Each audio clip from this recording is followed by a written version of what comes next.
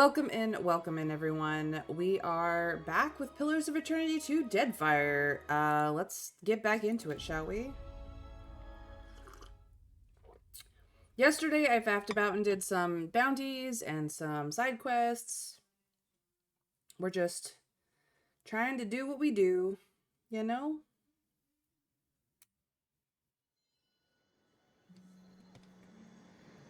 Alright, we were in the middle of doing some leveling up because it's been a while since I've had these characters in my party and I figured I should do something about that.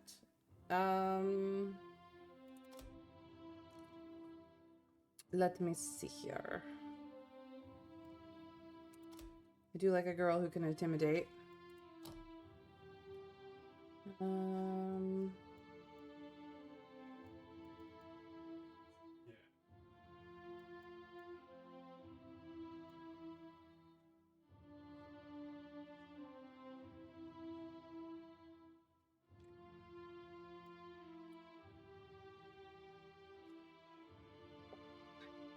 I think you're rocking a gun? So maybe...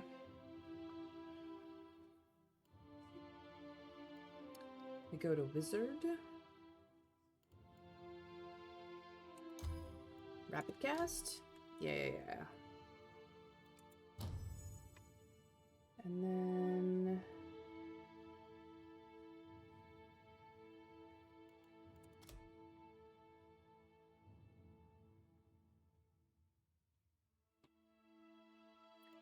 maybe some bluff.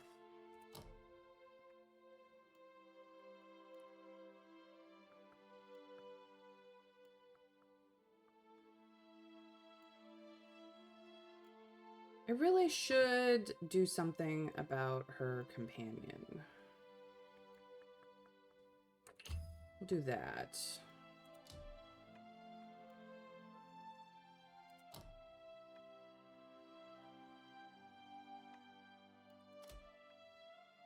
And some bluff.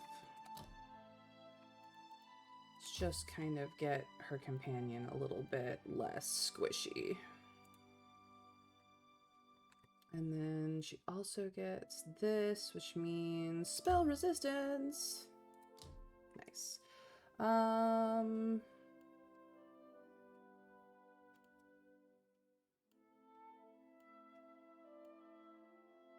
Let's give you rods as well.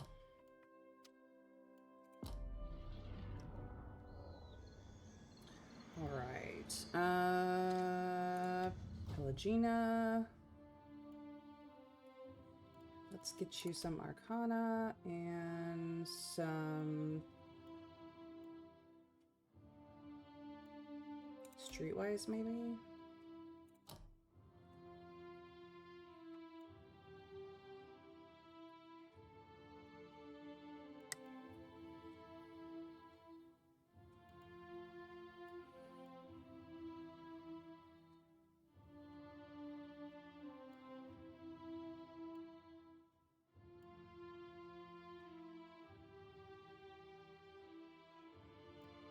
This one.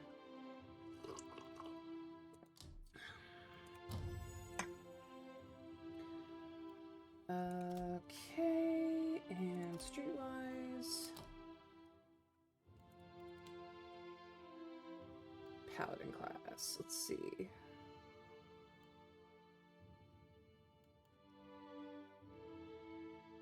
Regen.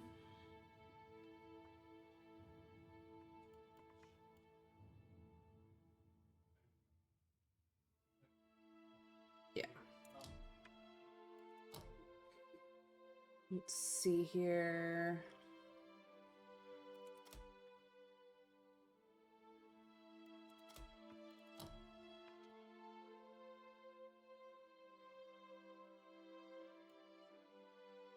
Spell resistance, obviously. And...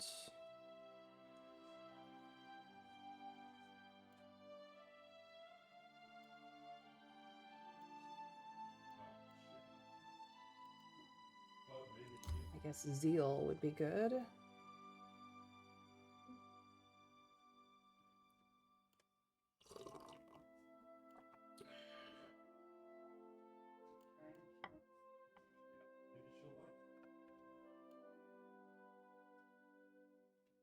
Yeah, we'll do that. All right, new.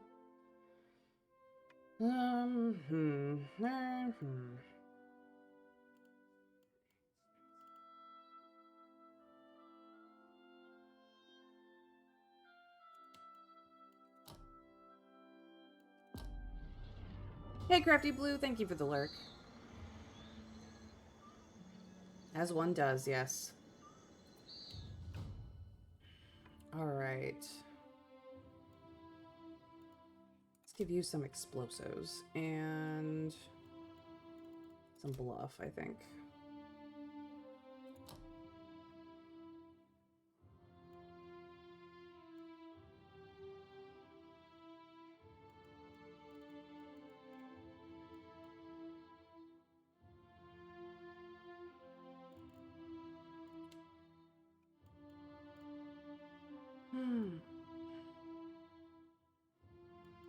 Barcasting.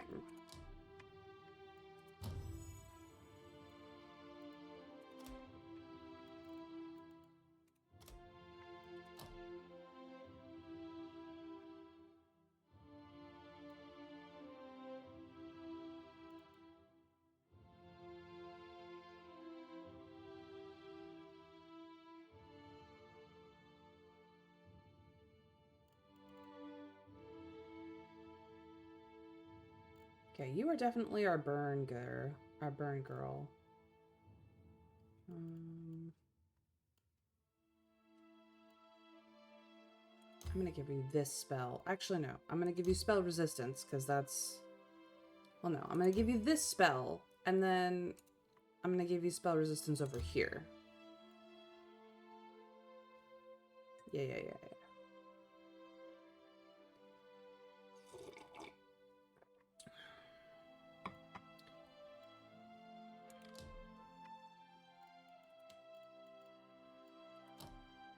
Here we go.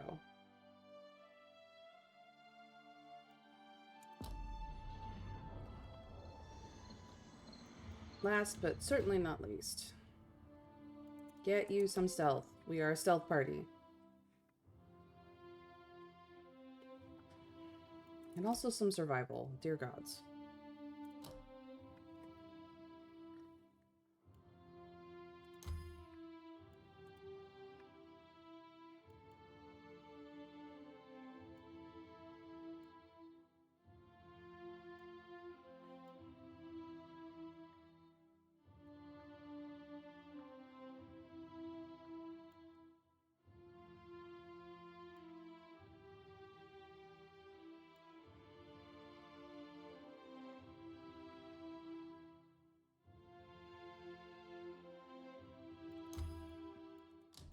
We'll go with this, and then pistols.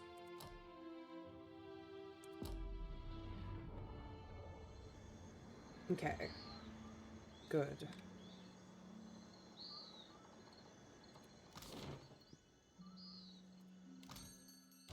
Now then. Come find me when you get thirsty. Now everybody is level 16. I need my girlfriend, obviously. I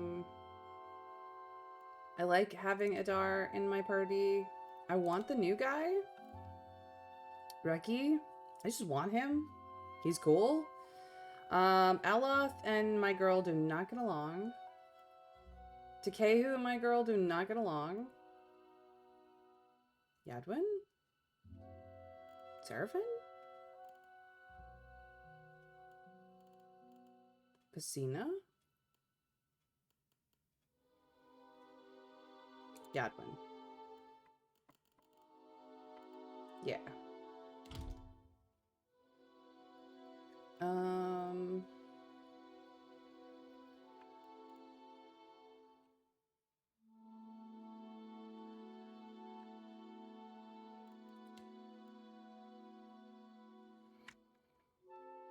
I probably do not have enough rum.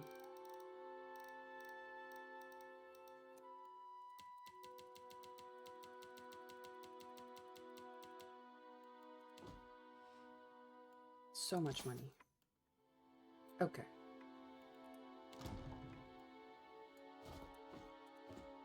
definitely do not have enough rum. Like, at all. Food up the frickin' wazoo. But why is the rum gone? Okay. You do have a pistol. You do not have a ranged weapon. I'm not even sure you have ranged weapon in anything. You do not. You do not. Okay.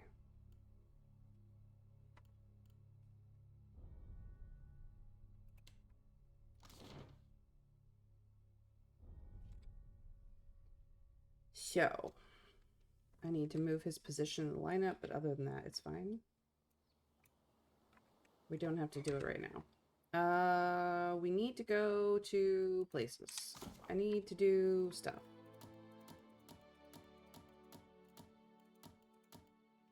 Should probably do Sayuka, actually. This is done. This is Serpent's Crown. This is Dunnage. He's up north. This is Serpent's Crown. This is Queensborough. So most of that is at Nekataka. I really want to go turn them in right now.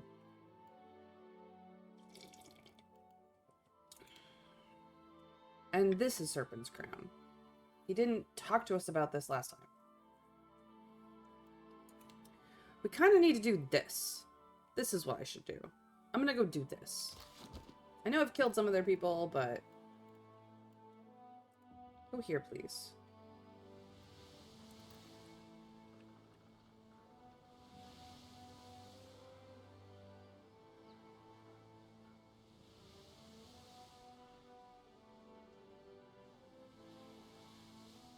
Thank you for the lurk, Crafty Blue. I appreciate it. Aw, no singing today. Sad. Come on, guys. Why won't you sing for me?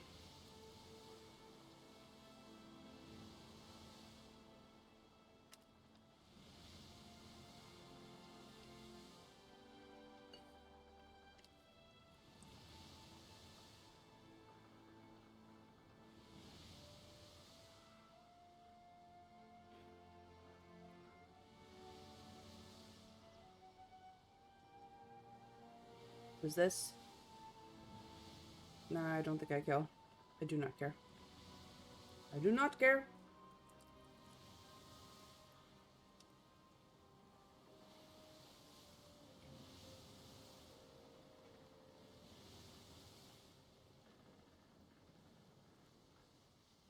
Excuse me? I have to do this manually now? Excuse me?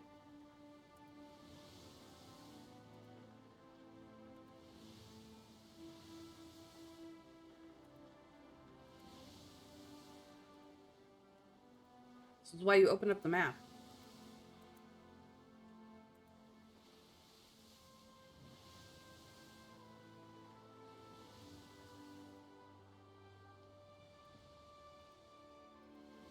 No, fuck off. Yeah, that's what I thought.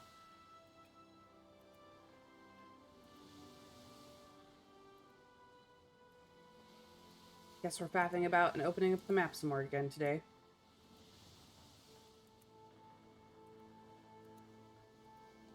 So that I can go directly to place.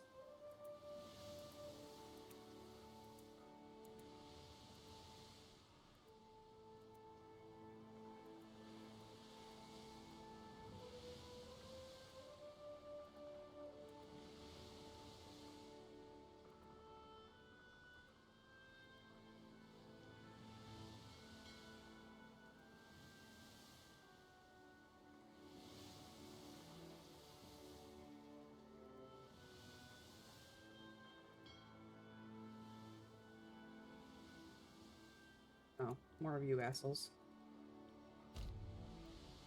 Uh-oh. Bad fish again. Alright, we check it. Because we're not dumb.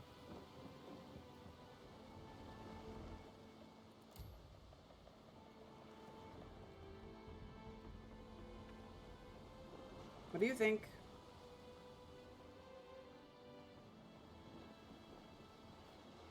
Looks like we've got a crew member approval. Okay.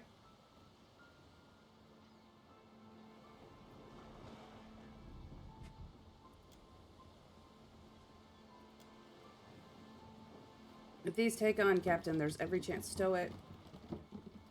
Okay. I got some silverfin.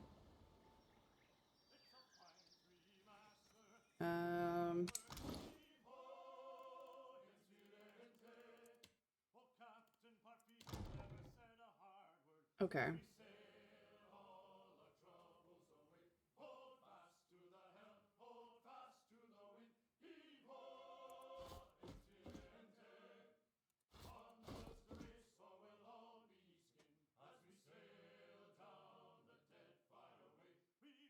Yay, they're singing again.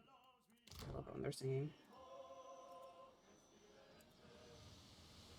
What is this place?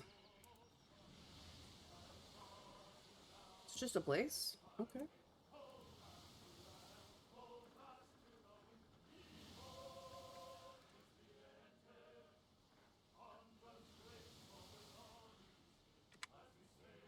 Okay, we have a little bit of like a tail down here that we can kind of clear up.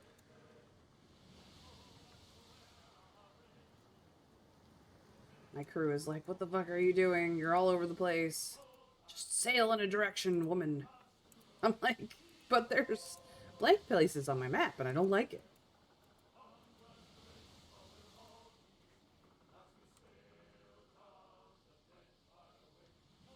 Okay.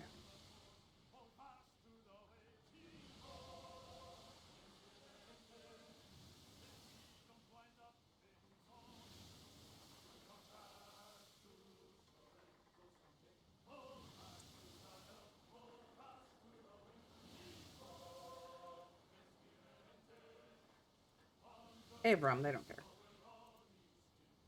This is very expensive. Hello. Is this? Oh. Who are you? Oh.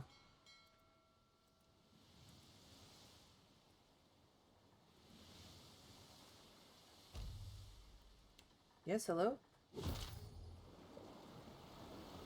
Oh, it's this again.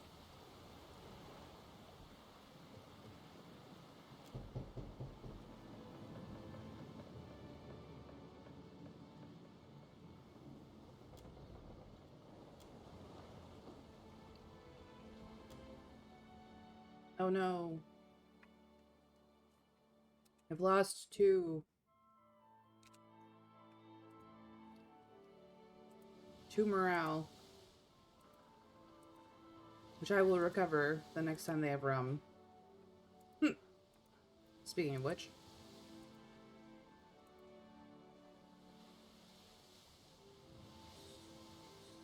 Oh hey, it's that shipwreck I wanted to get to.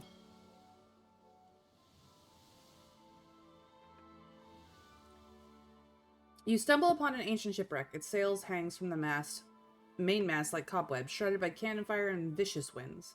The ship's hull is cracked and bow, but there may still be something inside worth salvaging. Was a Valian trading ship, apparently. Got some money. Got some supplies. Got a hammer and chisel. That was it.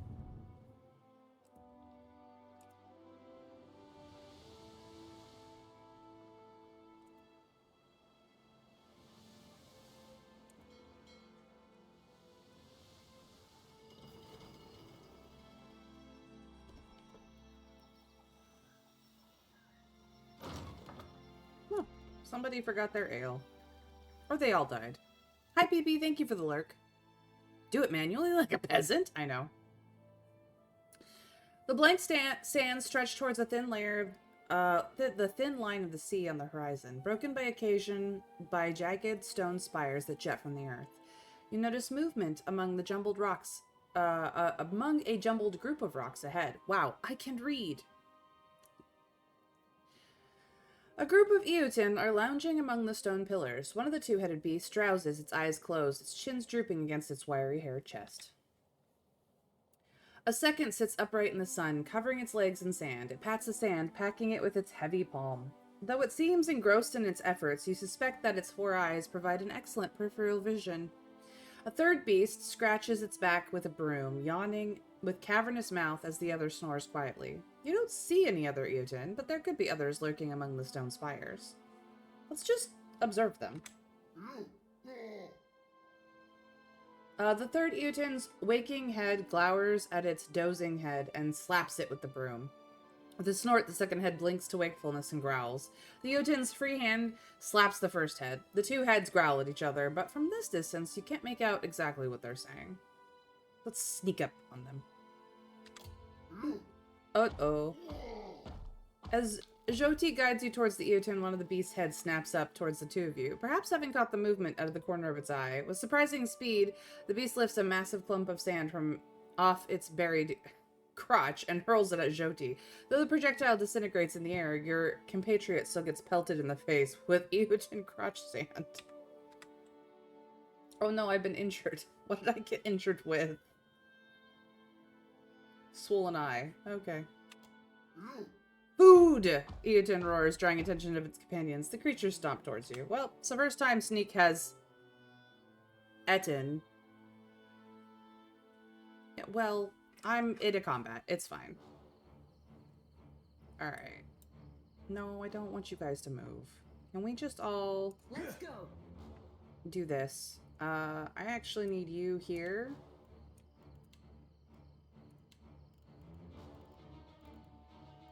And I need you ranged.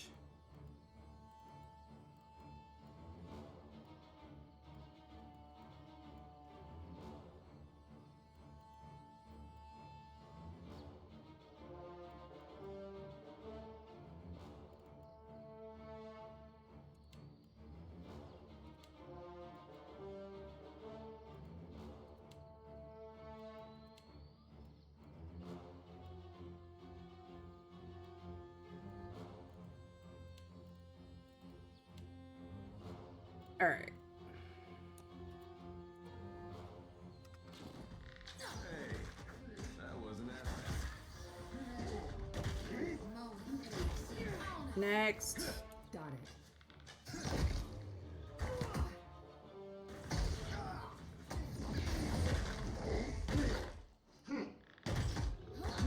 Didn't work. That's okay. They all died. I was gonna try and sneak past them, but no. It's fine. We all good now?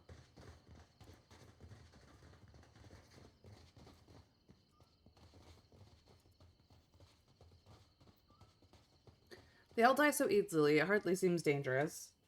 That's why I wasn't worried about it.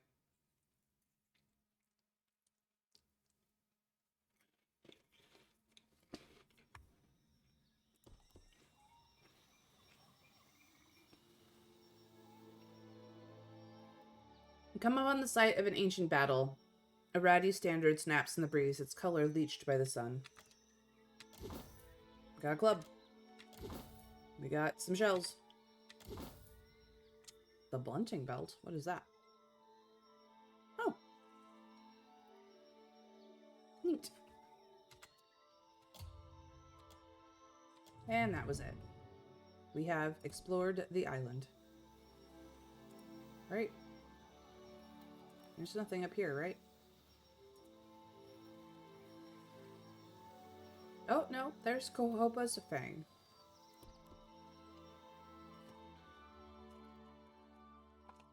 Before you rises the steep mountainside. Rubble and scrub brush block your path, but boulders and areas of erosion might also provide you with ample handholds. You begin an arduous climb up the side of the mountain. Soon you come across a small flat ledge on the mountainside. You pull yourself over the edge. A Naga in colorful regalia stands on the ledge, arms raised over a dilapidated totem. The Naga catches sight of you and rears back, letting out a long, high-pitched hiss. I mean, I don't particularly want to fight you. We've gotten along with the Naga before.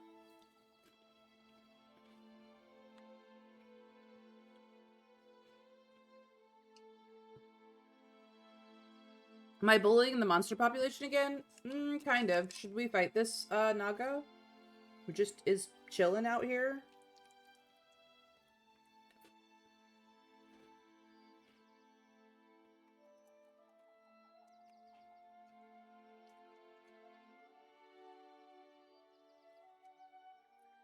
I mean, we climbed up here just to see what we could see, and this guy was like, fuck off! And we were like, okay.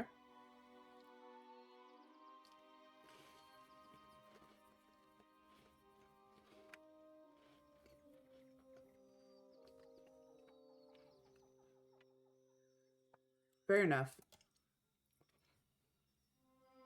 You heft your weapon and stare down the Naga shaman, but just when you think it's going to attack, a high-pitched screech echoes across the mountainside.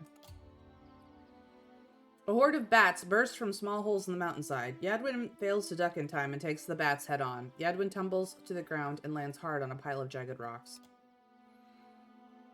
The Naga begins to chant in a deep, lisping voice. Screeching bats with smoldering wings swarm in a cloud over your head, then descend upon you. Oh no, Yadwin. Got a wretched knee. It's okay, we will make it. Apparently...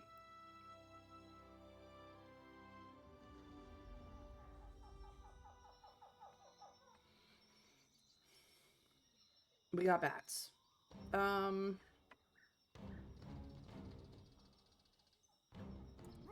I think we just need to concentrate on the problem.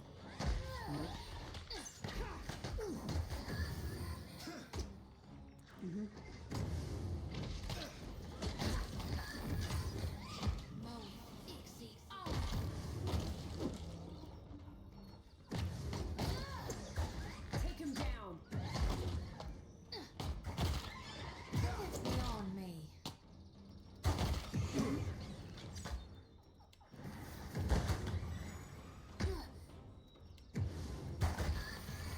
Oh, well, that didn't seem to matter. What is this? Get wrecked. Okay.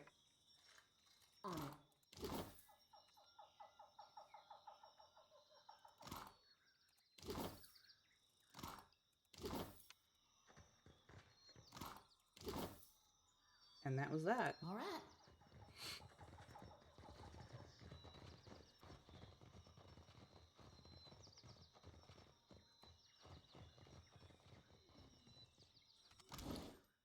Okay. Oh, I picked up some stuff for the ship. Nice.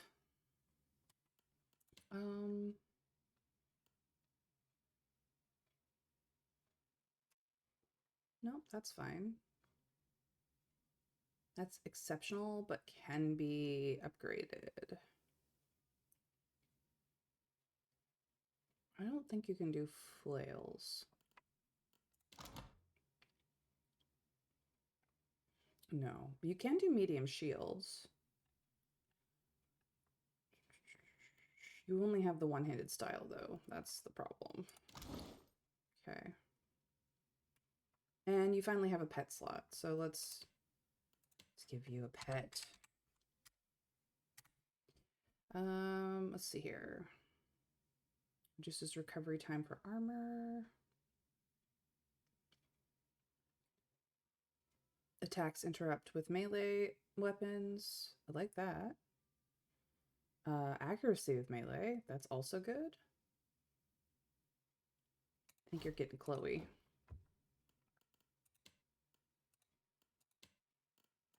Yeah, everybody else has a pet. Okay.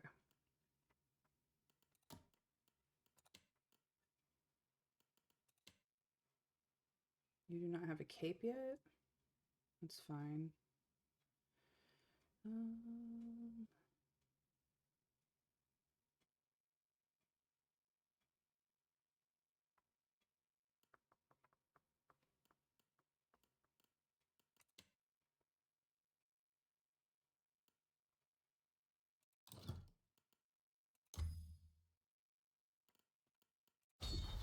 There you go.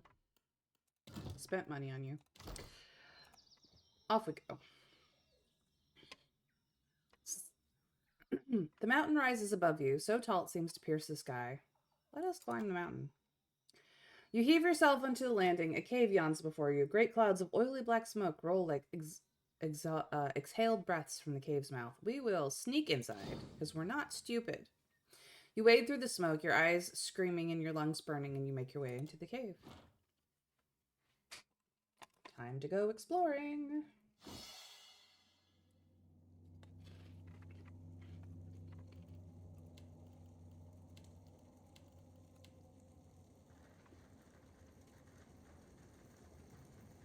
Worth a look?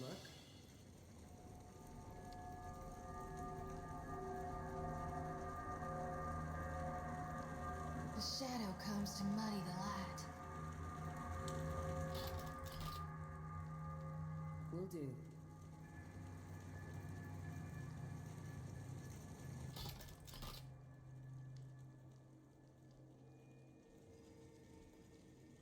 Okay. Yeah? Sure.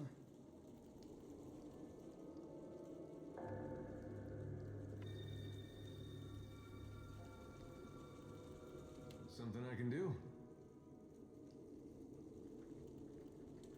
What can I do you for?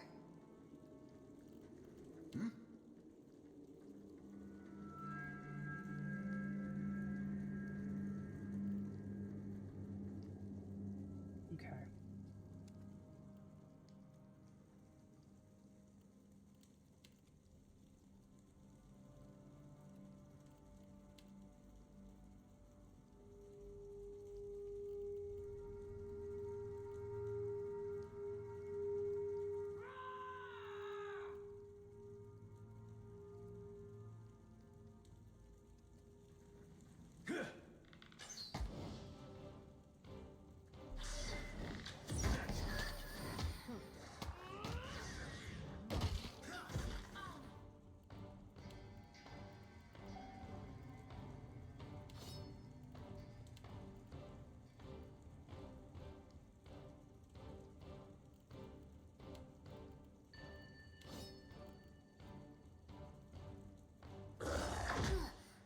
It's not supposed to happen.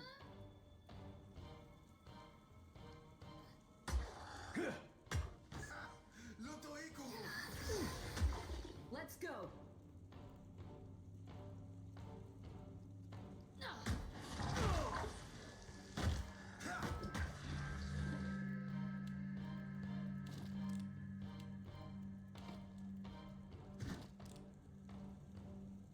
There we go.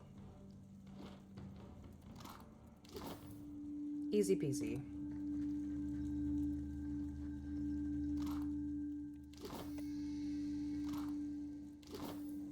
I trust you. Found something. I've got it. Dim the lantern. Oh, Adar leveled up from that. Nice. Let's see here. We'll give him a little more sleight of hand. No. Yeah. And we will give him some streetwise.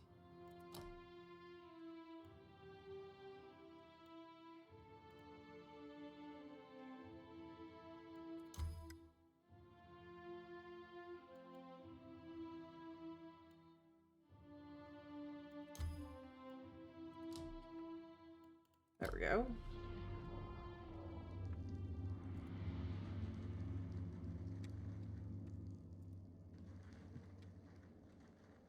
The shadow comes to muddy the light. The shadow comes to muddy the light. Sure does. Worth a look?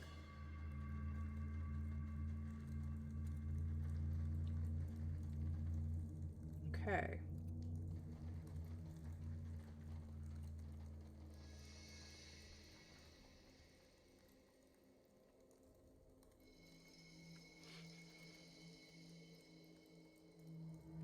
Yeah.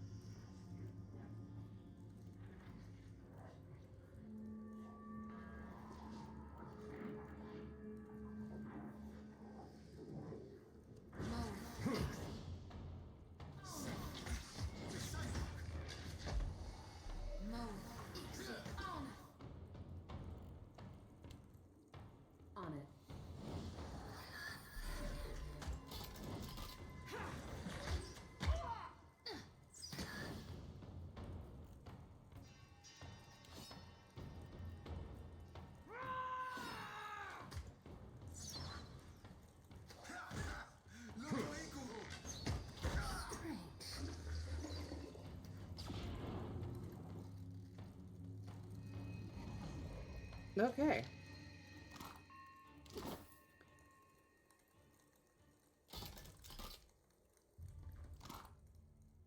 Goodness, we got all kinds of shit. Okay, cool.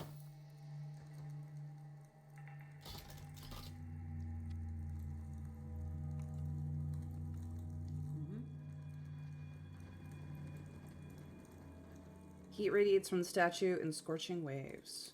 Interesting. What did I get in my inventory? Okay. Migran's favor is a battle axe. Are you good with battle axes? I kind of did make Shattered Vengeance better. Cloak of Deflection. We'll try this one for you. Looks cool.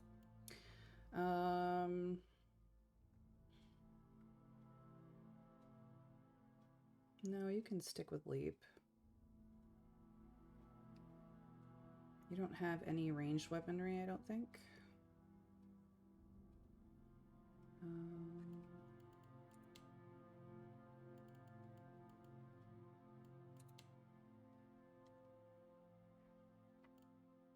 Do you have battle axe? You do have battle axe. Okay. Maybe we'll give you this then.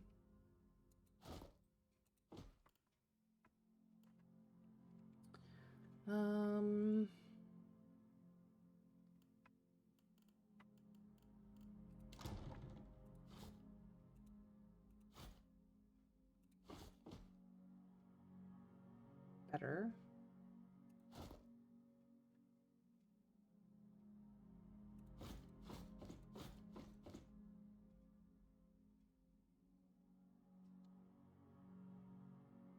Swordfish. Okay. Well, that was easy.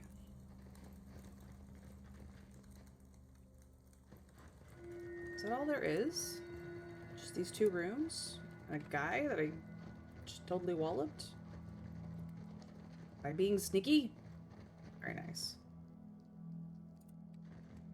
Very nice.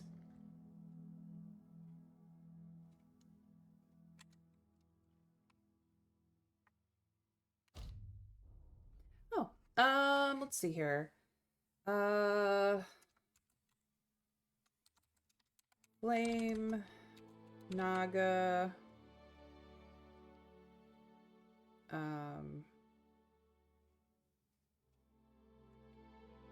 Island. That's what we're going with.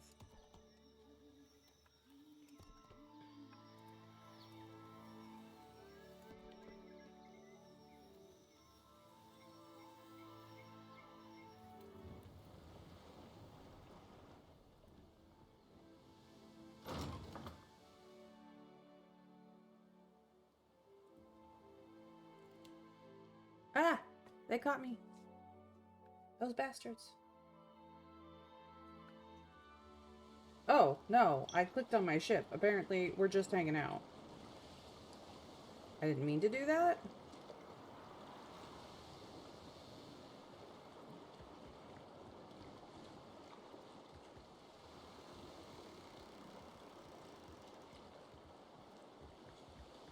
Can I pet the birdie? Of course you may. Ishi, if you even think of pecking the young lady. His wings are so soft. Just be careful, honey. You wouldn't be the first Orlin he's tried to carry off.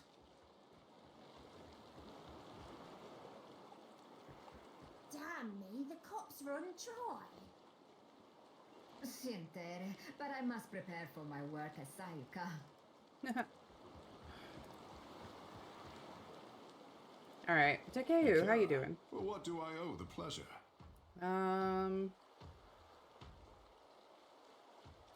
Nothing. Okay.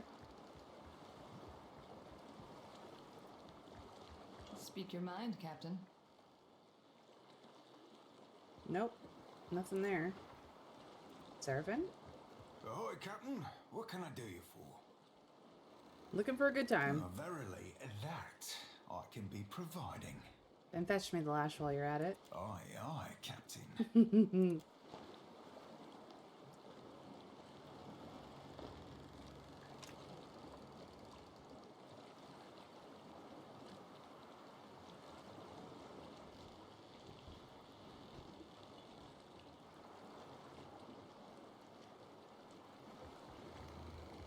Agrasima Casita for taking me on. Mm-hmm.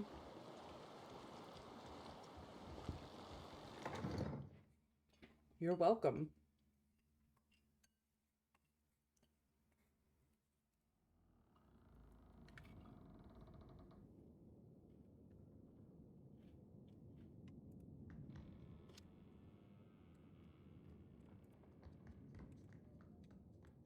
Is this my upgraded cabin? Where's my menagerie? Let's get a move on.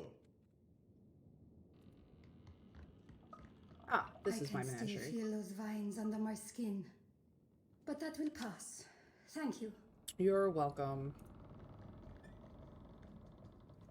It's the menagerie. Asango. Cheese masisikaya. Tehese? Okay, he wants to go to Hasango. I can still feel Oh, those sorry. vines under my skin. But that will pass. Thank you. Okay. How you doing, Walter? Pelagina? You only have to ask. Ah, farewell. I don't have anything more for you. Vestina, What is it, Casita? let us be off. Captain, do you require my expertise?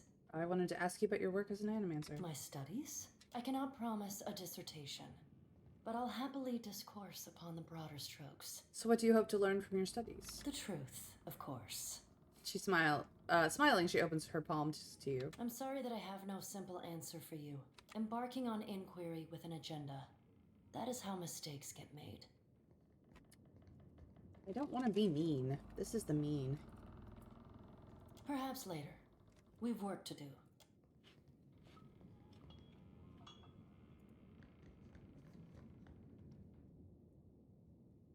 Love? You look like you have something on your mind. No. Hey, look who it is.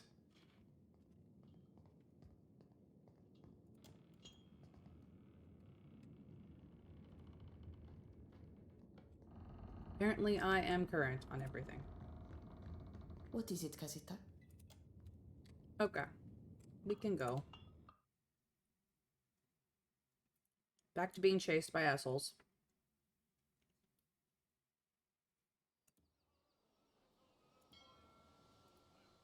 Maybe we don't do that one.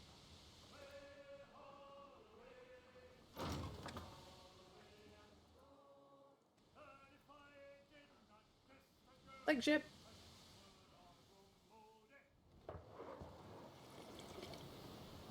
Flare arcs to in sky from the horizon before bursting into a reddish cloud that slowly breaks apart. Flagship, Captain.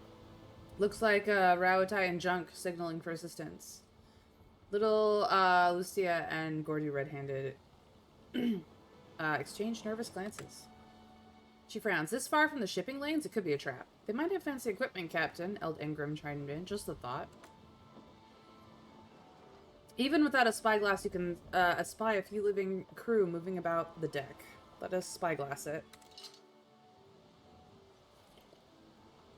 You see little movement on the deck. Listless crew lounging about, hanging from the railing, some on the deck. A few have roped up hammocks between the masts. Alright, pull up alongside. As your crew guides your ship next to the afflicted craft, the captain stumbles over. A spear of bright white bone obtrudes from the side of her neck. Gods, she rasps, you here to help? You look down to see that the joints of her wrists and ankles are wreathed in similar eruptions, the skin around her wounds red and weeping. Only one other deckhand gets to his feet. His throat is almost entirely closed by a necklace of bone spears pushing through his skin.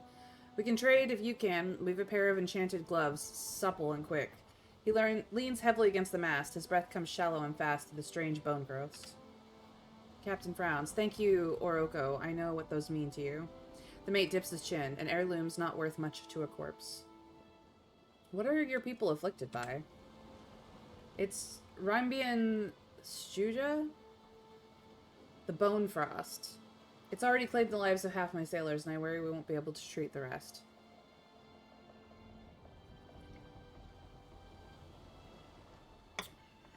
Well, we're gonna treat them, because that's just who I am.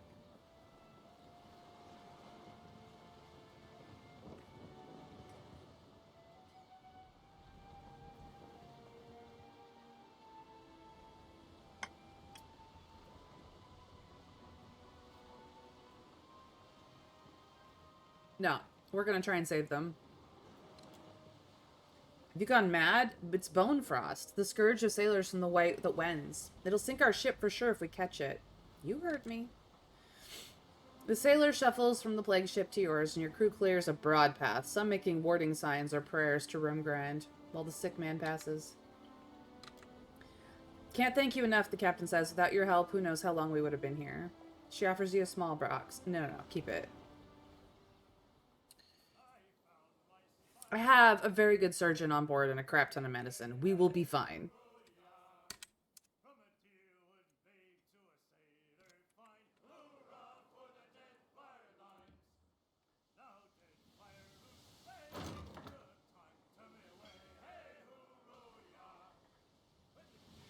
I should go after you.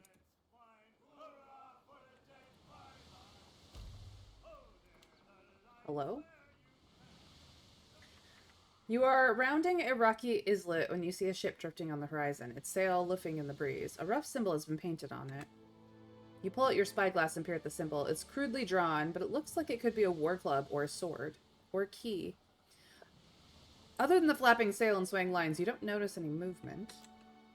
But you do spot one body slumped up against the gunwale and another splayed over the wheel, and an arrow buried in the mast. Aloth appears at your side and looks as well.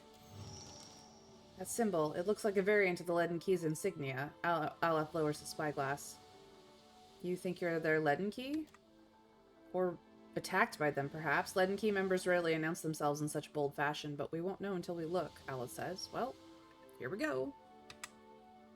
My thoughts precisely. Time to investigate.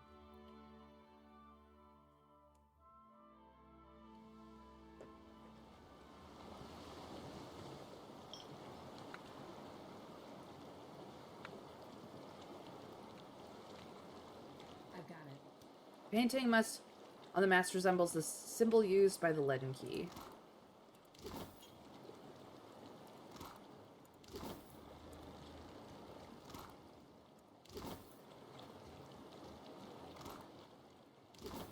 Gonna very quickly take all the stuff because these guys don't need it, and then we will get into a fragment of essence quivers near a corpse. Most of the soul seems to have departed already, but this fretting, flittering piece remains. It throbs with panic.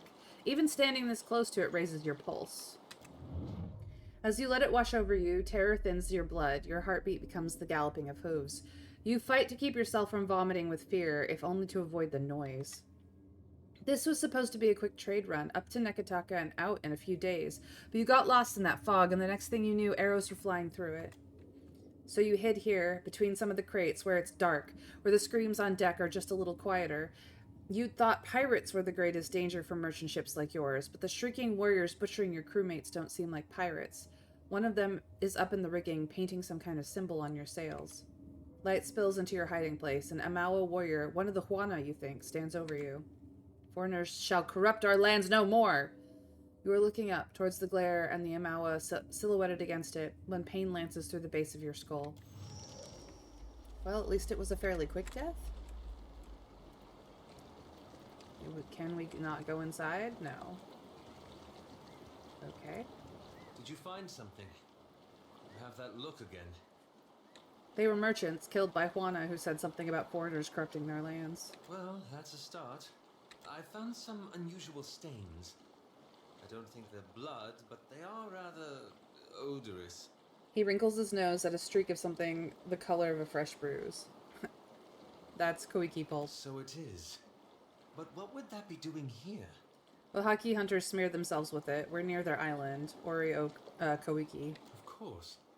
The same group we met on Motario Kozi, as I recall. I've heard they're aggressively isolationist. As for what that has to do with the leaden key... He frowns, looking at the key-like symbol painted on the sail. At least we know where to look next. Indeed. I only wish we could find another hapless initiate with a spare hood. He looks at you and smiles wryly. That's definitely a reference to the first game that we don't necessarily know. Okay.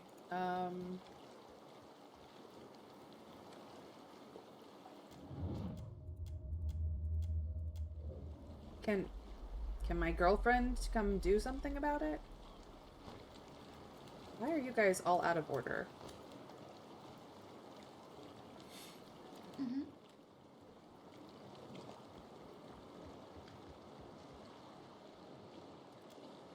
Okay. Well, I guess we're done here.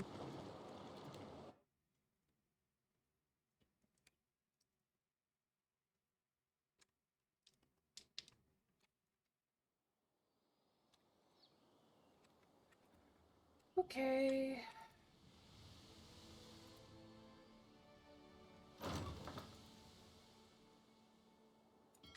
Slavers. There's a shipwreck. We will shift through it.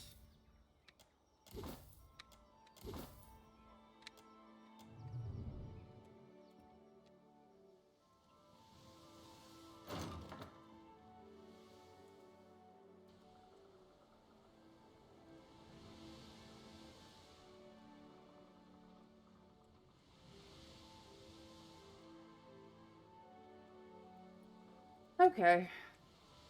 Time to go say hello, I guess.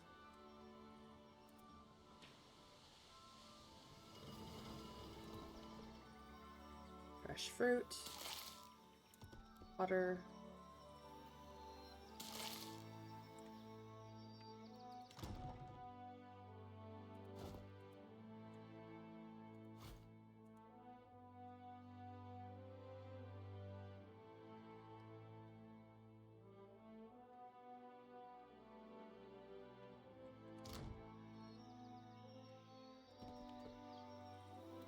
Thank you for the lurk, Mr. Scrake. I hope you are well. I hope your Darkest Dungeon 2 runs are having fun. Or are fun. That you're having fun with them.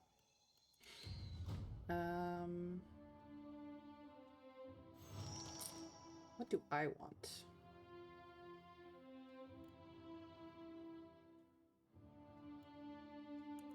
I think I'm gonna grab some Arcana. Some more survival.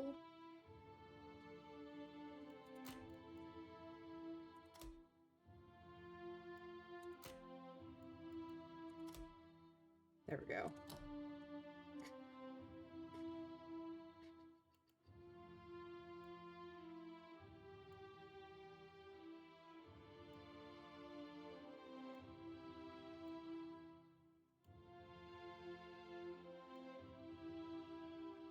Have I gotten all of the pet ones? I think so.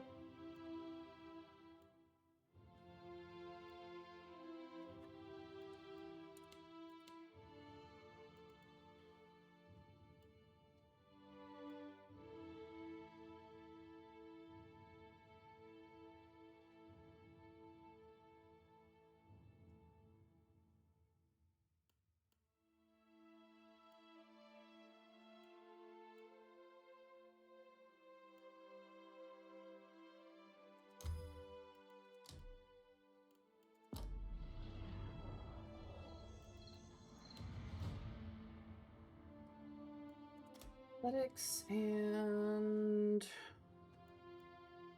insight, I think.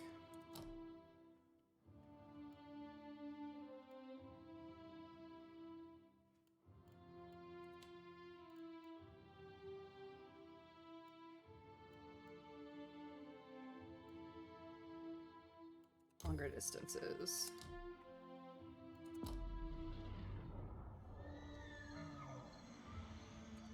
Alright. Now we've got it. Ooh, you get some too. There, I've improved you quite a bit.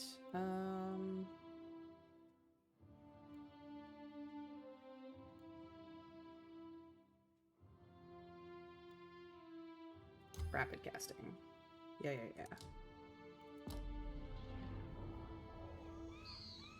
You're well? Just took a shower and you're going back to BG3? Let's go! Have fun.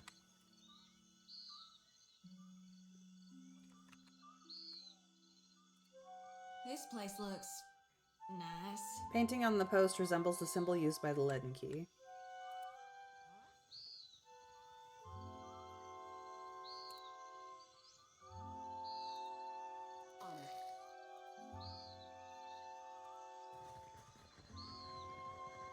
That's stealing. That's stealing. Hello? A young woman steps up to the edge of the cliff and peers down, wearing an amused grin. She fingers the curve of a long hunting bow. You went into the jungle for animal hides, I say, and found yourself in an empty clearing. Akira, silence is wise. You turned around and retraced your steps back to your ship, where it was safe. She picks up her hunting bow and knocks an arrow pointing in your direction. Look, I just want to talk. Can we talk? Not if you cannot listen. The sigh, she points the arrow to the ground. If you came to blunt my teeth with chatter, try to keep it short. What is this place? Let's say, you came all this way not knowing what you would find? She cocks her head with interest. You stand before the den of the Wahaki, our fortress, our sanctuary, our temple. And outsiders are unwelcome. I bring an offer of alliance from Queen Onizaka II.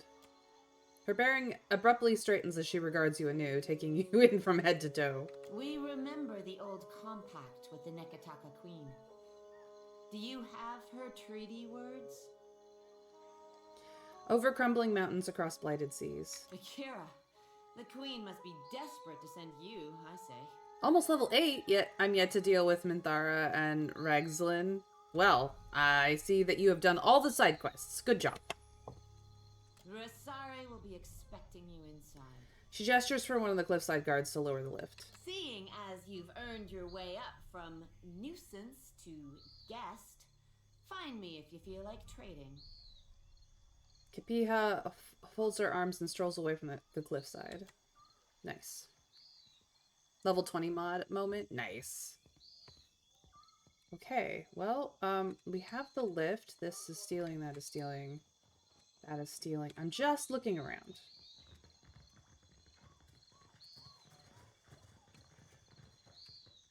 This is not stealing.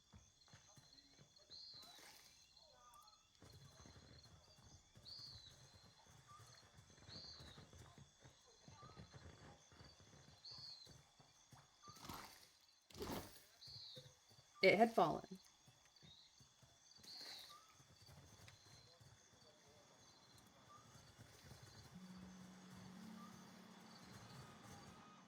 Oh, that goes to another place. Rocky outcroppings peppered the face of the cliffside. You can make out the shape of stone ruins situated on high above. The terrain offers an abundance of hand and footholds, though the length of the climb alone would exact a heavy toll and effort and strain. Scouting for a secure passage might help mitigate the risks of a hard climb.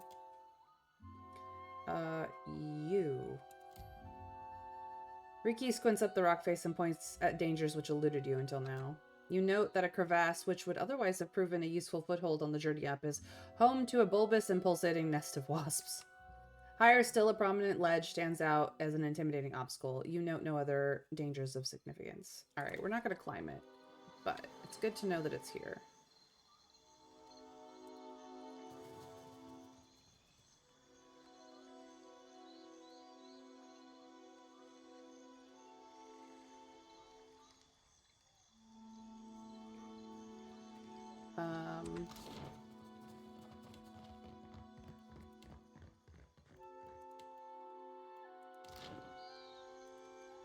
Probably should have had Eleth in my party, but he's sometimes problematic with other party members. Can't wait to get level 8 and give my sorcerer a double wielder feat. Nice. With the help of an elaborate pulley system, this lift can be raised to the level of the plateau. The creaking of wood and straining of rope accompany the lift's upward journey.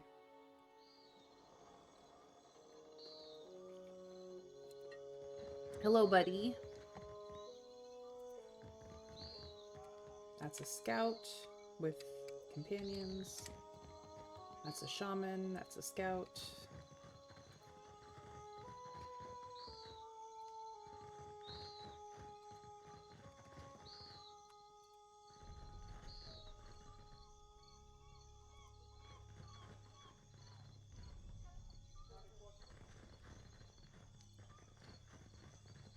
Nobody cares if I pick the flowers.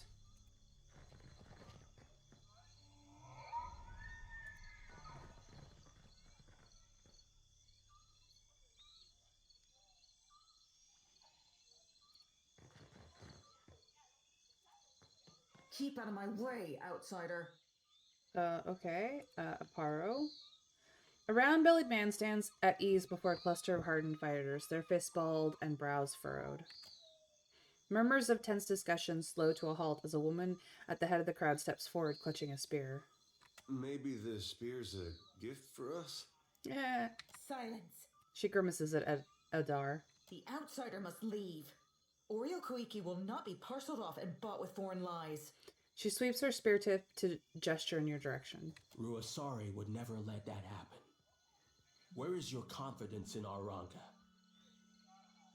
I will back away slowly because I'm a diplomatic person. Not another step, or I kill you where you stand. We are no better than the outsiders if our Mataru act like inhospitable savages. Where is the courtesy and welcome of the Wahaki? His questions cast a ripple of unease over every listener. If you have such love for outsiders, let this one speak for herself. Give me a chance to prove myself worthy of your hospitality. You are not the first to speak in honeyed words while caressing a hidden blade. If the outsider turns on us, I say I will drag you through Tangaloa's maw with me. She curls her upper lip at Aparo. For all our sakes, may I be proven wrong. Nodding to the assembled fighters, she signals them to disperse. On behalf of those who remember our manners, welcome to Oreo Koiki. He sighs and shakes his head at the warriors before refocusing on you. Is there usually this much infighting when outsiders show up? Ikira, I say circumstances have made us rough around the edges. Outsiders come with cannons, nets, torches. They do not come to talk. Why are the Wahaki so protective of their land? We safeguard any land that the trading companies have not stolen out from under Anakaza's throne. The islands will fall if the tribes do not recall our past and Ngadi's covenant. Ngadi's covenant? Ngadi bade her followers to protect the islands, the tribes, and the luminous Adra. For this, she gave us the power to shape her domain. If we fail in our charges, the birthright of the Huana disappears. I should have brought my Juana as well. The Wahaki remember this. The Kahanga, they forget. Why so much concern over the past? We lost much of ourselves when Cataclysm scoured the Deadfire. Somewhere among the islands, there's a place where we... He stops himself and bites his lower lip. Ikira, my apologies, but I should say no more. Back to my other questions. Ask. I am pleased to be making a new friend. What can you tell me about your leader? She is our Ranga, and the strength of our tribe. He stands tall, wearing a proud grin. I have never seen her without a mouthful of koiki. Even in battle, she wears a bandolier of fruit. A spirited, passionate, and very hungry woman is my Risare. Are you and Risare married? Paro regards you with some confusion and then bursts into laughter. How the outsiders enjoy their vows. The Huana pair off, but we need no documents or witnesses. When it strikes Risare's fancy that we should sleep under one roof, we do so vigorously. Some think I influence her judgment, but they have the wrong of it. My back is too fragile for the weight of authority, I say. I don't want to be in charge, I just want to make her happy. Okay. Okay, it's you. Akira, what now? Know anything about this odd-looking Kuiki? She frowns. She studies the fruit in your open palm, poking at it gently with her index finger. The Kuiki rocks back and forth. Do not eat this. She makes a complex wording gesture with her hands. It is infested. The wood-strangling wasp planted its larvae in this Kuiki. She glances off to the tree line. I will alert the others. Do not eat it unless you want insects to burrow through your windpipe and hollow you out from the inside. Anything else I should know about the locals? Buparo is our mystic, convinced that the whole fortress will come crumbling down if he doesn't keep to his daily devotions. As for the rest, ask around. I'm not here to satisfy your curiosity. I need a place to rest. And I cannot change my party? Rude. What's in your store? That's a pretty good ring. I'm not gonna lie. Okay.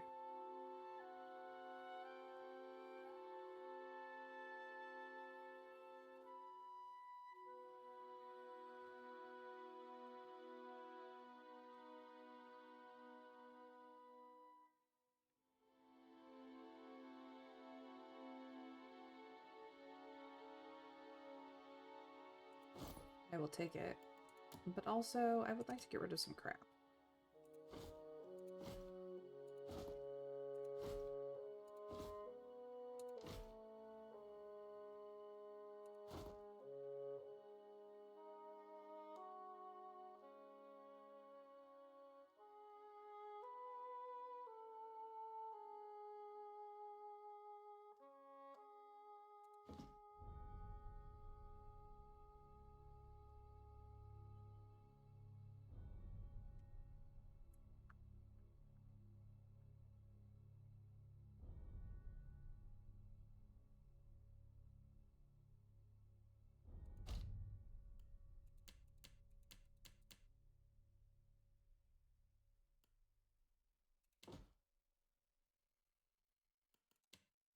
Okay. All of this. And the exceptional. That's good. Do not need that either.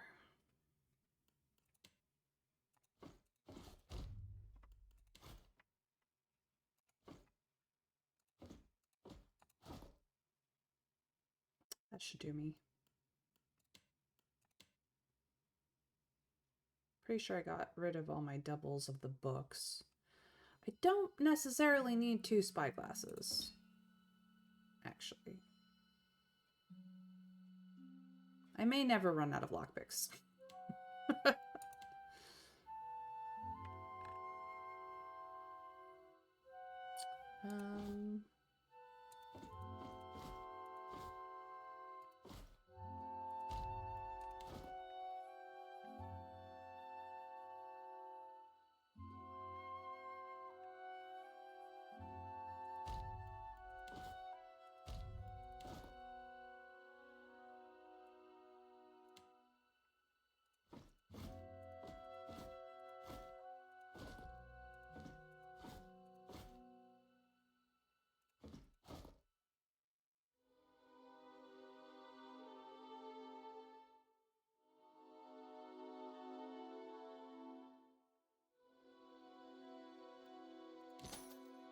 There we go.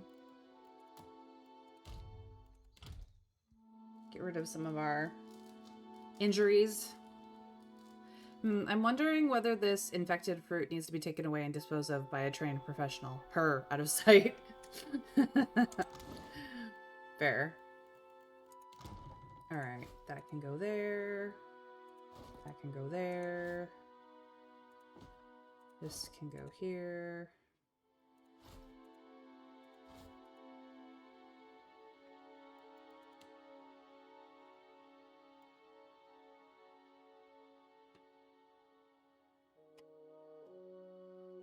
Should be pretty good.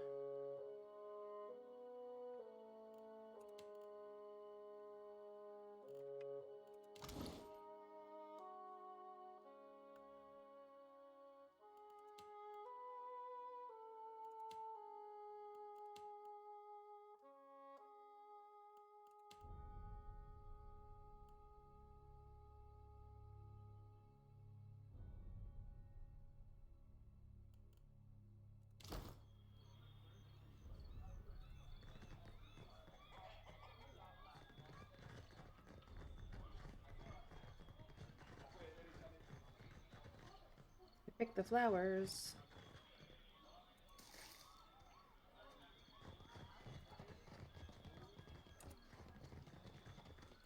Just getting the lay of the land. Don't mind me.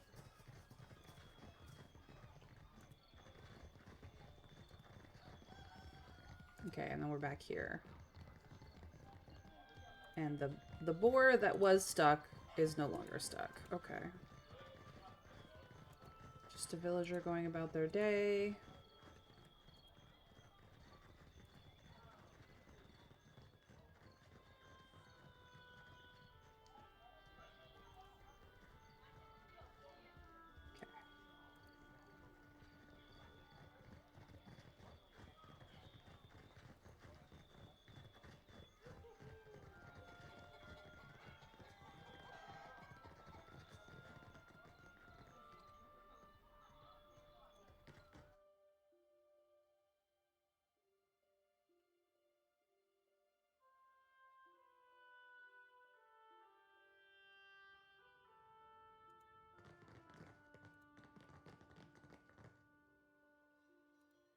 Mm-hmm. I'm gonna go over here.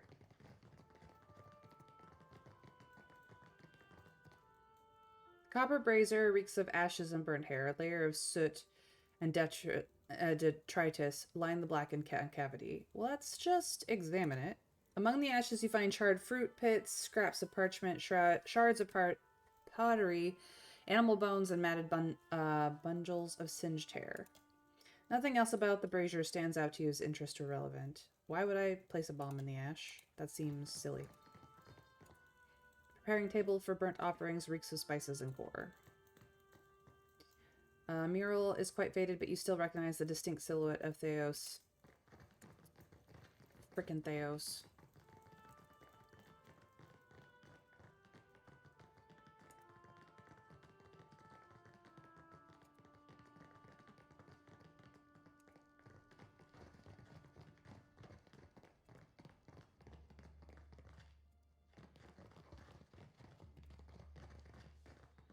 At stealing.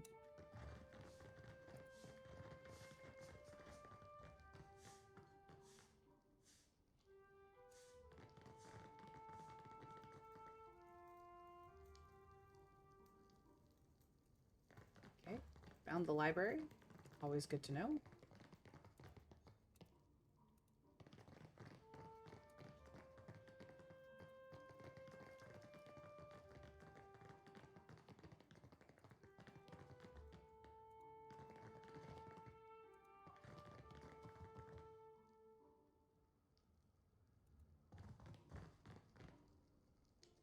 Broad-shouldered woman on the throne lifts her gaze to meet yours. White-faced paint adds a grim aspect to her stoic demeanor. Smoldering braziers fill the air with oppressive heat, but she sits at ease. I am the Ranga of this tribe, and will not hesitate to send your soul through Tangaloa's maw if you threaten my people. She staples her fingers and watches your every move. Pleasure to make your acquaintance, Ranga. You have the gift of our hospitality during this audience. Do not abuse it. Studious-looking man to the Ranga's side scrutinizes you. But will our hospitality be returned? A trembling mystic consults a palm full of runes. The Ranga silences him with a look. Sitting forward in her seat, she opens her fist to reveal a plump kuiki fruit. She takes a deep and thoughtful bite. The loss of Mbeta has soured me to outsiders, I say. The Queen sent you to remind us we are vassals. Is that all?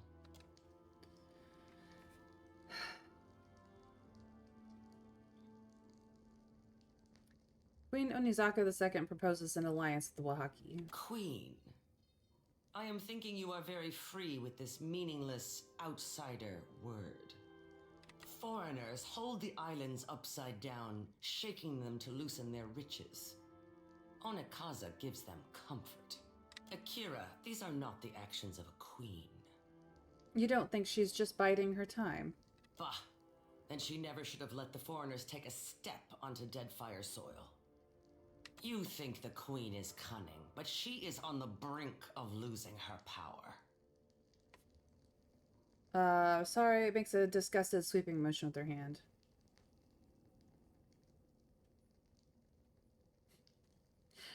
You are falling for the same trap as that. You are falling for the same trap that the foreigners are, assuming that she's weak on the base of appearances.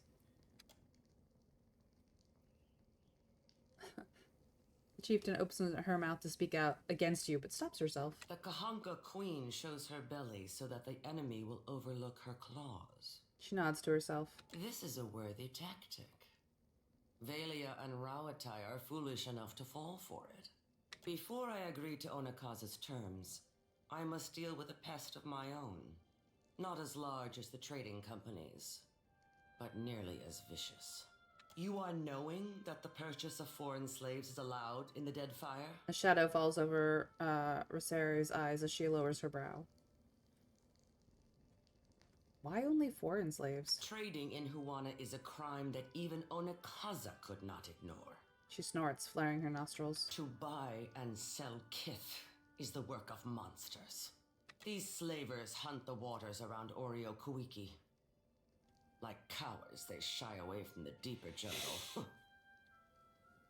In spite of her heavy gulf, not a trace of humor reaches her eyes. They steal my people from their fishing boats and sell them like pigs at auction. Where is Onikaza to stop them?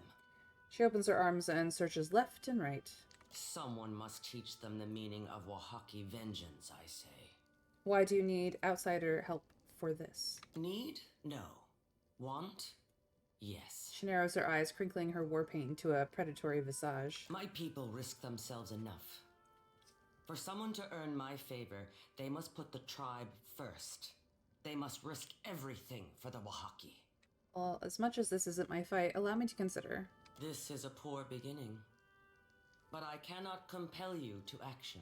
She tuts and shakes her head. Our enterprising foes clump together in a small fortress on the tip of Crookspur Island, northwest of Nekataka. Ah, so I'm being redirected to Crookspur no matter what I do. My love, Aparo, lost his sister to these creatures. Akira, more of us will vanish if we do not cut out the heart of Crookspur. Tangara, call off the warriors. I grant our guest the freedom of the jungle. Even though she does not commit to helping us, Aranga always has hope. I have to go there anyway, so yep. If someone is going to get hurt doing this, I'd prefer if it wasn't one of mine. Yep, that seems to be, like, the entirety of the Deadfire's thought on the matter. Which is, you know, fair, I guess.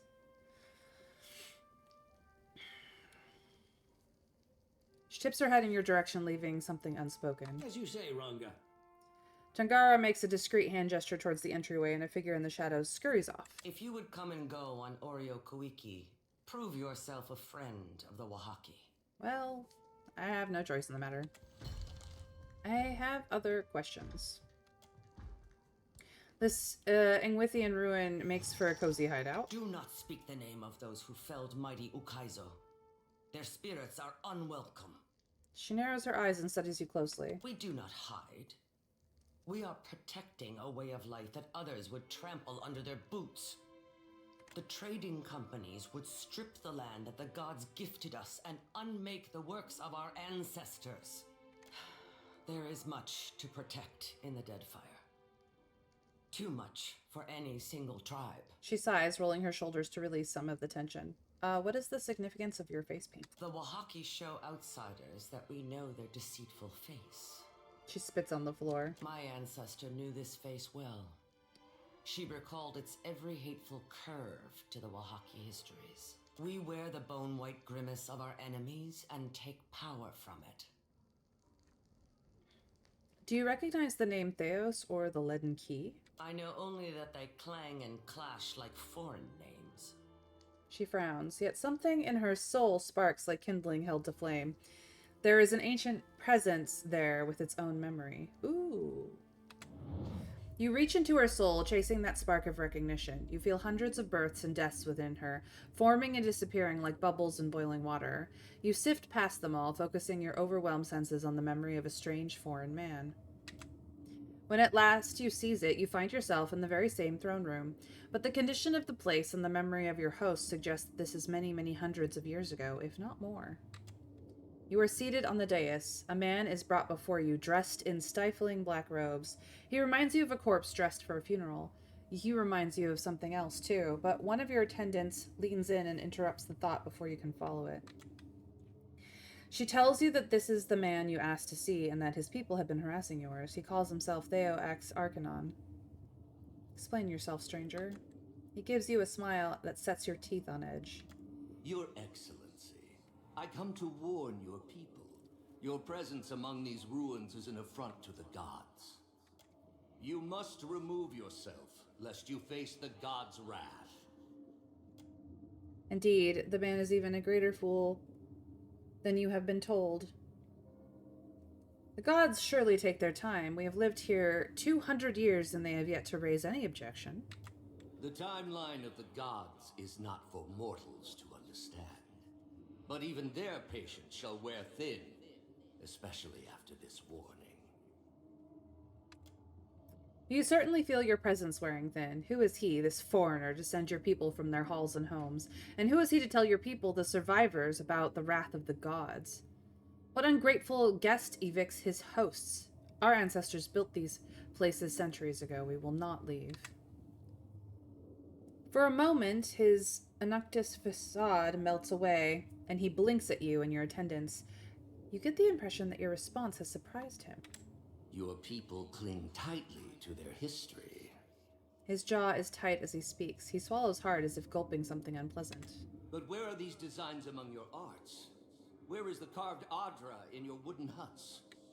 These places were not built by the Huana, but by an ancient people from a distant land. You knew he was a fool, but now you suspect he is a dangerous one. His words are a lie, but like the very best lies, they contain the shadow of truth.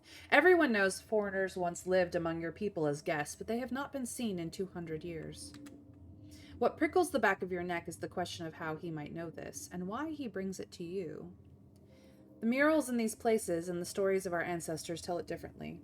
How would you, foreigner, know our history better than our own grandfathers? I have seen your murals, and I know that you will recognize this. He produces a helm with 2 horn-like protrusions and a mask attached. He is correct, you do recognize it. Your guards and attendants gasp. The man, Theos, smiles more broadly. It was my people who built these places, and now I come before you bearing their warning. At least that much is true. You turn to your guards. Seize him! Just as a look of surprise appears on Theos's face, the ancient Ranga's memory skips ahead. You are looking at Theos once more. This time, however, he and a score of robed men and women are bound amidst a heap of peat and wood. This time he is staring at you in disbelieving fury. You have gathered your people and told them that the foreigners before them are the same ones who came to the island centuries ago, and now your people are angry and frightened too. Because every Oaxaci remembers the story of how these foreigners abused the hospitality of their Huana hosts. So great was their iniquity that the gods destroyed the great city of Ukaizo and many others besides. Watch now as I wipe their stain from among us. Your people cheer. Theos struggles and yells, but his words are drowned out. Let us never forget that this foreigner is a trickster and his people a plague. Hundreds of Oaxaci stamp their feet and beat the ground with the butts of their spears. Still, Theos scowls and thrashes in protest. From this day forward, we must stay vigilant. Let us root out such foreigners and keep our lands pure of their wickedness. The tribe cheers louder than ever. Young and old, Mataru and Roparu all are united in purpose. A change seems to come over Theos. The struggle leaves his body and the rage departs his face. Good. Let him accept his end. One of your attendants offers you a torch, and we throw it unto the pyre. You hurl the torch. The flames spread quickly. The foreigners scream as the fire advances, all except Theos, who looks back at you with a strange smile of satisfaction. You pull back from the memory, and the gruesome scene evaporates around you. Why do you stare so? I know only that they clang and clash like foreign names. Back to my other questions. I came across a ravaged merchant ship not far from here. Akira, outsiders know better than to draw close to Oaxaci lands. Her fingers ball into a fist. We leave the symbol of the war club as we have for generations. A warning, I say. A reminder. A war club, not a key. One which goes unheeded. Okay, well, farewell. I'm not going to give them the Crookspur thing, because we haven't actually talked to them.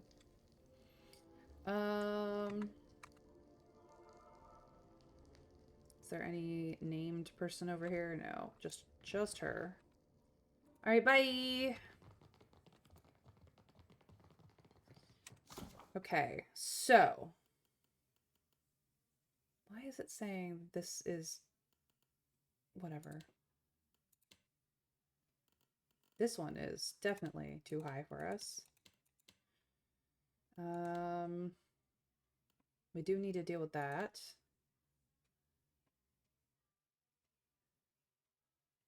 I do need to do that. I do need to do that. Okay. Southwest of Nakataka. So I need to go deal with this. And I also need to talk to Aloth.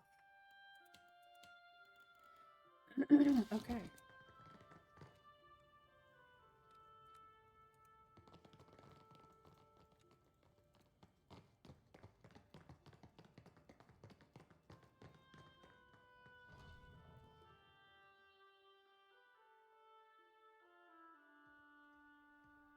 What are you needing from me? Nothing. You're good.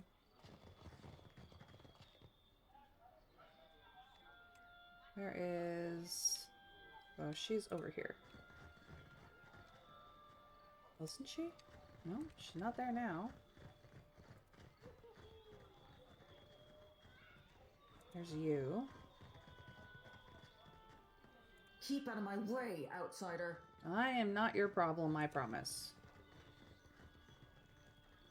Ah, there you are. Hello? Kira, what? You're in luck. Okay. Oh, right. That's where that went. Is there anything absolutely I want? I don't think so. I mean, like, I could happily take quite a bit of all of this. But I don't want to spend that money. So we're just gonna go. Bye. Oh, you leveled up? Okay. Give you more stealth, I guess? You have a ton of insight. Not much of anything else. Give you some diplomacy, I guess. Let's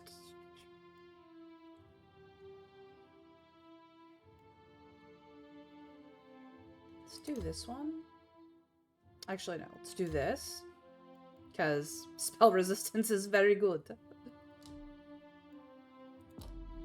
Okay.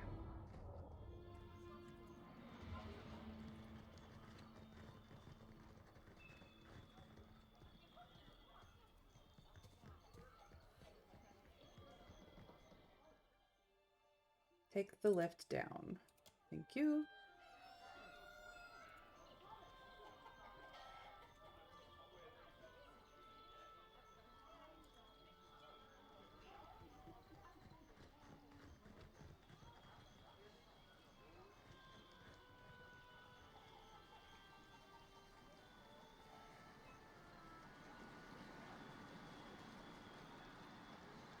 I'm gonna go through whatever this is. We'll have somebody study the cliff.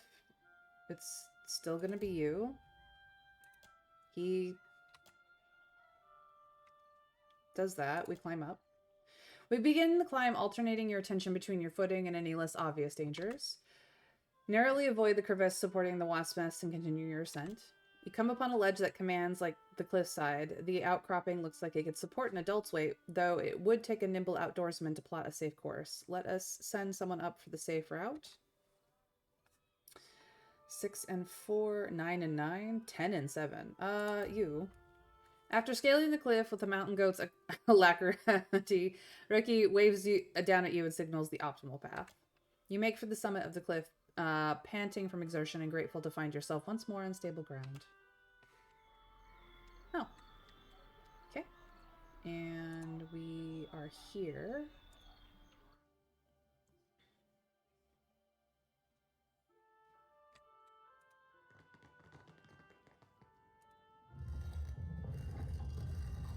Ooh, we are sneaky.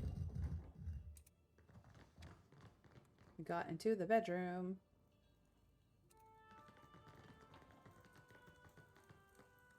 Will do. This bowl is full to bursting with ripe kuiki fruit. It looks as if her attendant stock it regularly to keep up with the Ranga's appetite. Let us examine the fruit. These kuiki smell particularly sweet and pungent, they likely owing to their growth in the deeper jungle. The smell overpowers the stench of the braziers, which diffuses the rest of the temple. We will not be doing that. No, thank you. Okay. Let's just leave the way we came. Thank you. I guess we can be sneaky assholes, but I am not that person.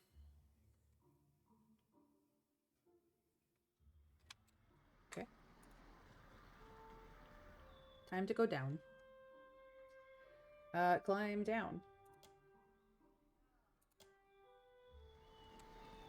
Okay, now we can leave.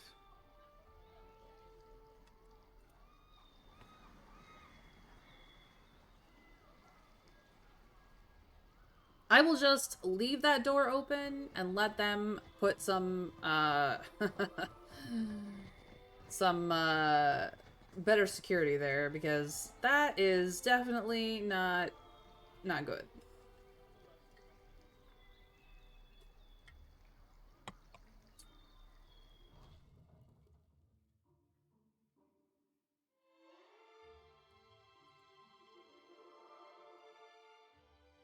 Alright, back to the ship.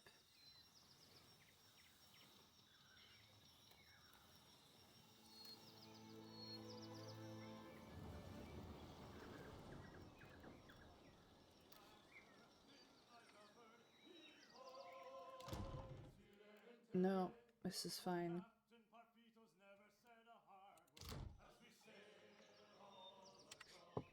Okay, so she has redirected me to the Crookspur Islands. I actually need to go to Hosongo for our new guy.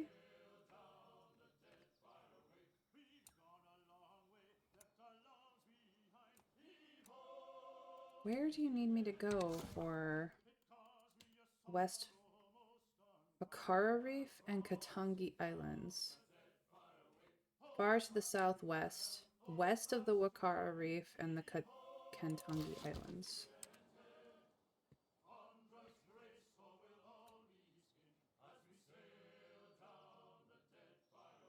Here? Is this where we need to go? I've been here, though.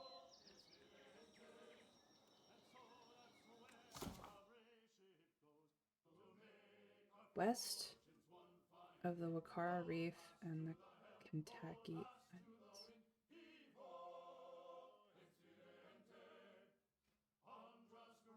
Southwest.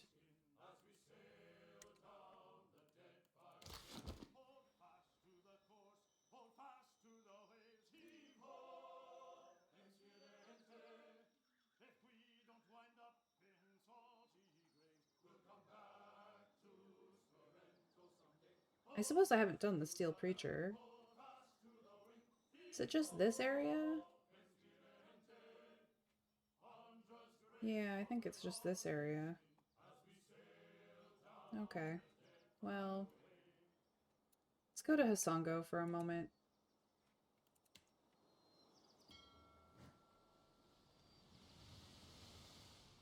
And then we'll go to Sayuka because we have been avoiding it. Not for any particular reason other than I've been doing other things.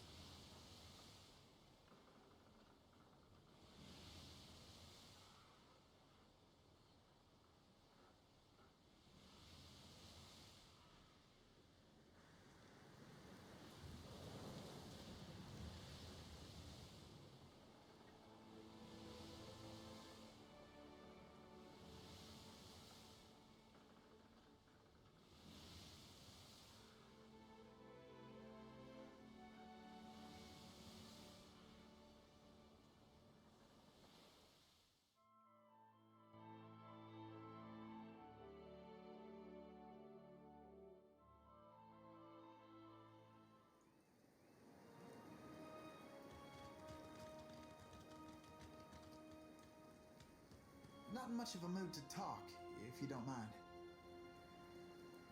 Okay.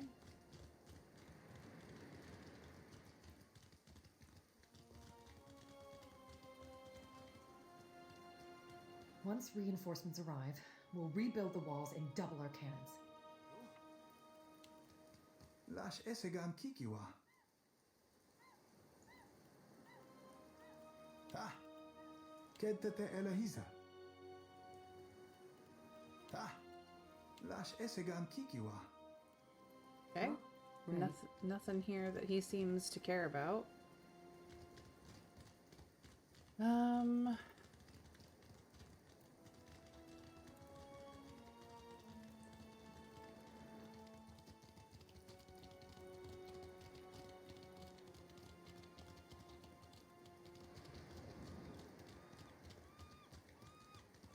Okay.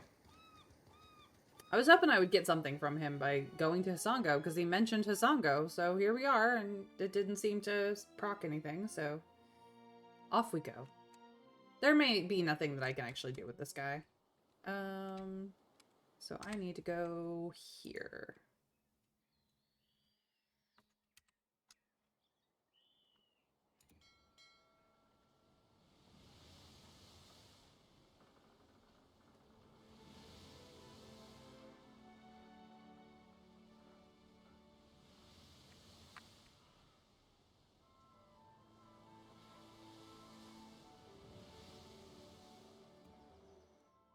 Time to do some questages.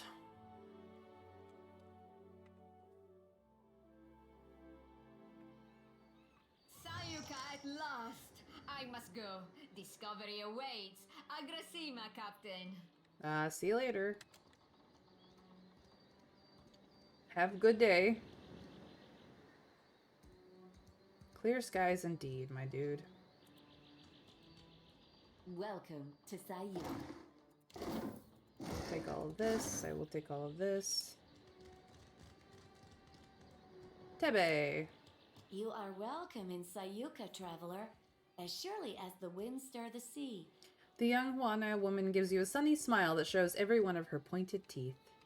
No, no, no. How many times must I demonstrate the proper way to greet a visitor? The undersecretary makes emphatic chopping motions with his hands, a snarl curling his thin lips. I say, I must have forgotten again. Will you remind me of the line, Undersecretary?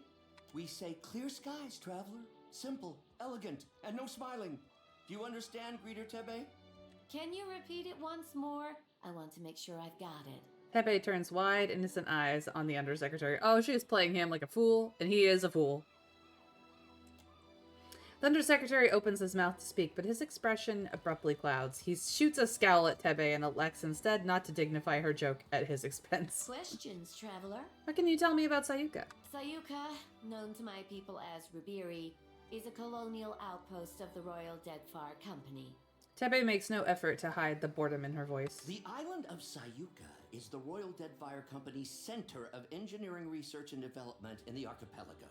Our work is directed by Fleet Master Okaya, the youngest Rawatayan ever to hold the title.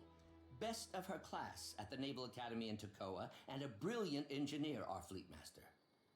Pride warms his voice. You forgot to mention the giant sharks, Undersecretary. Why are you dressed like a Royal Deadfire Company soldier, Tebe? Pikira. I wonder the same every day. Tebe tugs at the neck of her uniform and rolls her dark eyes at the undersecretary when she thinks he's not looking. Tebe learns to perform her duties as a Rawatayan might. The undersecretary straightens his back and squares his shoulders. Her fellow Juana show a lamentable disinterest in the proper way of doing things. He nods curtly in Tebe's direction. Do not speak about me as if I am not here. Wait. Giant sharks? Giant sharks, giant coral, giant trees, Hekira. The only thing not bigger in Sayuka is us Juana. She chuckles. Small mercy. The undersecretary mutters under his breath. No one knows why things grow large in Sayuka, but there are all sorts of theories. Me? I think Gallowayne smiles on us. Tebe's cheeks glow with a faint blush, the first authentic emotion you've seen across her face. Superstition is unbecoming of a Royal Deadfire Company officer, Tebe. I say, it's a lucky thing I'm not one then. What is an undersecretary exactly? A career sandal sniffer and busybody. So far as I can tell. Tebe shrugs. You ungrateful sag! I am the second in command to Fleet Master Okaya, the governor of your piddling little island, and I will not be mocked by a smart-mouthed idler like you! The Undersecretary's jowl quivers with barely contained rage. So I have heard many, many times. Tebe meets your eyes and raises her eyebrows emphatically. Is it just me, or is this guy terrible? You don't know the half of it. An impish smile plays in the corner of her mouth. What was that, Greeter Tebe? Surely just the breeze, Undersecretary. Tebe's impish smile grows with a mocking grin. You will call me Sir. Akira, I certainly will not. Well, farewell. Dude, you gotta get your shit together. Let's see here.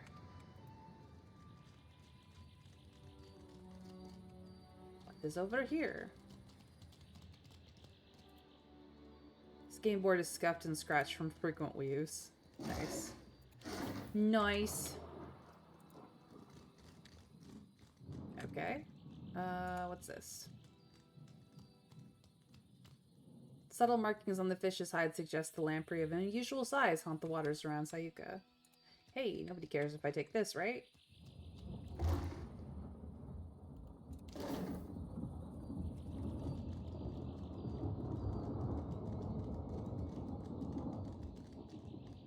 Romero. I don't believe we know one another. Per Complanca, leave me be. Pretty sure we might, but sure, whatever, dude.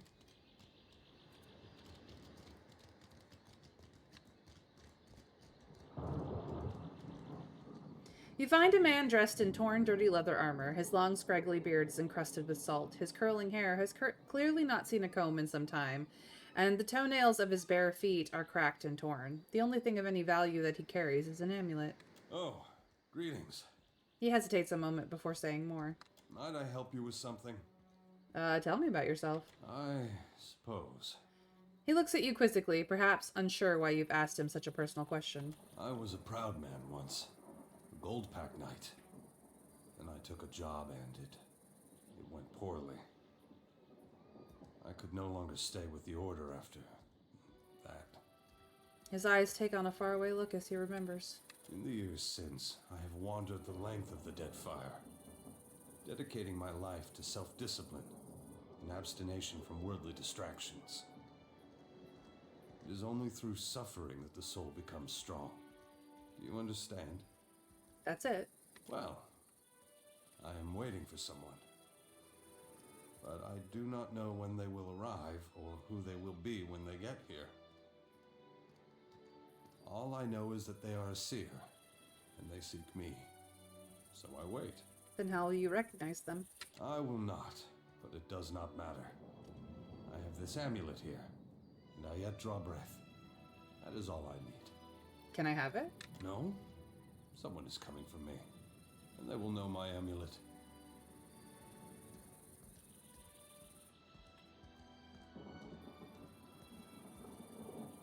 I see. I should hope that you do, young woman. Could you teach me what you've learned in your years of wandering the Deadfire? You would ask an old man to share his wisdom? Well, I suppose I could. For 3,000 copper. Here you go. Thank you, traveler. He tells you what he learned about making and keeping a bargain in his years as a gold-packed knight, showing you how to tell when a merchant knows his wares are of poor quality or overpriced. When he's satisfied you will get fleeced by the next back alley charm dealer you come across, he sends you on your way. Alright. Cat! Cat, you are coming home with me. I got a cat! Bernhard. Aw. Cute little kitty.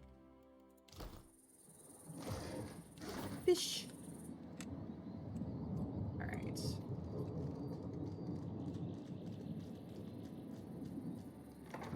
Fish. Bring trouble, I hope. No, why would I be?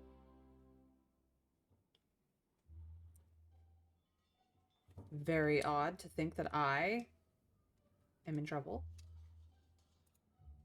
Fleetmaster Okaya stares with unwavering intensity at the small sea of papers strewn across her desk.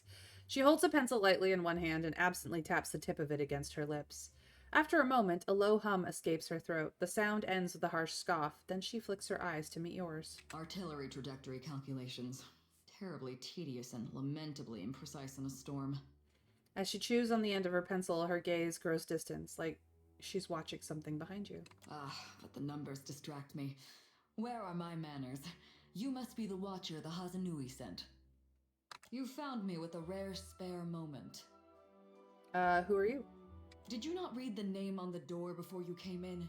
You do know you're in the office of the Fleet Master, I hope. I meant, who are you in a general sense? Ah, you meant to ask why I'm important enough to have my name on a door. I'm a Fleet Master of the Rawatayan Navy stationed at Sayuka, a research colony of the Royal Deadfire Company. What are you researching? Andra's mortar. Storms that strong, that consistent.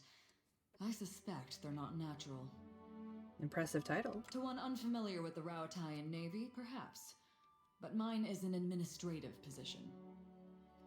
I'm sorry, but wasn't he talking about the value of ascetism and how he lived a life of poverty and suffering and then charged you a very large sum of money for some simple lessons? Yep, absolutely. And what you did wrong to have the undersecretary as your third and second in command? Yeah, no kidding. I see to the smooth running of Sayuka. Of course, it'd be a sight easier if there weren't the coral to contend with. What fleet? I don't see any boats. You misunderstand. I don't command ships. I command this port. Rawatayan vessels docking here are under my protection, but I don't tell them where to go. That's the Hazanui's job. I see. Hazanui Karu asked me to deliver some cargo to you. I've received a report from the dockmaster stating as much. The Royal Deadfire Company appreciates your swift delivery of our cargo. By swift you mean weeks and weeks, because I wandered around and faffed about a bit, right? A cheery smile brightens her otherwise serious features. I will say nothing about smugglers. Well, I've received a report from the dockmaster stating as much. The Royal Deadfire Company appreciates your swift delivery of our cargo. The Hazanui didn't say I'd be ferrying human cargo. Why would she? You're a courier. She stares at you in genuine bewilderment. In any event. Okaya thoughtfully taps her pencil against the edge of her desk. The Hazanui's missive suggested you might be able to help us with an issue at port. Go ahead. You may have noticed the outsized coral in the harbor. Yeah. There's something unnatural about the coral's growth. About everything on this island. And no matter how we trim it back, it only grows larger. That sounds like a problem. My engineers deduced that the origin of this disturbance is somewhere off the coast of Sayuka, and I'd like you to investigate. Talk to Avera in the workshop if you care to learn more. I would be grateful for your help here, Watcher. She gives you a sharp little nod punctuated by the crack of her pencil against the desk, then returns to her work. I wanted to ask you about something else. Well? What does the Royal Deadfire Company hope to achieve in the archipelago? How much do you know of Rawatai, Watcher? I've studied its history. So you have a scholarly understanding. That's not worth nothing. You'll find we appreciate the spirit of inquiry in Sayuka, and in Rawatai. She tips her head to you in quiet acknowledgement. Well, I don't need to tell you that Rawatai is a stern mother, tempestuous and inhospitable. We have to trade for much of what we need, and the Huana have proven to be valuable partners. The Deadfire is markedly more comfortable than Rawatai. The archipelago is also an excellent place from which to study the storms of Andra's mortar. She gestures broadly at the spyglass on her desk. Why are you here in particular? Do you ask how I came to my position, or why I pursued it to begin with? How does someone become a fleet master? With a question like that, I might mistake you for a starry-eyed recruit. She chuckles. There's no secret to it. Just hard work, determination, a good deal of luck, and the right connections. A bit of ruthlessness can take the place of any one of those things, provided it's judiciously applied. What drew you to all your work? No one's ever asked me that. She blinks. I suppose I've always had a persistent interest in engineering. Even as a child, I was dismantling my mother's guns just to see how they worked. Then I met Karu. Hazanui Karu. She encouraged me to take my skills to the Navy. So I did, even though I had no obligation to as the youngest of my siblings. We nurture our keen minds in Rawatai, you see. We don't let them piddle away their brilliance on frivolities. The bright and willing are supported, mentored, respected. Hazanui Karu told me you were one of the brightest minds in Rawatai. Is that... Did she really say that? A deep blush colors Okaya's face, giving her skin a gentle purple hue. Pardon me, I wasn't expecting. She loudly clears her throat and looks away. Let's see what else. The bright and willing are supported, mentored, respected. What drew you to your work? No one's ever asked me. The bright and willing are supported, mentored. I see. That's all. Very well. What is your take on the Royal Deadfire's company with the Juana here? That's a weighty question. That's why I asked it. She snorts through her nose. Her gaze falls to the pencil in her hand, which she begins to tap thoughtfully along the edge of her desk. It's a reasonable inquiry, I suppose. The Juana are pliant enough and willing to work hard when properly motivated. We have as much right to this land as they do. If they plan to do nothing with it, it's our duty to steward it for them. Some Juana seem unhappy. They'll adjust in time. Besides, it could be worse. She looks at her desk, her mind quickly gone somewhere else. After a long silence, she hurriedly scribbles a note in the margin of one of her reports. Rawatai's intervention will be a net good in time. Quite. Her eyes glow with mirth, shining like polished citrine in the low light of her office. The Valiants don't care about the Deadfire, really. They'll strip mine the archipelago of luminous Audra, then abandon it for the next shiny bauble that catches their eye. They're like magpies in that way. Magpies in silly hats. Do you miss Rawatai? Every day. The wild coasts. The merciless winds. Their lack is like a missing limb. She looks away a moment, embarrassed by her forthright confession. Rawatai will always be there. And the work we do here, that's what matters now. Alright, I'm gonna go through the still highlighted options really quickly just to see if there's anything I missed that I want to say. How much do you know of Rawatai? Some. It's a challenging place. Whatever manages to grow in our thin soil, the storms destroy. The rough country, we call it. We have to trade for much of what we need, and the Juana have proven to be valuable partners. The archipelago is also an excellent place. How much do you know of Rawatai? Never mind. Oops. That was all... That's a weighty question. I don't see why it should be. It's a reasonable... The Juana are... We have as much right to this land as they do. If they plan to do nothing with it, it's our duty to... Never mind. Let us leave.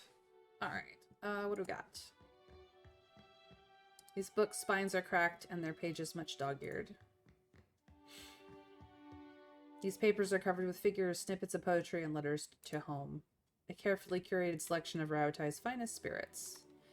And then some stealing. That I have no intention to do, because I'm not an asshole. I try not to steal as much as possible. Okay.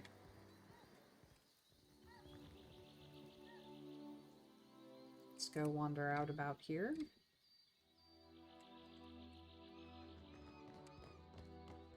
Hello? As you approach, the fish vendor flashes you a broad, cheery grin. He beckons you over with a wave of his hand and directs your attention to his latest delivery. What you got? All the wonders of the sea and more besides.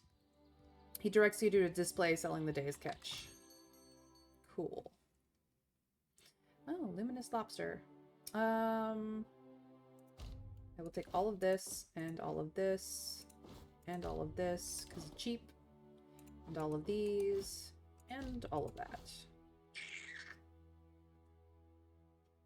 And that's really all I want. I can have a flag.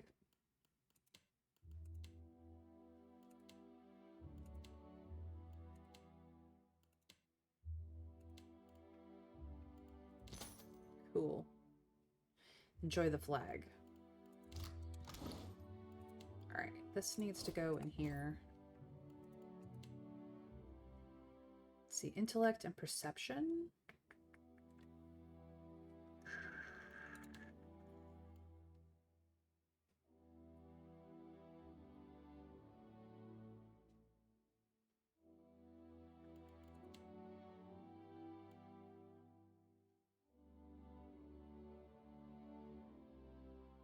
You are actually not. So let's actually switch this around to that.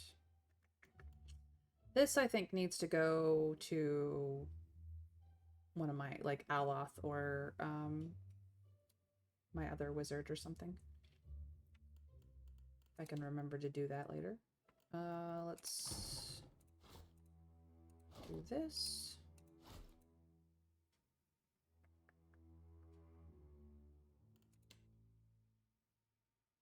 That should do me.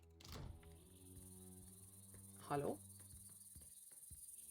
The young woman leans against the till, her eyes half closed. She jerks awake when she hears the scuff of your boots on the flagstones and fumbles about for something to polish in an effort to look busy. What can I do for you? She surreptitiously wipes a bit of drool from the corner of her mouth. What can you tell me about this place? Sayuka? Bit of a backwater if you ask me, but don't tell the fleet master I told you so. This used to be where the fleet would send a person after they'd seen a fellow sailor blown to bits by a cannonball or what have you. That was before those mad druids out in the bog started sending bears and wild cats over the walls, of course. Let me know if you're in the market for something pointy. How would a human end up serving with the Royal Deadfire Company? Everyone's always gotta ask. Not that I blame them. It is a good story. She slips a long, thin blade from the length of her boot and begins to clean her fingernails. I was seeing this guy. Let's call him, oh, I don't know, Kono.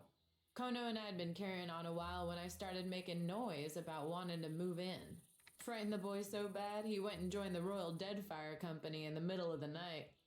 Thing is, I'm a deft hand with a throwing knife, and I know my way around 10 kinds of blades, so I followed him into the service. Pulled my weight, got on a good ship. Kono eventually left to go to poetry school or what have you, but I stayed. Haven't heard a complaint yet. All right, what you got? Keep your eyes on these. She's cute. I like her.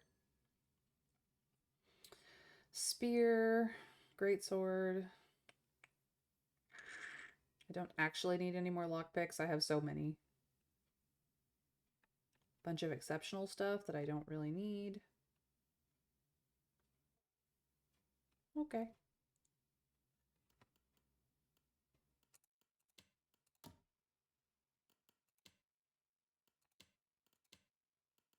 Okay.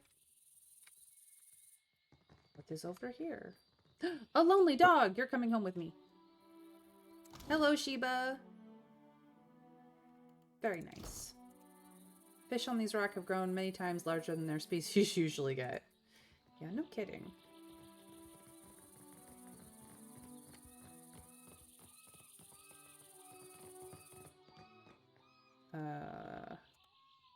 Did you see that soldier throw a game bard off the docks?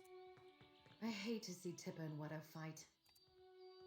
Broad-shouldered man with a long jagged scar across his brow argues with the woman outside the log house. He throws his hands up, about to shout, but the woman cuts him off mid-exclamation. I will not return to the Longhouse, Wedo, never! And I won't blunt my teeth about it further! She plants her hands firmly on her hips and juts out her chin in defiance. But what are you so stubborn? The Rawatayans do us a great favor and you spit in their faces. Wedo ceases his shouting when he notices you listening in. What do you need? Is there a problem here? Not at all, not at all. My sister and I are just having a small disagreement. Wedo rubs at the back of his neck and looks away embarrassed. It is because you speak like this that I yell at you in the first place. You're beginning to sound like those Rawatayan outlanders, and it shames me to say so. What is your problem with the Rawatayans? Ignore her. She has an urchin up her ass about her cousins from the north and can't be persuaded. I should know. I've tried. He shoots Tippa an irritated look and rolls his eyes. Is it so unreasonable to want to protect my culture, our culture, from our greedy neighbors? She spits on the ground between you and grits her teeth. They arrive in ships laden with goods they believe will please us and think that gives them the right to build their walls on our land. Then they act surprised when we don't all fall at their feet with cries of gratitude.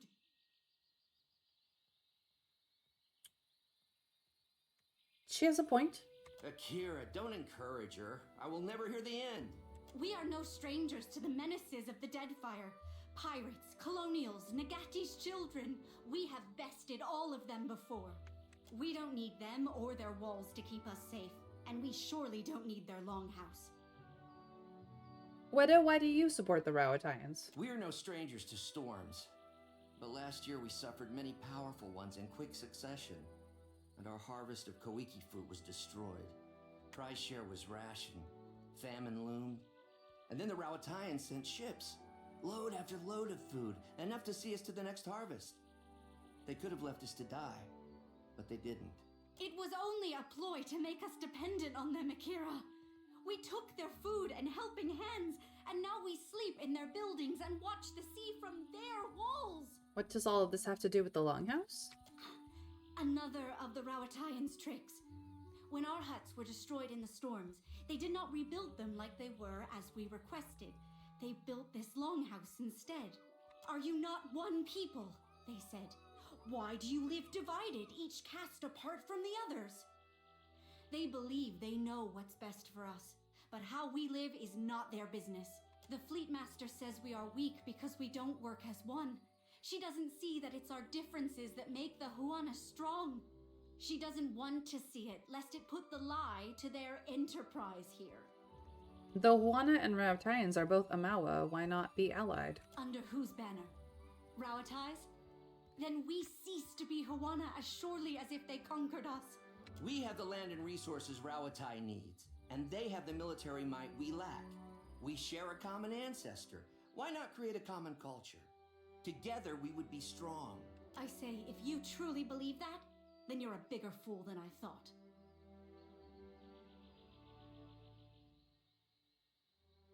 Who do I side with here? You are all in over your heads. That's more the truth than anything else. So do we side with the Huana or do we side with the Royal Deadfire Company?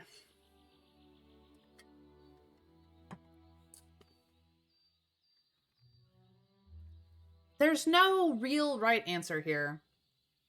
And I say, I know that I am of a culture that has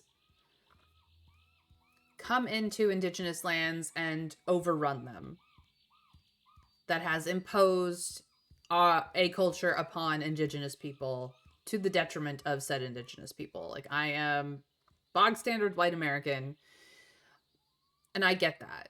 I do understand that. And I am sad and horrified on behalf of the indigenous people of the Americas that this has happened to them. And there's nothing I can do to change history.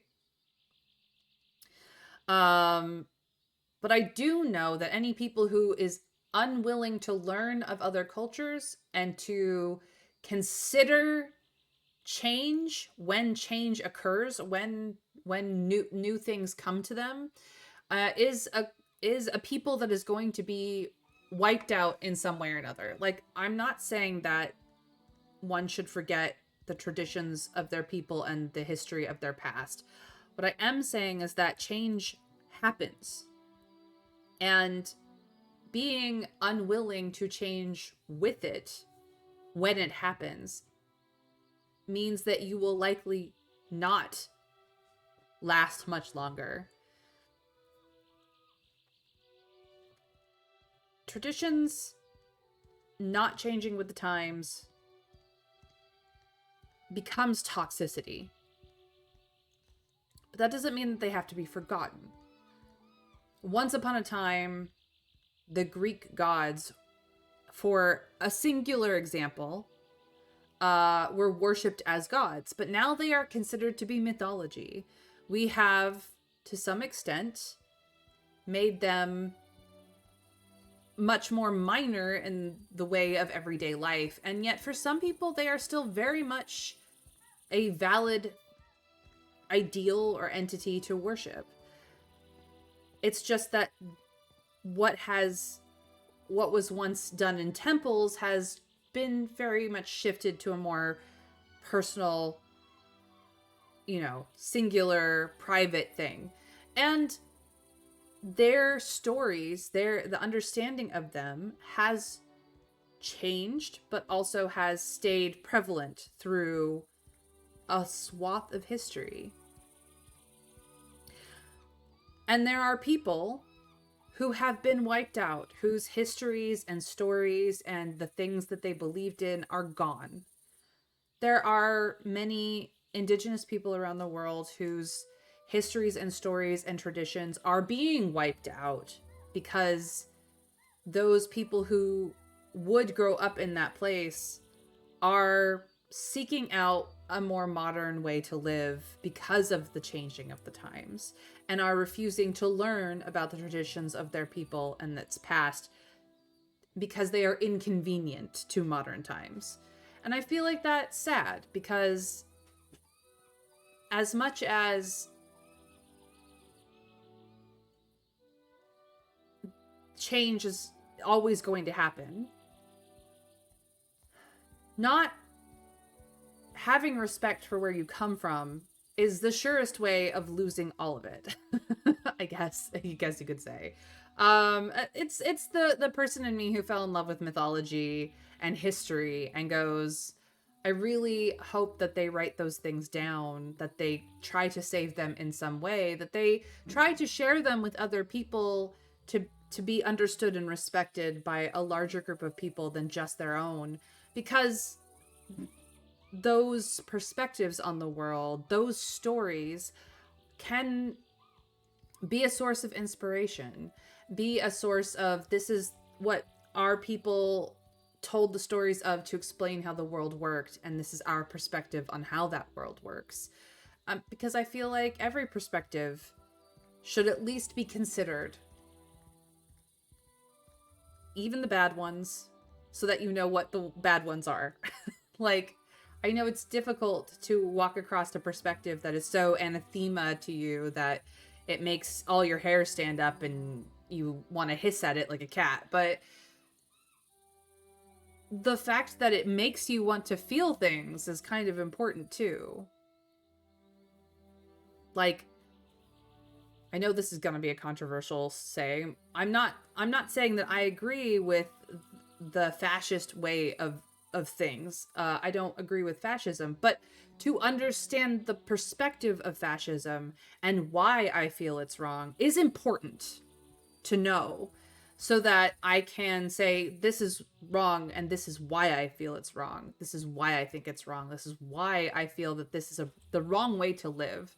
To understand that perspective does help inform you of where the right perspective for you is, as much as it is uncomfortable to look at and to learn about.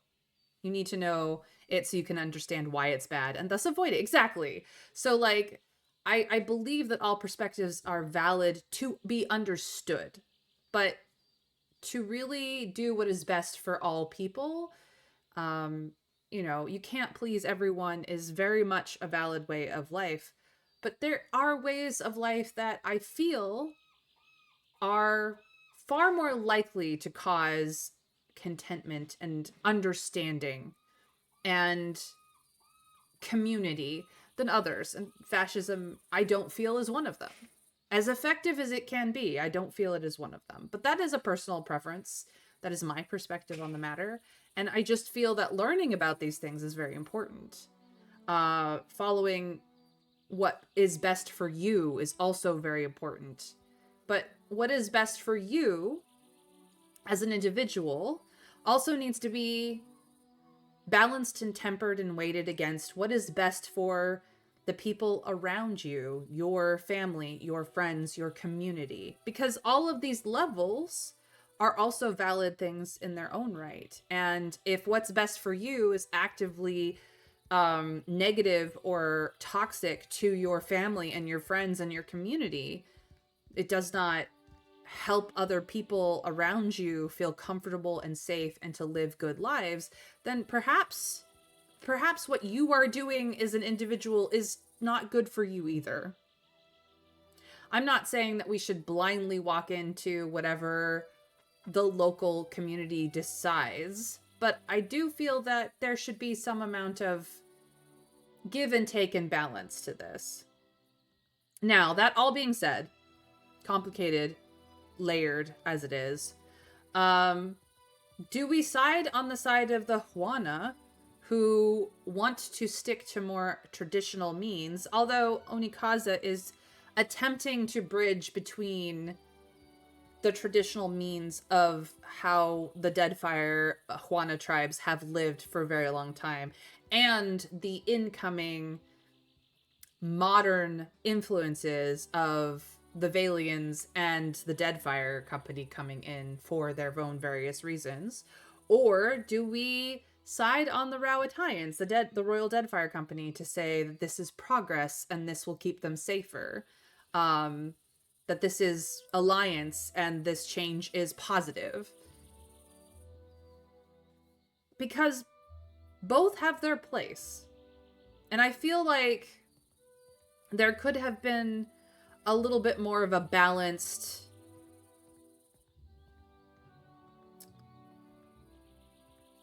alliance here. Obviously, the Rowattians have kind of walked in and been like, we know what's best for you. And had they built their stone walls around a more traditional Juana village, it might have been an acceptable compromise, but they didn't do that. So now we have to try to see whose side, which sibling side we decide we want to be on. What do we think, chat? Or we could just be like, you're all in over your heads.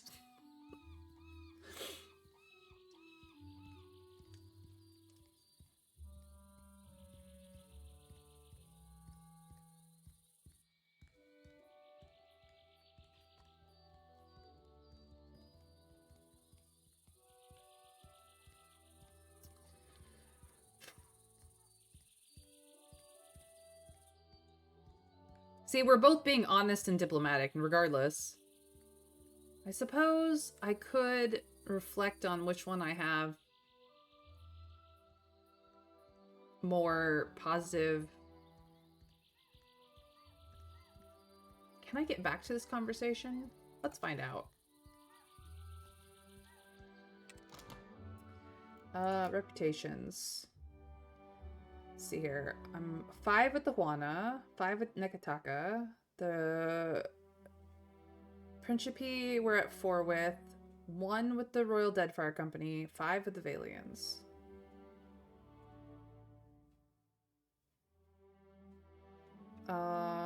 So I suppose I kind of need more Royal Deadfire Company.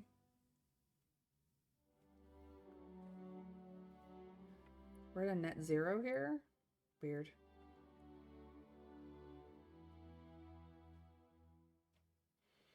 I've done a little bit of stoic, a little bit of shady, a lot of rational, a little bit of passionate, a lot of honest. I am very diplomatic, no cruelty. I'm very clever, I'm very benevolent, and a little bit aggressive. Not a lot aggressive, but a little bit.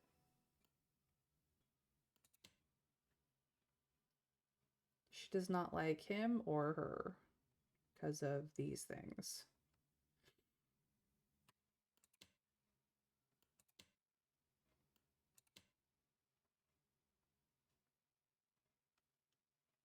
Okay. What do you need? Not at all, not at all. It is because... Ignore. Is it so? They arrive in ships laden with goods they believe will please us and think... Akira. We don't need them or their walls to keep us safe. And we surely don't need... So I am going to go with the Rowattians, understand what's important, just because I need the Royal Deadfire Company positive. So bad. Akira, what a surprise. The Rowattian's mouthpiece believes she is in the right. Tippa sneers and crosses her arms over her chest. She looks away, her teeth clenched. Your support is appreciated, I say. Don't mind my sister. Her heart is in the right place. He tries to put his hand on his sister's shoulder, but she shrugs him off, a look of disgust curling her lips. All right. It's what it is. We'll go inside and say hello.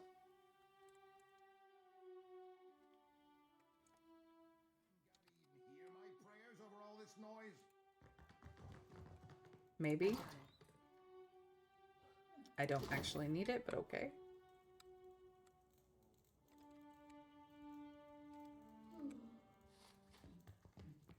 Raparu dare make such a racket in my longhouse?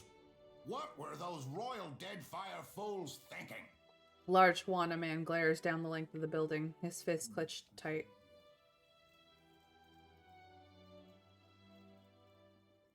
You're an ass.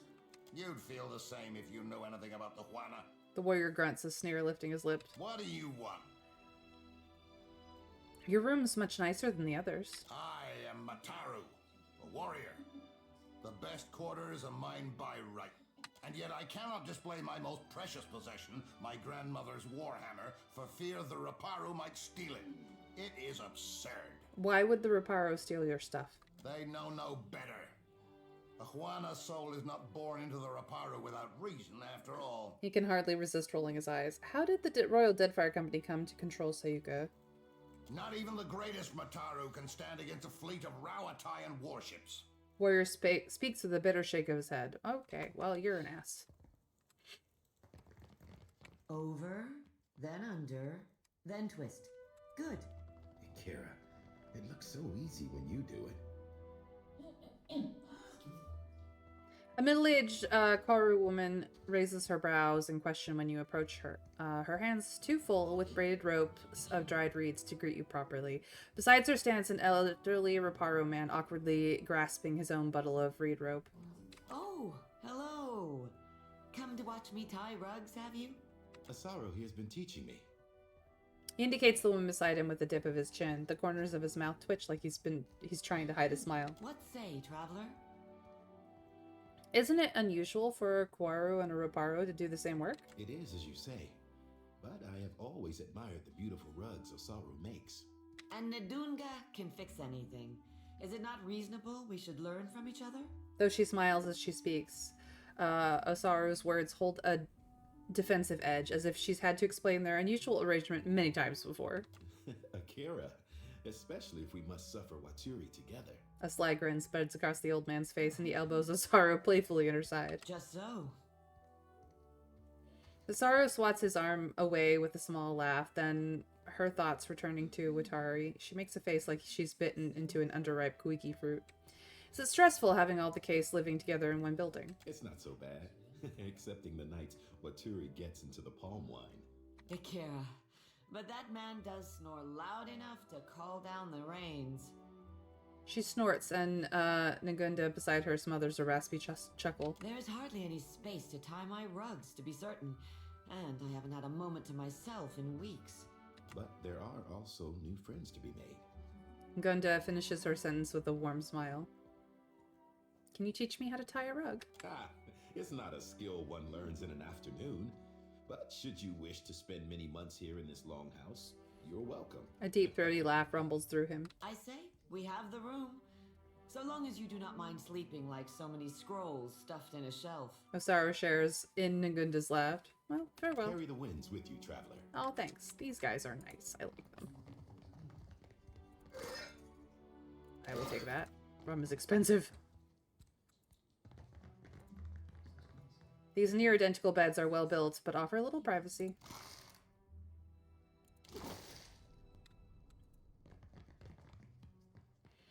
Okay. We did sleep here recently. These crates are overflowing with personal belongings that couldn't fit in the longhouse. You are still an ass. What do you want? Goodbye.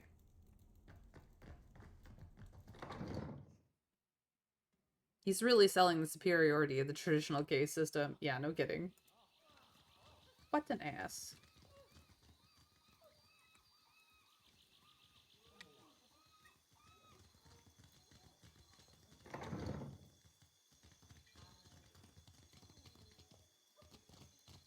Found something.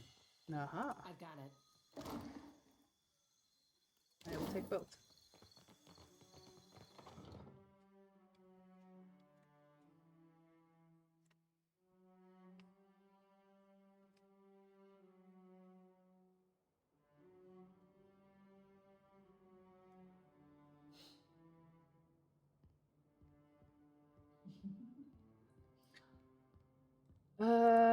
Nobody seems to care if I take it. It's fine.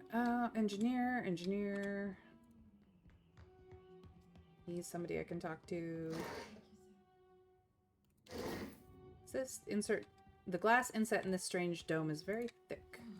Hasanui demanded additional cannons. When you first enter the workshop, you find the Valian scientist Avira, a large Amawa man, in heated conversation. He gestures wildly, his mouth is set in a hard grimace that bares his pointed teeth. Avira regards him with her hands planted firmly on her hips. When he spots you, his eyes widen. This area is strictly off limits to non-company personnel. What are you doing here? Calma, amico. Is this not the casita your Asanui said she would send? That's me. How can I help? Praise be. The coral in the harbor is growing out of control, and we've found no way to stop it. We're at our wits' end. He mops a sheen of sweat from his brow with a handkerchief. I've surmised that a magical disturbance must be the source of the problem. So far as I can tell, the most likely candidate is a strange magical signature emanating from someplace off the southeast coast of the island, deep beneath the sea. The Huana's records show that an ancient and Guithan ruin, Signaf Mor, once stood at that approximate location. I do not doubt that something in that ruin is the source of the trouble. Perguono, take this. It is my masterpiece, Uck. Diving equipment, yay! She heaves a large bulbous helm off of a nearby shelf and hands it to you. The helmet should allow you to breathe underwater for time enough to deal with the disturbance, provided, of course, that you hurry. I'll make it my top priority. The Royal Deadfire Company thanks you for your assistance, Watcher.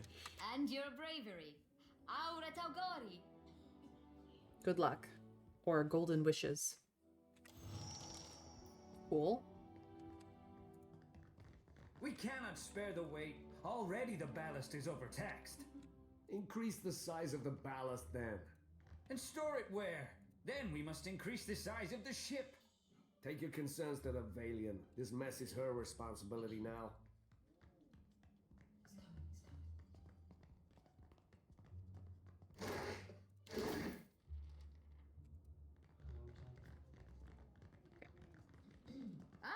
So much to do, so few hours in the day. Indeed, indeed. Stay out of the way. Well, you're ungrateful. I'm about to solve your problems.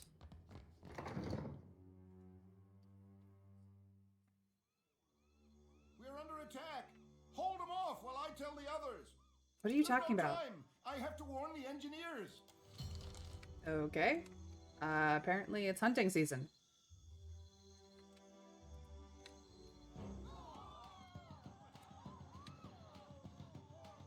Where? Where is the attack? Ah, here we go. Taruyuki. I don't think I can pull that off. Coming.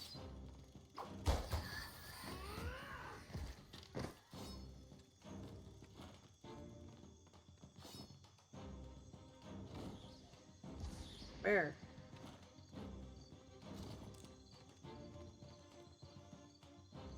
Here.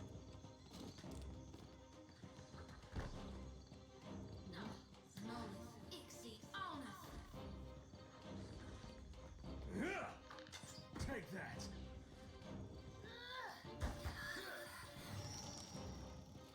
Okay.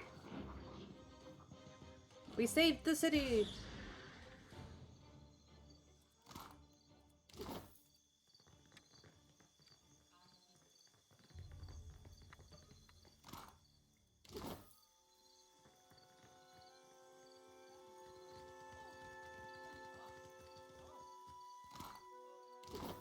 Okay. Picked up a bunch of crap.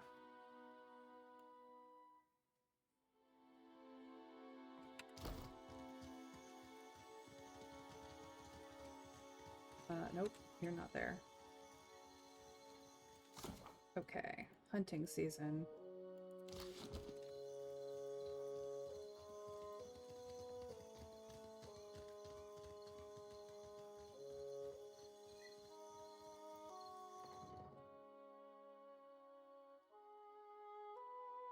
told you were instrumental in our stand against the Druids. Well done. The Druids have harried us from the moment we made landfall. People fought admirably. For a bunch of pencil-twiddling engineers, you mean? Several days ago, I dispatched a small force to quell them, but I've heard nothing of them since. To be frank, I suspect they were killed. And I no longer have enough people to repel another attack. We Rowattians are tougher than most, but we're engineers all the same. We weren't trained to fight. Given your impressive showing in our hour of need, I'd hoped I might impose on you with a request for aid. Go on. Go to the bog where I sent my people. You'll find the Druids' leaders there, no doubt. Kill them.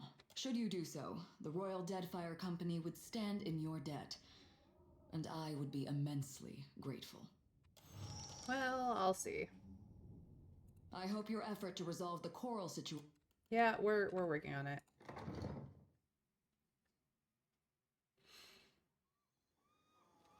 Okay. They seem to have cleaned up while we were inside. I had suspected that that would happen. The cleanup.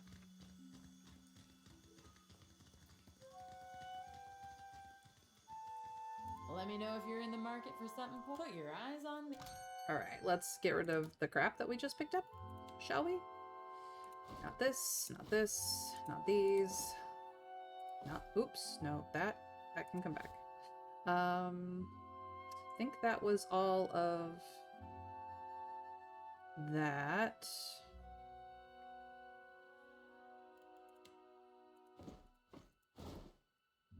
Do not need that, do not need that. We're good there.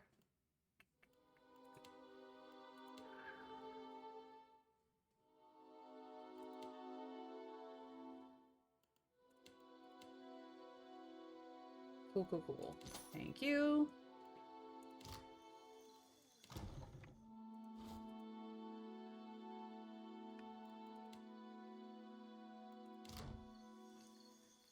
All right, easy peasy.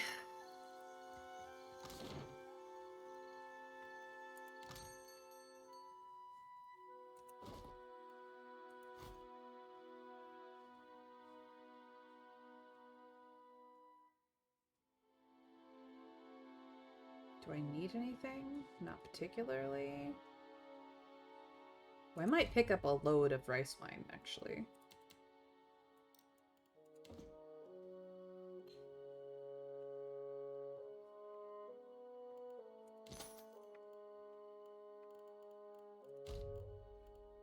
Alright, you don't really talk. I do like you, but I might grab Takehu.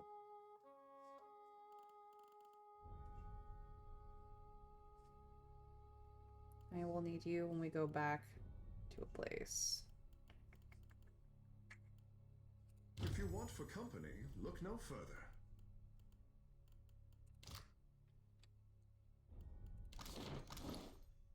That needs to go back in here. Oops. This needs to go here.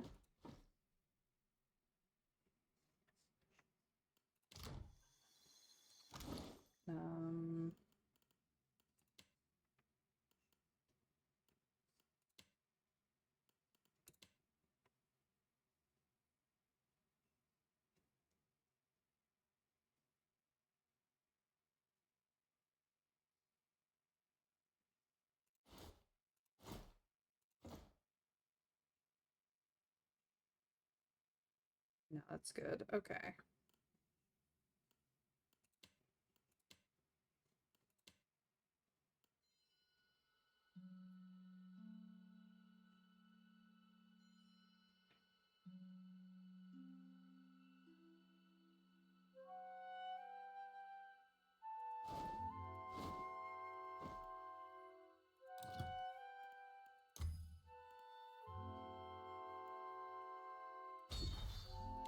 There we go. Better.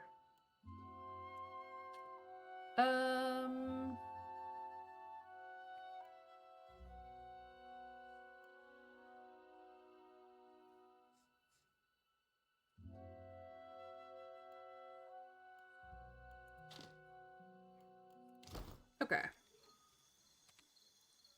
Let us get him leveled up and get us out of here. Let's give him some insight.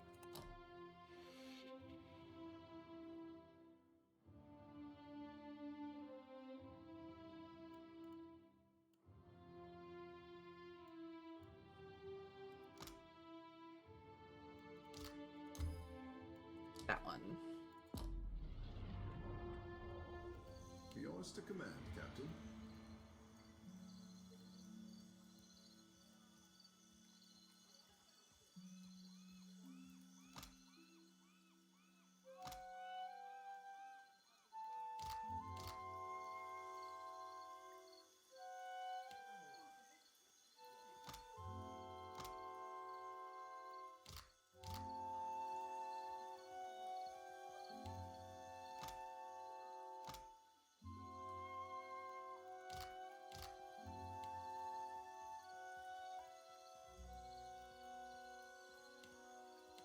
Why does it not? I don't know.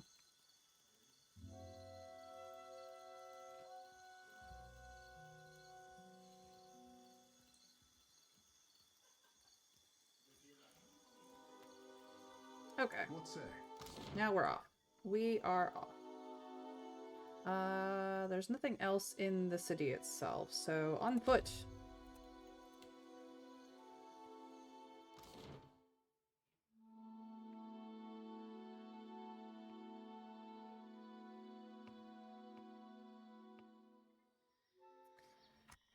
Let's check out the burial site, I guess. You come across an ancient site once used for sky burials. On a large stone slab, there's a scattering of old kith bones and a collection of urns of various sizes. Fine scepter. Some shells. Aquamarine. Sign of atrophy wardstone? Yay. Done.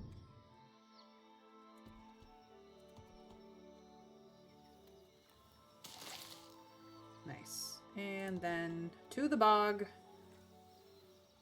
And a fight.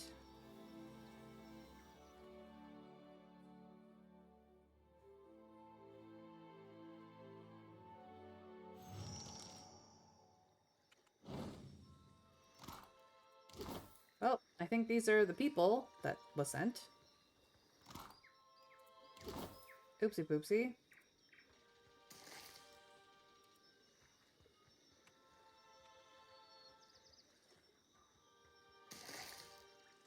No need to ask twice.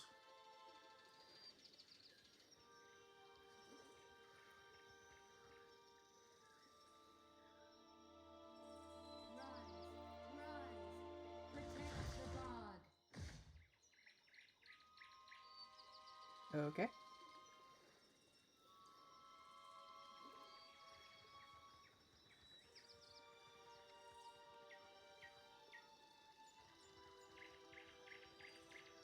The shadow comes to muddy the light. Honor.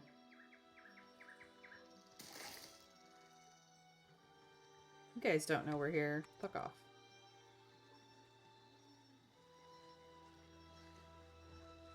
Show me where to bite. I feel like this does not work.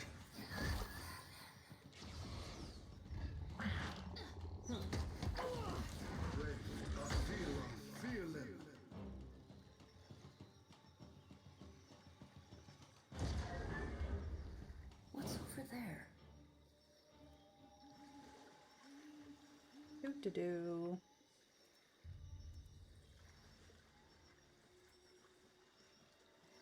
Will do. This one thinks they're clever.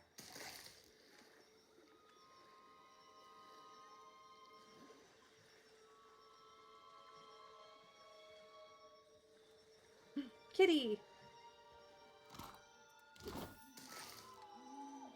Come with us, kitty.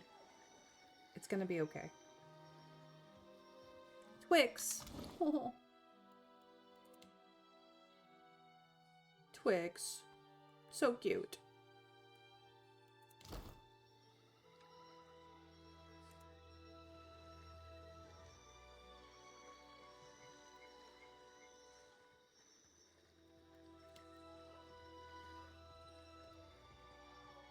A shadow comes to muddy the light.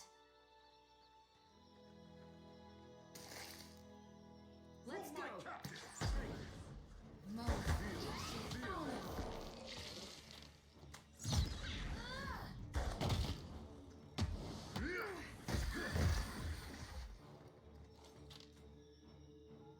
I can be quiet I got if you her. Doop can. de doop de doo.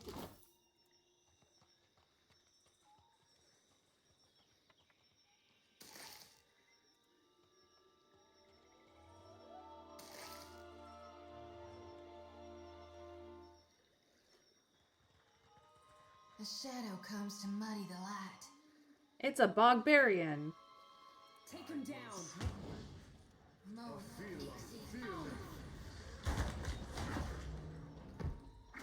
I don't think he had a chance. My eyes are yours. Doo doo doo.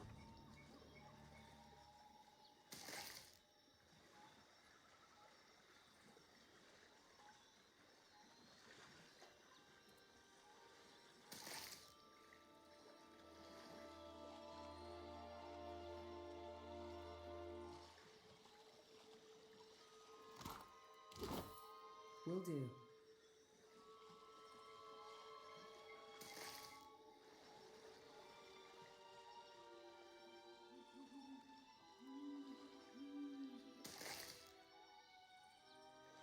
Oh, it's a bear cub. I would much prefer not to kill the bear cub, but I don't think I'm gonna have an option. I got it.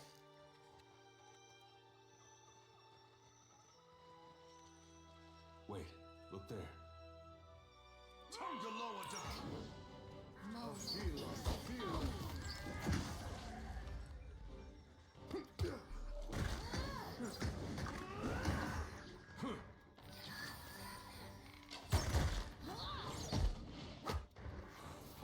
Makes no difference. Let's go. Your story ends here. See, if they can't grow the assassin vines back, then, you know. It's much better for all of us involved, really.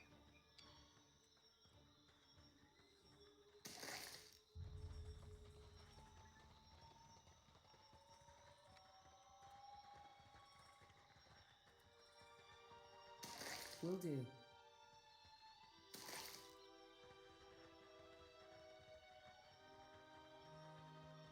Oh, bear cub, I don't want to hurt you. Oh, I apparently don't have to hurt them. I picked up the bear cub and just I'm taking the bear cub home. Look at the bear cub. How cute is that?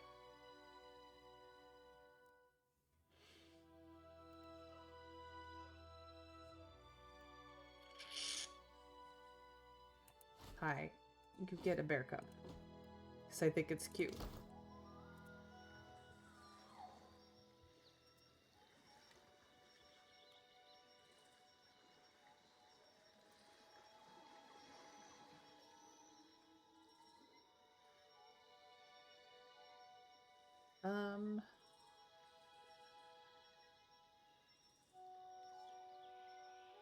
Can we talk?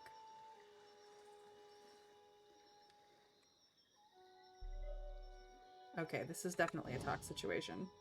You find 4 godlike druids waiting for you in the clearing. The death and moon godlike whisper to one another, their gazes occasionally falling on you. The nature godlike sways lightly on her feet, her eyes half closed, with the fire godlike balls his fist at his side and grits his teeth. Your every step fouls the ground. Why do you pollute this sacred place? I've come to end your conflict with the Royal Deadfire Company. The Rawatayan invaders trespassed upon our sacred ground and ignored our overtures. The fault for this conflict lies not with us. The flame of summer's hair burns briefly brighter. Autumn gently calms her fiery counterpart. Why should we believe you are any different?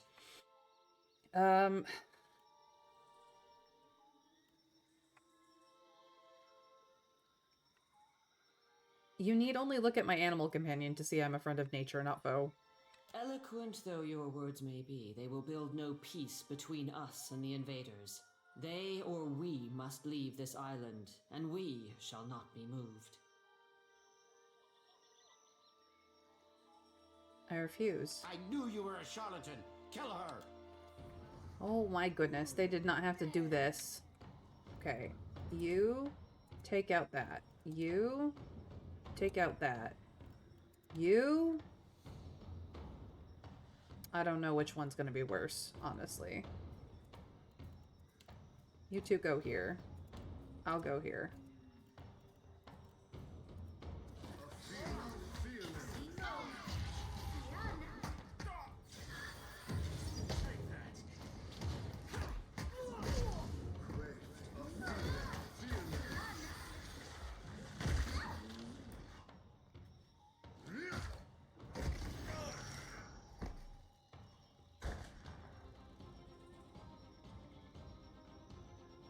This did not need to happen this way. On it. And I feel bad about it. But I am gonna pick all the plants.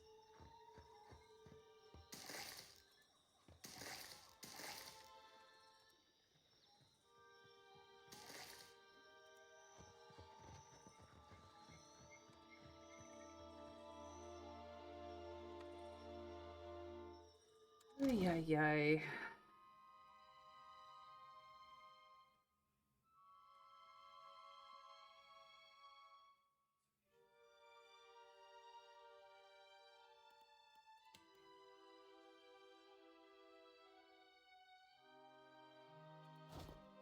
Better bow.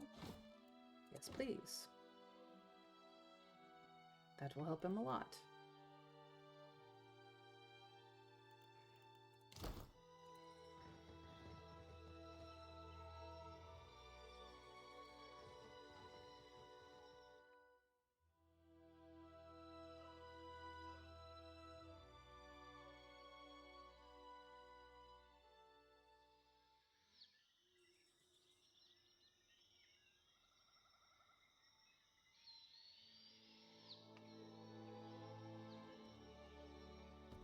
Well, I solved your druid problem.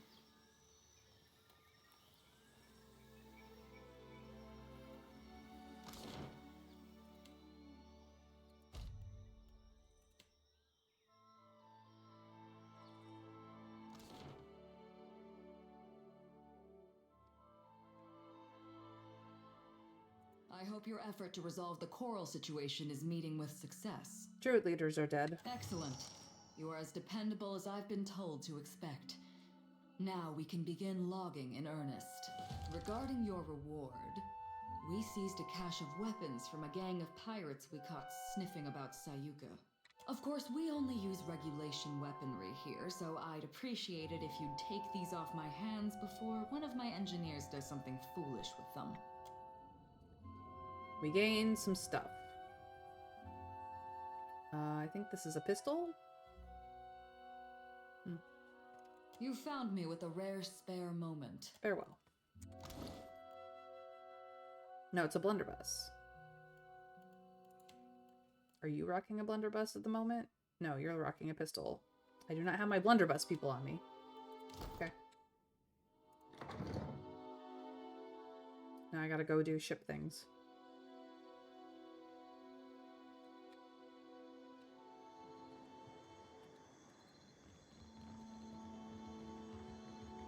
Actually, we could probably sell off the stuff we don't need.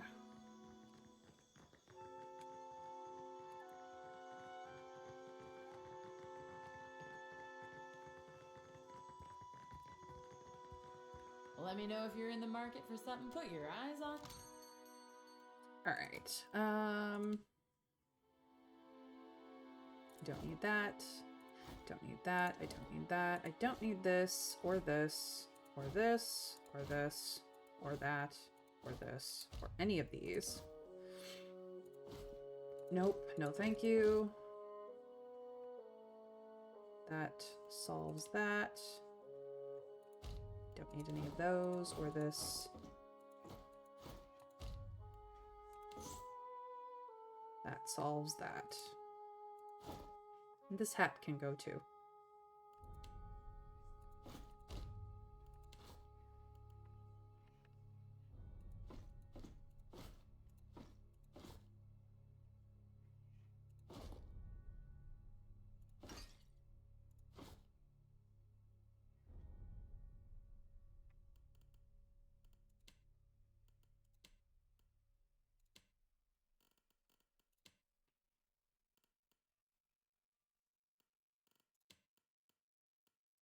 Thank you for the monies.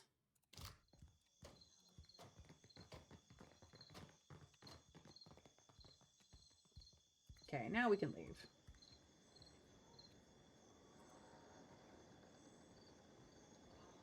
Bye, Tepe.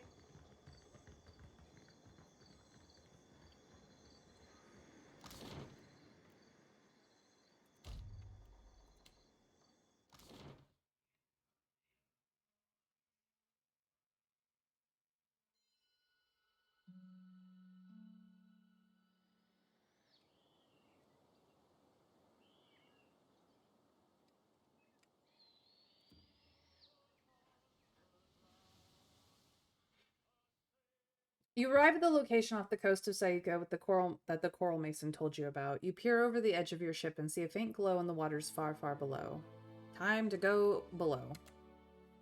You clamber into the diving suit and leap from your boat, hitting the water with a tremendous splash. You swim towards the light, breathing fresh air thanks to Avira's invention. As you fall through the depths, the water grows dark, but the glow below you ever brighter. Schools of gigantic fish twist and swirl around you, paying you no heed. Soon enough, you can make out the vague shape of a structure resting on the sea floor. Rising from the ruins of Signath Moor is a tall spire that appears to be a small landing platform. When you finally reach the spire, you find that the shimmering barrier surrounds the ruins.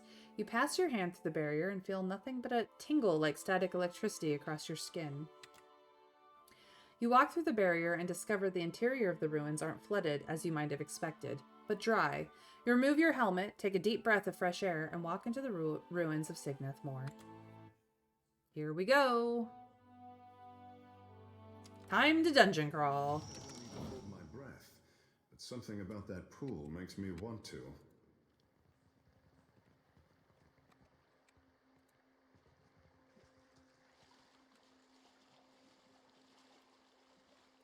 Is there anything around the pool before we get to it? Oh, yes there is. This dark murky hole leads to the ocean. And we have enraged Lagerfeth.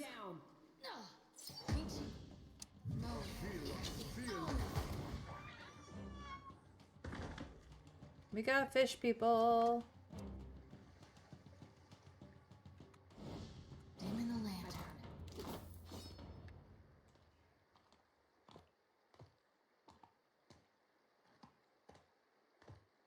Let's go.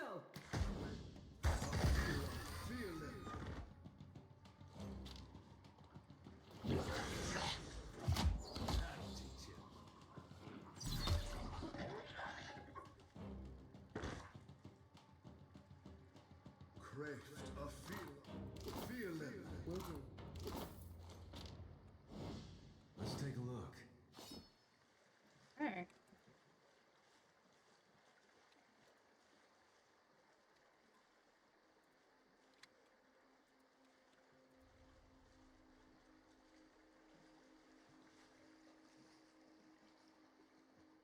Water leaks through a crack in the window.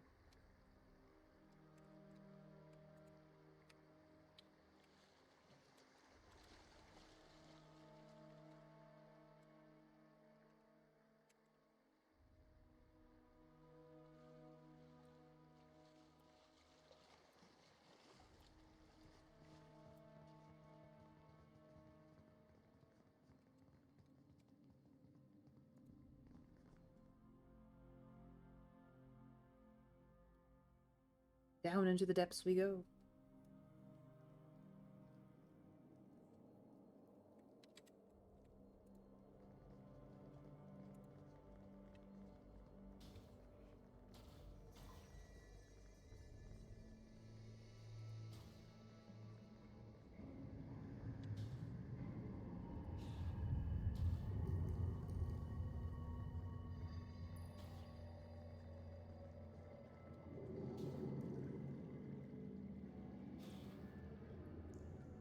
That's a door. This one's open, though.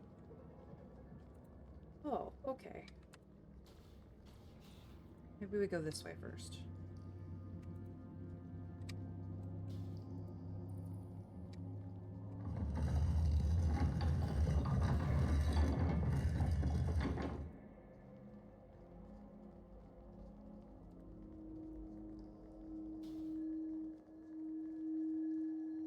On it. A plaque near the mural reads, "The Leviathan was a folly born of the purest hubris. After our experience with the barbed Ravager, we decided to test the limits of the machine's growth capabilities. We entrapped a pod of blue whales and subjected them to the machine for months on end. Only a few of the creatures survived, but those that did, they could not be contained." Well, that seems like a reasonable thing to do, right, guys? Right? Yeah. Oh, I need you to be more like that. A question, Watcher? Yes, Captain. Yeah? Now we're good. Huh? Huh? Sure. Okay, that's stairs.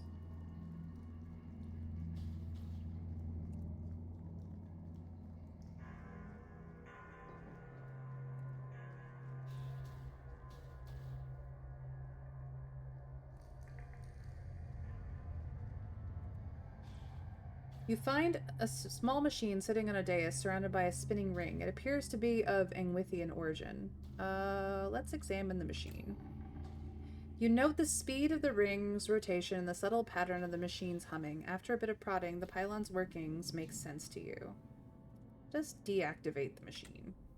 You shut down the machine. The floating ring grinds to a halt, and the energy it emits winks out of existence. A low rumbling echoes through the ruins, and the barrier on the window nearest you flickers briefly. Small trickles of water begin to flow nearby. Well, I may have broken it. Pylon is dark, and its ring is immobile.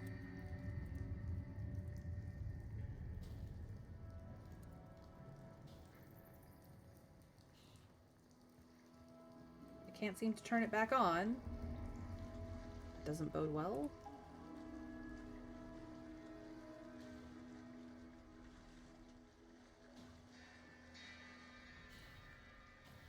And I cannot close that door. Okay.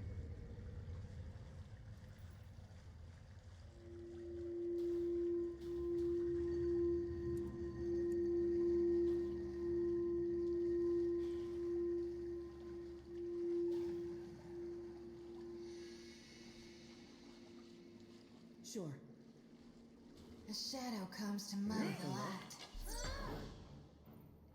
A fear. This I cannot do.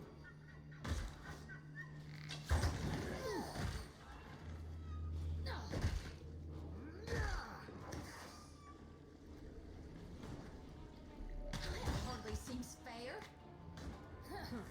Yep, it hardly seems fair that we gang up on these guys. So unfair.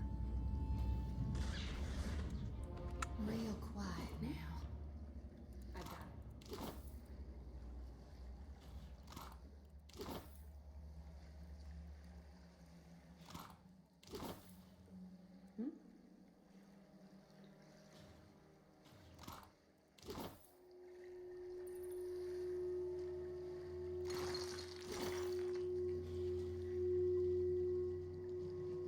The plaque below the mural is in remarkable condition. It reads, "The Kraken is a beast like none other. By applying the manipulation techniques we refined through our work on the Leviathan, we increased both the size and intelligence of the common octopus, and they have since proven themselves to be ferocious hunters.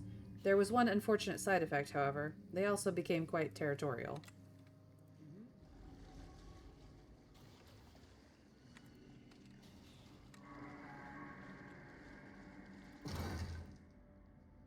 A key.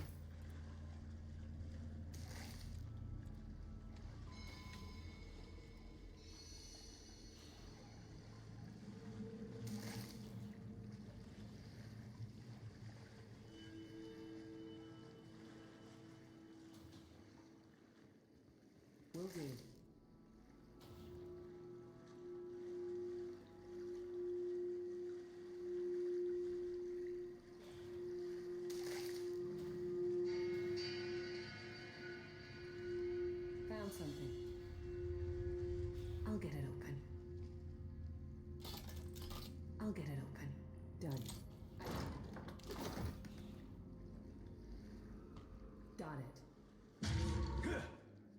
You need to take that out.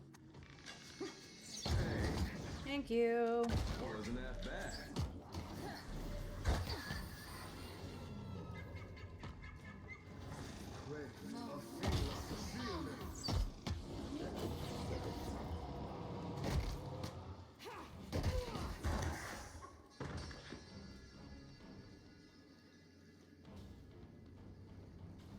Real quiet now.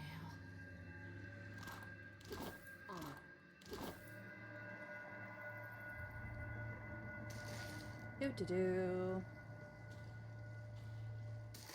Nobody needs to know that we were ever here, besides all the dead things that are now dead because of us.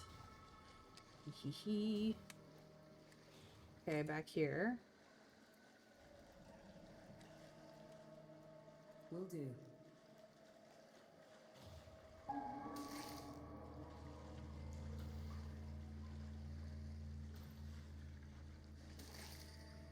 Take him down.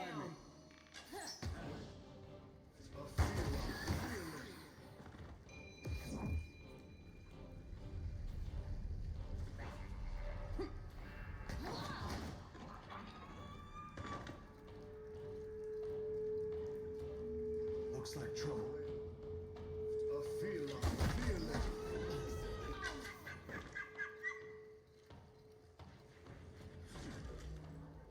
Anybody else? No? I got it.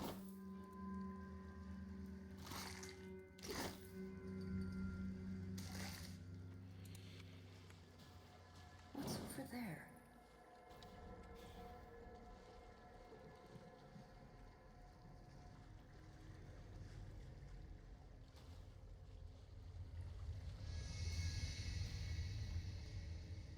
A small plaque below the mural reads, "The winding serpent was our first success. Born of the common barracuda, we subjected the creature to the machine's vital energies, and it grew to immense proportions. It has since appeared to have developed something of a group mentality, often hunting in packs."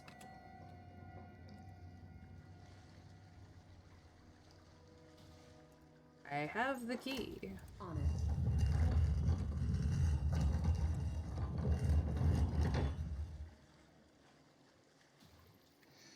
Hello? I am not eager to visit Ngati's Coral Hall. Take care what you do. You find a small machine sitting on the dais surrounded by a spinning ring. It appears to be of Ingwithian origin. Let's deactivate it. You shut down the machine. The floating ring grinds to a halt, and the energy it emits winks out of existence. And then there is more rumbling and more leaks. Will do. The mural hints at the creation of a creature larger than any that came before, but it is too damaged to decipher more.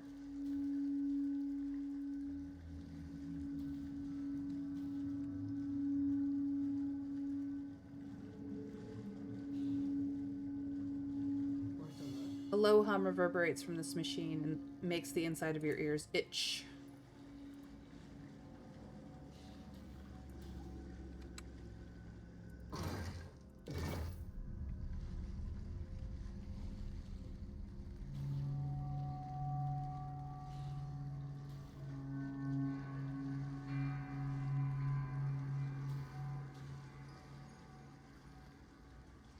The machine stretches from deep within the pit of water at your feet to the apex of the vaulted ceiling high above you. It emits a soft, low purr and charges the air with the same expectant frisson of energy you might feel right before a lightning strike.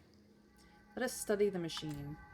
You manage to make out what little of the writing hasn't faded away. You also learn that the machine is funneling essence into the surrounding flora and fauna from a luminous Audra pillar deep beneath the ruins. Let us attempt to deactivate the machine. The machine has no apparent off switch. You twist the nearest knobs and dials to see how it reacts. As you do, a presence pushes at the edge of your mind. It soon grows forceful, overwhelming your mental barriers with ease. The skitter and rattle of dead leaves comes to you on a breeze, damp with the smell of rotting wood. Watcher, still your hands. Oh, hi, Galawain. Signath Moor is under my protection. Why do you violate it?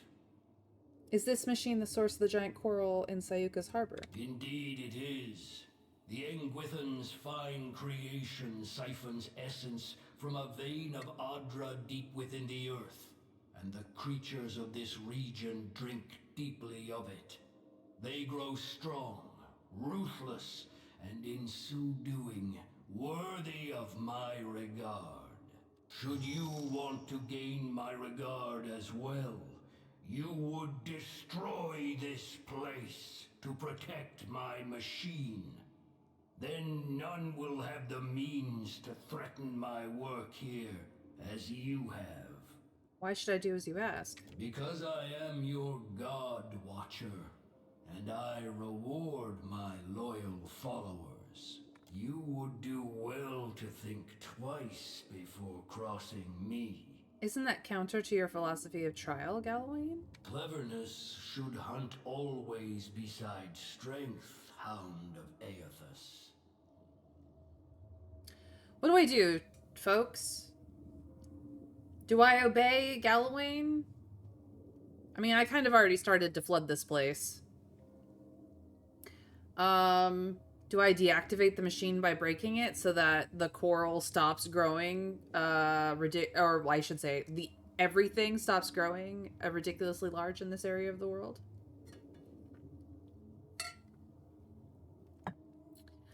I have an ad that starts in roughly 20 seconds, so for those of you who are here, please let me know, what do you think I should do?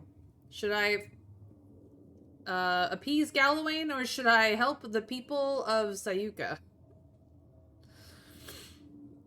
He wants this place destroyed? Sure, it gets destroyed, all of it. Machines break during demolition work. No, that's not what he said. He said, he wants this machine protected, and that access to it should be destroyed.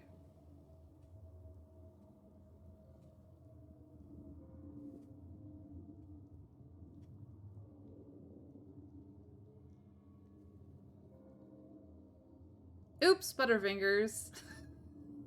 So I should turn it off?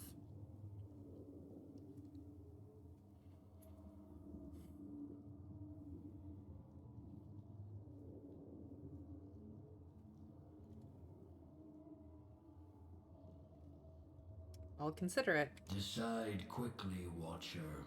My creatures grow restless. Okay. Is there any place I haven't been? Seen that. I think I've been through everything.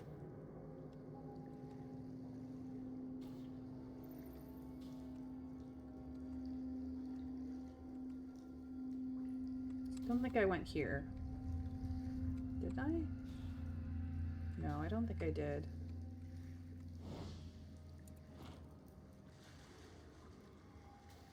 I'll be back.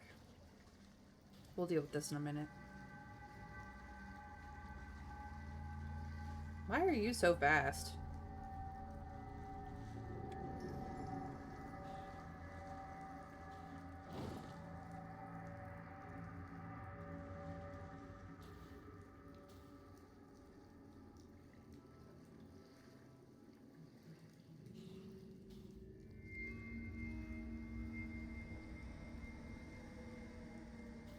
Oh, probably because he's a water.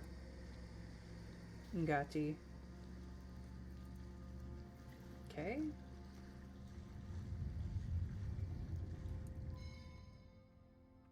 The wall before you is decorated by an intricately painted mural depicting 4 sea creatures of legend.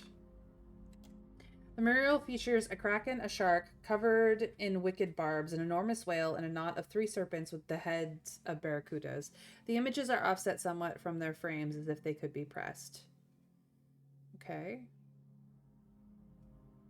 The first was the barracudas.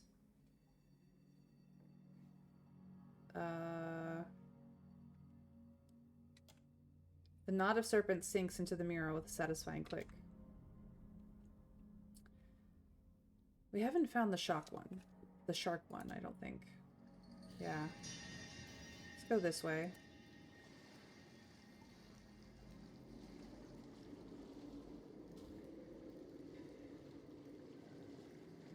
Should have to fight a kraken on the way out too, but I don't know why they're trying to bribe us to do that. Yeah, no kidding. Here it is. The plaque is worn but still legible. The barbed ravager was the direct result of our success with the winding serpent. We grafted poisonous barbs into the bull sharks and subjected them to the machine's energies. The creatures tripled, then quadrupled in size, assimilating the barbs into their bodies. And so a most fearsome predator was born. Okay.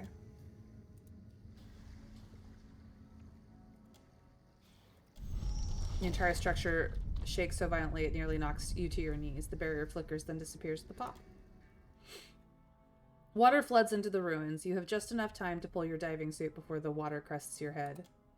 Though you're in no danger of drowning, you're not yet safe. The rumbling deep in the ruins doesn't subside, but instead grows louder by the moment. You dart out the window opposite the pylon and start the long swim to your waiting ship. Partway to the surface, you notice that it's getting harder and harder to take full breaths, and the bulk of the diving suit is now starting to weigh you down. Something is very wrong with it. A quick once-over reveals that a rent in the helmet is letting water in, reducing the amount of air being cycled by Avera's magic and thus making the suit heavier. I will rig it.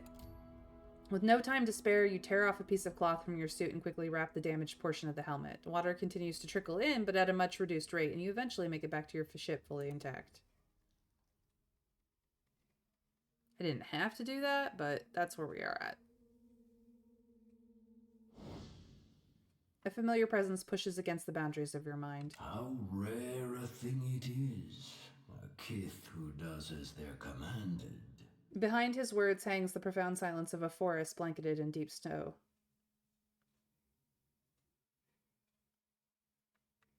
Is this machine intact? The ruins collapsed on it. The machine was unharmed, and will now remain so, thanks to your efforts.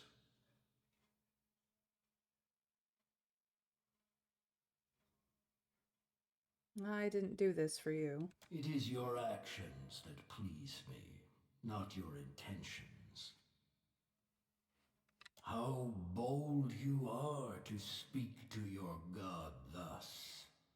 I must commend your bravery, and warn you too, do not overstep. You will not be Barath's creature forever. Galloway pauses, letting his words hang in the air. Take now my blessing, Watcher, and see with the keen eyes of beasts. Yep, I lost out on the Kraken loot. Shame, shame. Presence leaves as swiftly as it came.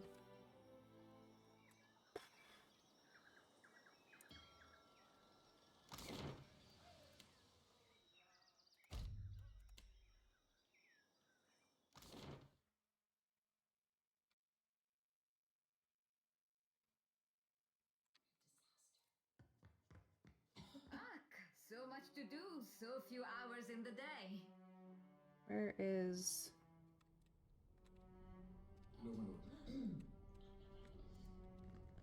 There you are. Stay out of the way. Okay. None of you want to talk to me.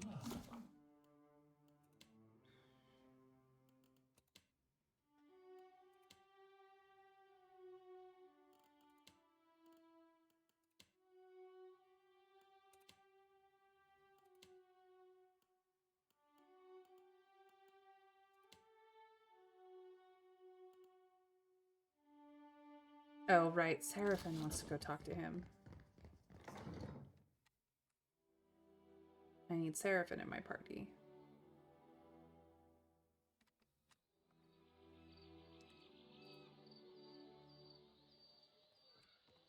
It's fine. I can fix that. Looks like Romero.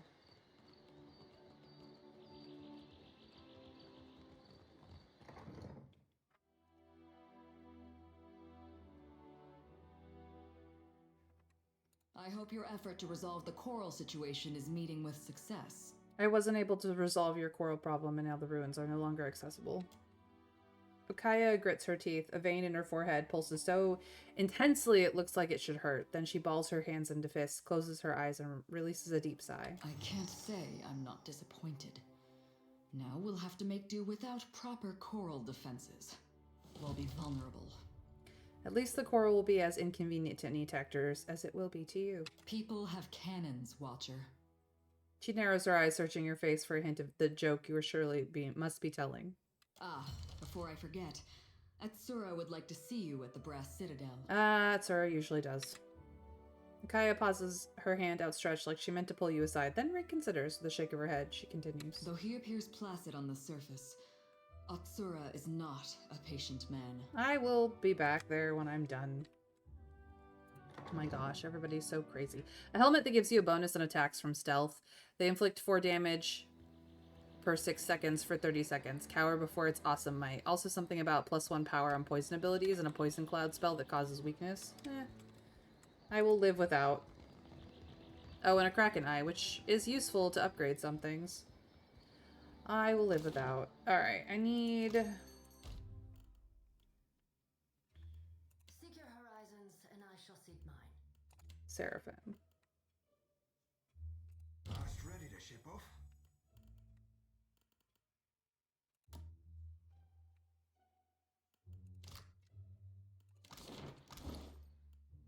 First of all, move you over here. Level you up. Let's see here. Athletics. Let's give you some survival.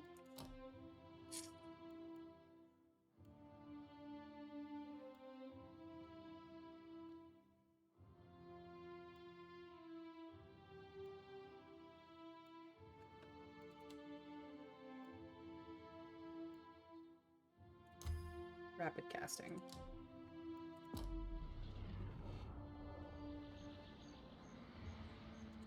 And then you have a blunderbuss situation, and I just got a good blunderbuss, which is probably... Oh, this is a pistol. No, it's a blunderbuss. Why is it so shit? I don't know. Guess I should have been here earlier.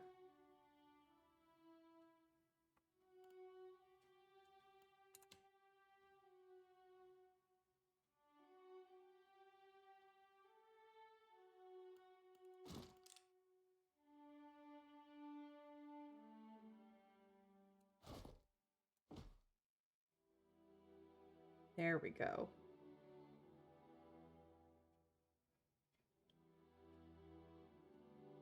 Now the hand mortar is still better.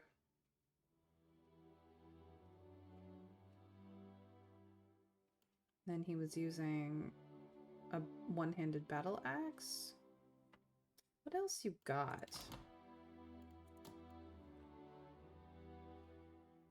Mace?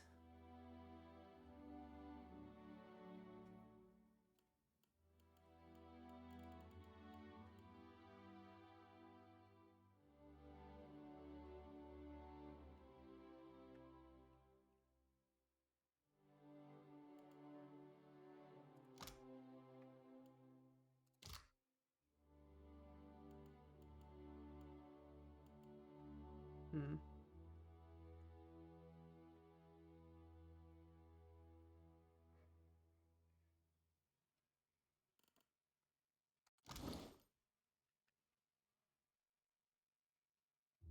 It's a club. That's a poleaxe.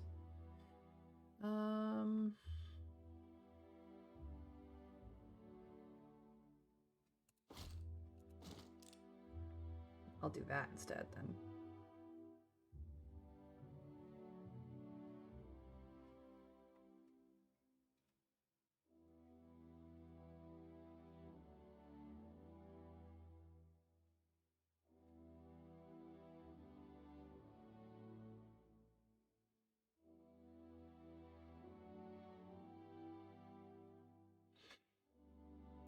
Okay.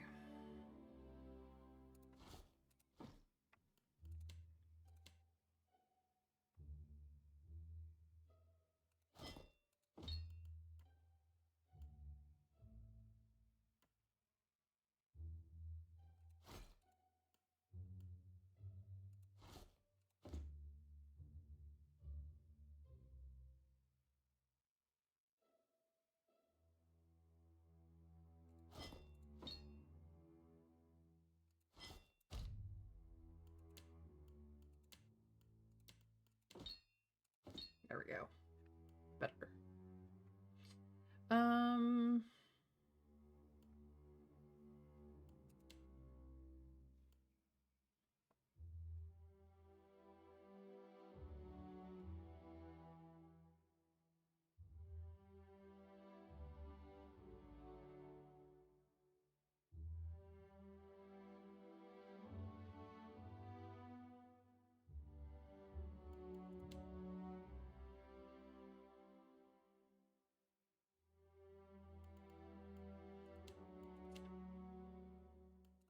All right.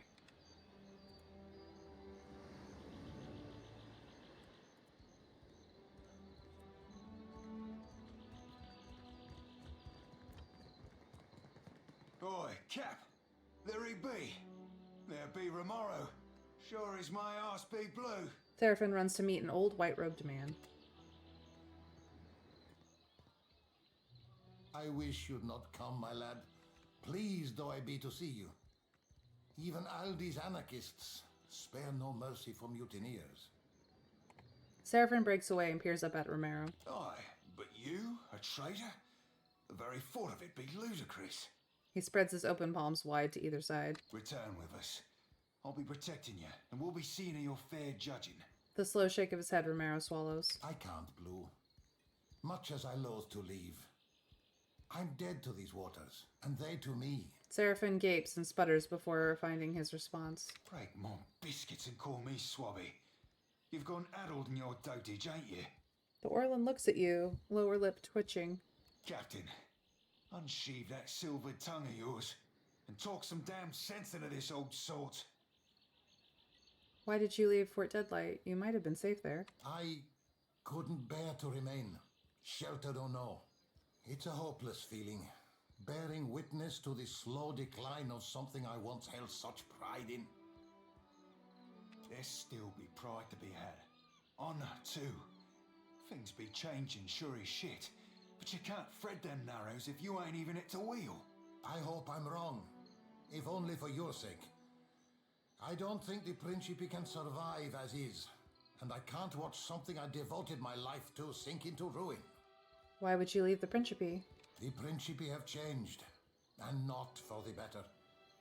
Once, we aligned behind a common purpose. Now, we fractured into two extremes, each wallowing in its own corruption. He's not wrong. Where do you intend to go? My crew, those few souls who followed me from the Sorcerer, and I set sail for lands west. The Reach, perhaps, or the Living Lands. Perhaps we'll run trade from Edir or Valia. Wherever fortune leads. But that be the far fucking side of Aora. Oh, Seraphin. Ach, a journey and a half, to be certain. Is it true what you're accused of? I've not heard every charge against me. But that of mutiny, of that charge, I bear guilt. Seraphin's ears droop. He reaches for Romero, but stops short, letting his hands fall. Why? The Sorcerer were our own and kin. We're our cock-swelling pride. And you bartered it to an half-drowned old elf for a pipe-bilged fucking clipper. Staring intently on the ground at Romero's feet, Seraphin shakes, his fist balled at his side. 14 years I spent swabbing them decks. Longer yet for you.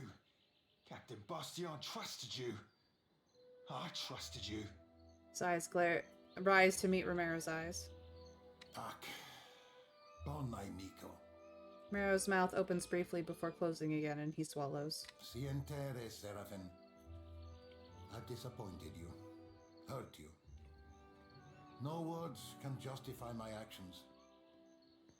I only hope you believe me, that I did what needed doing. How can I?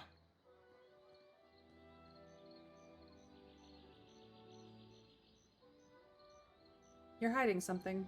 Ach, that I am. Many things. For many reasons. I learned long ago that it's oft times better to hold your tongue. The Watcher here reminded me that you and me, we be deeper than two hands on a deck. We be kin. You be the closest thing I've ever had to a father. And if you be setting sail, I'll be embarking with you. Your journeys with this Watcher have changed you, Blue. You wear it well, bon amico. He sighs and shakes his head sadly. Captain Bastian had the sorcerer slaving. Romero frowns at his dark, wrinkled hands and rubs his palms together. Seraphin blinks, expression blank. His mouth opens, closes, opens again. His fur bristles, ears angling lower. Slaving? What kind of fathom-headed hornswoggle be this? The sorcerer were my kin. They weren't slaving. I hunted slavers for the captain. We freed slaves together. So I also believed. But Bastian sold those we saved to the Crooksburg slavers. I found records of it in his quarters almost a decade's worth. When I confronted him, it went poorly. Oh, I will let the visions come. Rage rushes through your blood, flushing your skin, and cold hate spirals along the length of your spine as confusion blurs your vision. Sand beneath your feet, crusted and blooded. You, young and small, filthy and shaking in fright. Cheers from all corner. Jeers, too, and the shout of the kith before you. A Mawa, and thrice your height. Heavy muscle and soft fat wrapped in bright robes. Don't make me go again, you plead. Don't make me. His heavy hand sends you sprawling in the sand to a chorus of jubilant applause. You bounce to your feet as the other slave boy approaches. You feel his thoughts, a tickle at the back of your mind, his fear, greater than your own. But what can you do? Only one may live. You silence everything but the anger, but the hate, and it propels your snapping teeth and grasping hands. The blows light but fast, and the other youth all screams. Sientere, bon amico. Forgive me. Romero stands a bit unsteadily. I meant you not to know. To keep your faith in our traditions. To remain optimistic. A bright star within the Principe. You okay, Seraphin? Seraphin snorts and shakes his head. Moisture mats the fur beneath his eyes. Seraphin, you've heard Romero's confession. What would you do with him now? Cut him loose, Cap. Aye, he did the Deadfire a fine turn by sinking them slavers. But among the Consuelo, mutiny means death. Better go on for a no. Alright, we'll leave you be, Romero. Agrasima, Watcher. The clipper will be loaded soon, and then we'll be away. Lots and lots of ouch, yeah. Cores, Seraphin. Bon amico. Take this. May you have rare cause to use it. I hope we meet again someday. On calmer seas. Cores, bon amico. Seraphin turns away.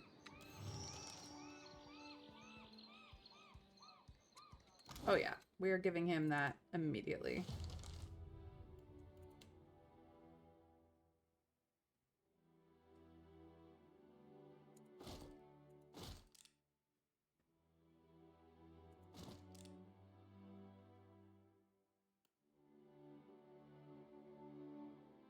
You know what? I'm gonna do this.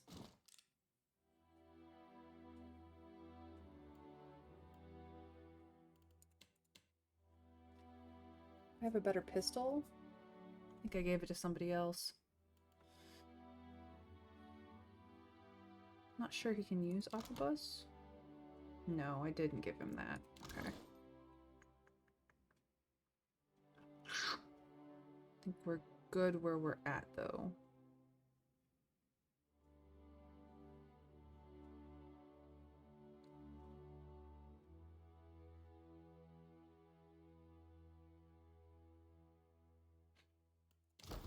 Alright. Ahoy, Captain!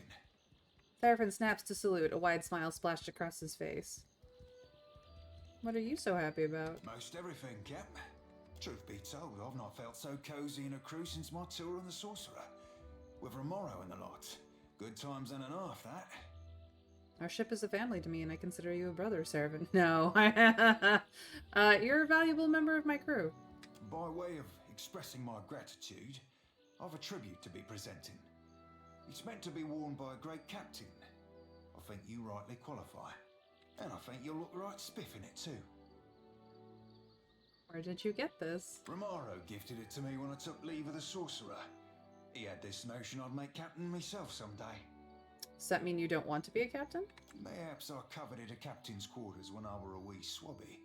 But serving with Ferrante, with yourself, seeing what leading a crew takes, well, I reckon it's like marrying. It just ain't for me. Why not? Now, for first, I've got less than an all-in's thimble worth of patience for all the politics, glad-handing, cronyism, and sycophancy that goes along with the Consuelo. He shakes his head, but then breaks the gesture with a grin and taps the center of his chest. But mostly, this heart be twice as soft as this belly. Probably as furry too. He chuckles. Mayhaps I could captain a boat like yourself, all even-keeled and kindly. But you're a rare sort, aren't you? I'm a little bit of rare sort, yeah. I like when people compliment you, Watcher. Shows they're smart. Tikehu rocks back on his heels, nodding to himself. I've always had a way with the lasses. He winks. And everyone laughs. Well, thank you for the gift. Pleasure be entirely mine, Cap. May it serve you at least half as well as I. He bows deeply, then salutes and turns away. Nice.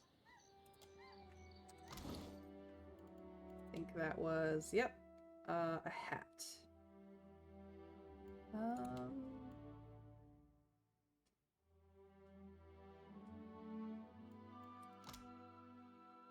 What's this do? Ah. Maybe I will get a better hat. Fancy.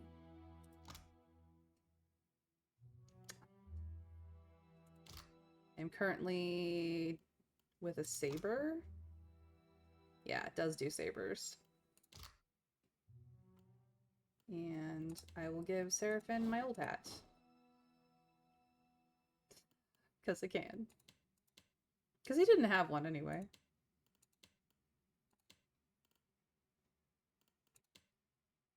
Now we got some fancy hats going on. Ooh. No, drunkard regrets. That's fine. We will leave that in place. Knowing him. That's fine. Yep, no, that's all good. Okay. A bit of tackle, Cap. And now he also wants to talk. An eyebrow. The blue of the open ocean rises over an iris, the warm green of the shallow surf. You be boring a hole in me with them eyes, Cap. I'd offer an obol for your thoughts, but I prefer not to make deals I ain't got no intention to keep. I could say the same of you. You're doing okay. I'd be fine, actually. Strange though it be. If you want to talk, I'll listen. Not sure there'd be much to say, Captain. I'm deeply sorry that you had to experience that. If there's anything I can do, you need only tell me. I be appreciating the sentiment, I suppose. He rubs the back of his head and looks away. You found out you were inadvertently aiding the trade of slaves. That couldn't have felt good. Oh, Cap, didn't feel at all good. What brilliant you are. He winces. Sorry about that. Weren't fair to you. He scuffs a boot against the ground. It's not ideal, and it won't make everyone happy, but this resolution is what'll make the most people happy. Aye. Suppose we take our victories where we be finding them.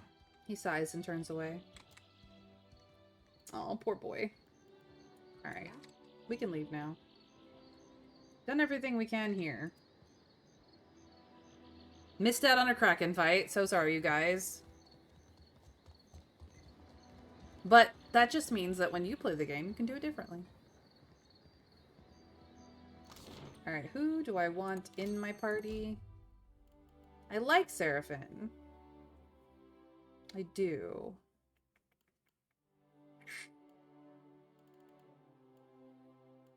But I think I need Aloth in my party for a while.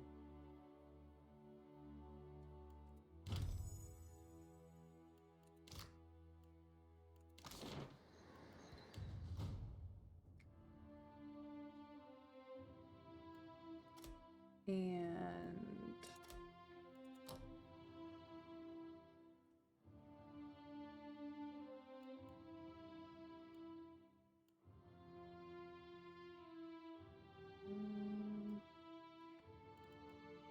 it's more more of a caster than anything else.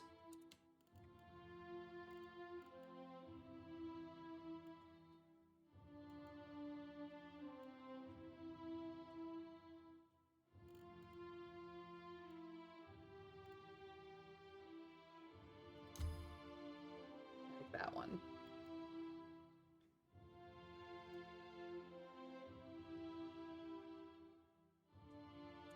No, I'm gonna go with this. All right.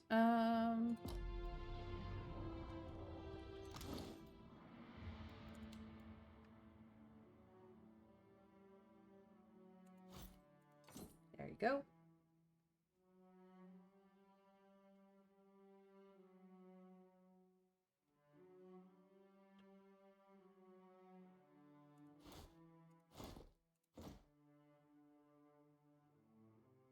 No, I like having power surge on you. Okay, that's good.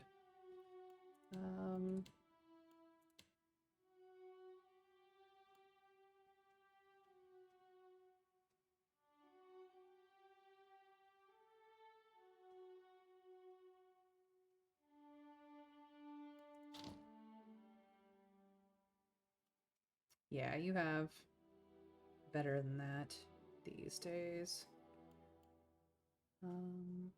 That's fine.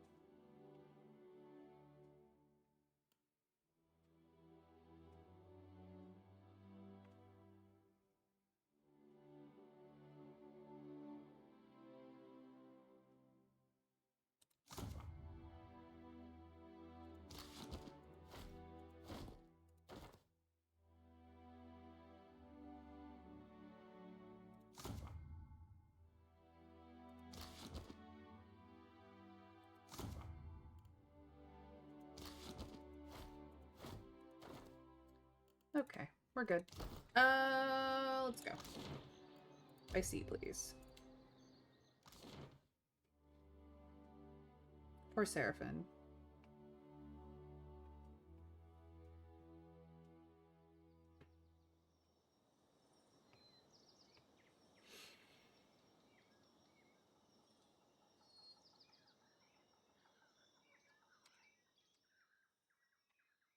I think I need to go to Nekataka. Actually, probably need to go down here.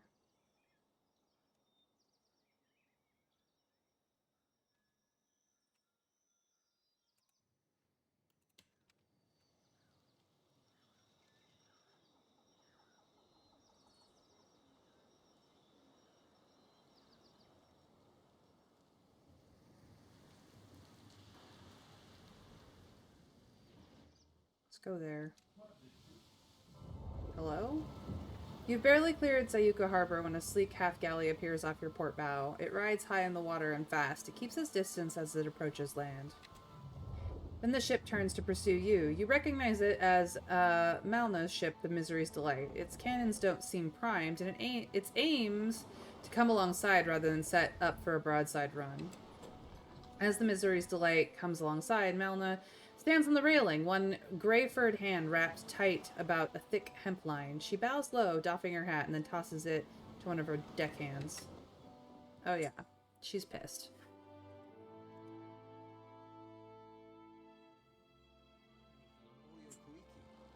What's the matter, bitch?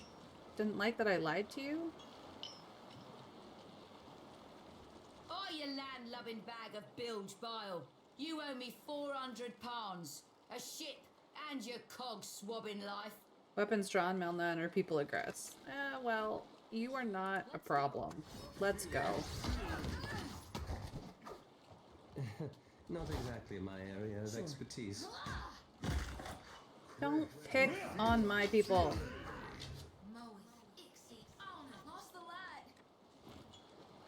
Bitch.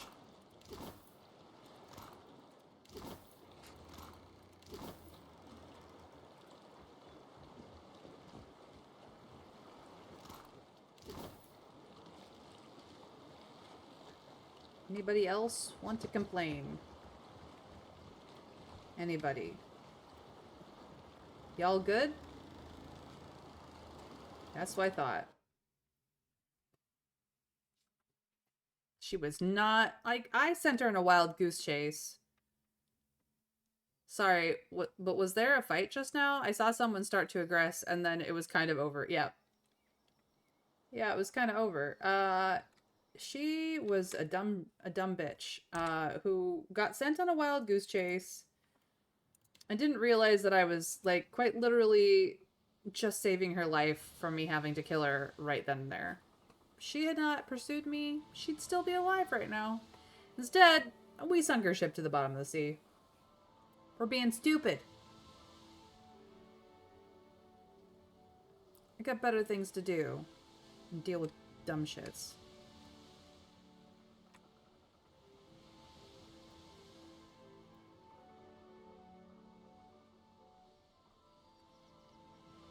I've been there. I named the skeleton wastes.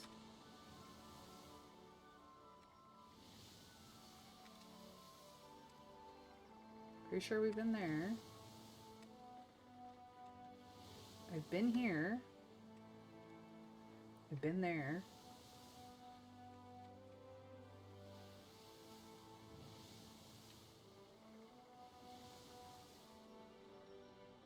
I've been here.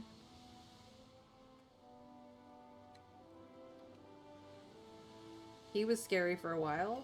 He's not scary anymore. Let's go kill a dude just for hanging out on an island. I'm sure somebody will want his head. It's usually why it happens. Steady does it. Got it. Hi, I'm just gonna go. A shadow comes to muddy the light.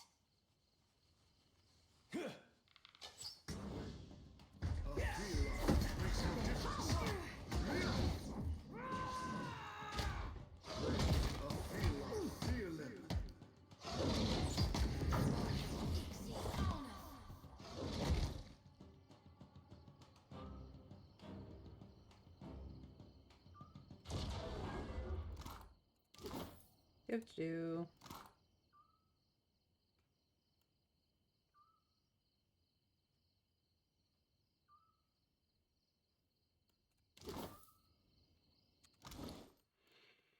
Yep, got his head. He wasn't that hard. Let's see here.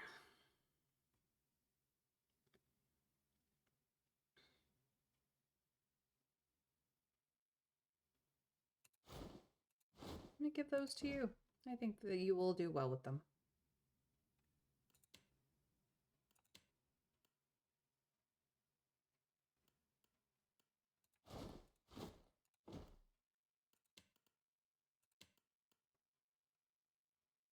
Yeah. For me? Yes, for you. Although you do want to talk. You look like you have something on your mind. I've read an ancient memory in Rauser's soul and found a link to the Leaden Key. You tell Eloth about the past life you glimpsed, about her long ago meeting with Theos, his warning about the ruins, her decision to execute him, and her mandate to the Wahaki to defend their territory from outsiders. That's like what he told the Glanfathans. I'll bet he didn't expect they'd kill him for it. Would have loved to see the look on his face. Then the Wahaki are the painted masks. They've been serving the Leaden Key's interests for 2,000 years without even knowing it. Eloth blinks, working through the implications. Though not, it seems, in the way Theos intended. He frowns, rubbing his chin. Now that's just wrong. What are you thinking, Eloth? Belief is a curious thing. He crosses his arms, settling back on the balls of his feet. Once, the Wahaki believed they were guarding themselves against the Ingwithans, Theos' people. Yet over time, they became hostile toward all outsiders. Thoughtful furrow splits his brow. What of it? It's not just that the Wahaki misread Theos' original message. It fundamentally changed them. He purses his lips. They went from being a large and well-connected tribe to a much smaller one defined by isolationism. Worry burrows into the shadows and creases of his face. And this has got you thinking again about the consequences of your intervention. You see all the ninnying I suffer from this lad? Right sure 'tis rattling around in his noggin. You know me too well. His wry grin doesn't quite banish his air of melancholy. I've been chasing the leaden key, trying to undo the harm they've caused. But what if I'm only making matters worse? Private agony muffles his voice. His breath catches in his throat as the full weight of his words hits him. Might I be to blame? Have I made a grievous mistake in getting involved?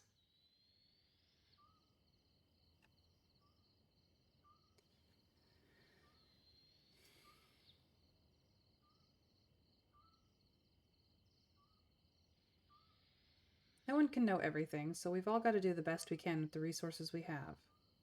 When you put it that way, mine does sound like a rather flimsy excuse, doesn't it? Perhaps it was naive to think I could dismantle a 2,000-year-old organization in a single lifetime. But it's worth it to try. Just remember not to be too hard on yourself.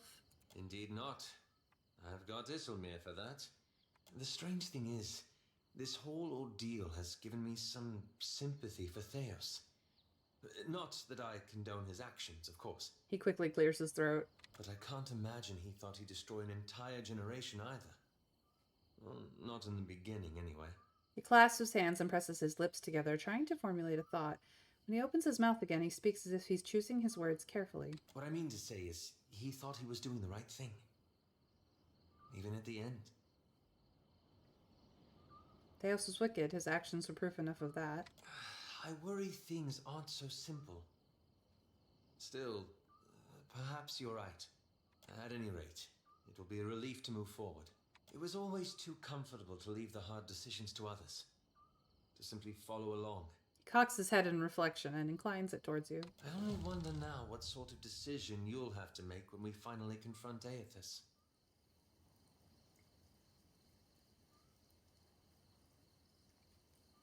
We'll find out when we reach him. No point in guessing. A reasonable point. Anyway, thank you. This has lifted a great burden from my shoulders. Now I want to talk to you about something else. Yes? Apparently nothing. That is all. Okay. Huh? We leave.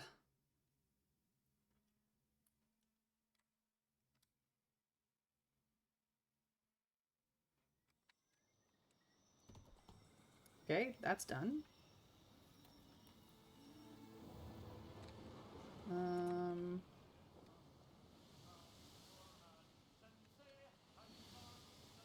Suppose I haven't really done all of this.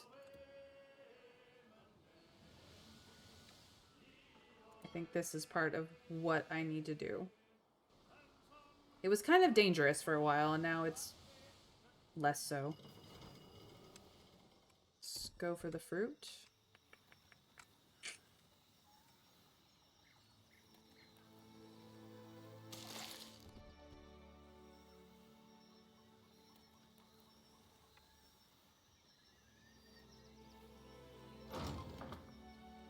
Falsemouth's Forest.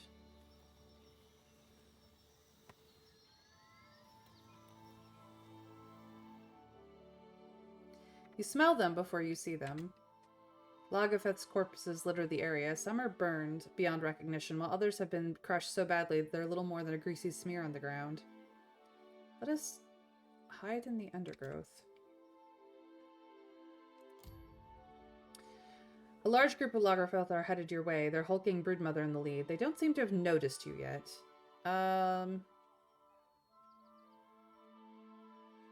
We don't get along with the Lagerfeld. Maybe we ambush and attack?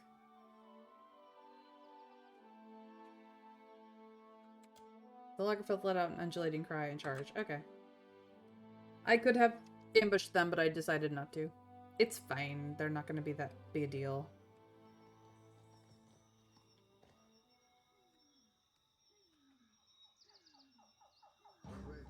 Let's go. Broodmother first, everyone. And then we turn on the mages one by one.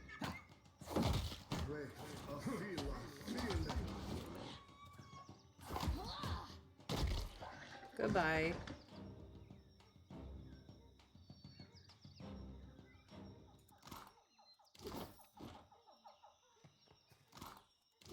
Right.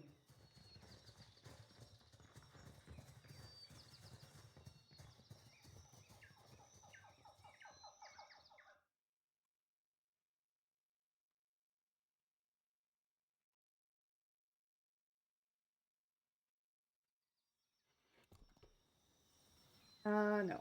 Ruins of Amira's Roost.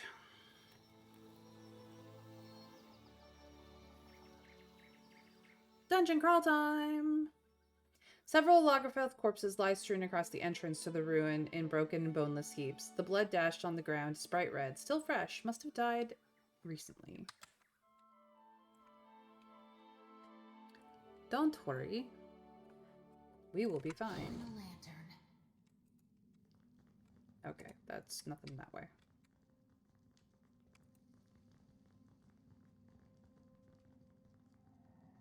Whoa, whoa, look. Done.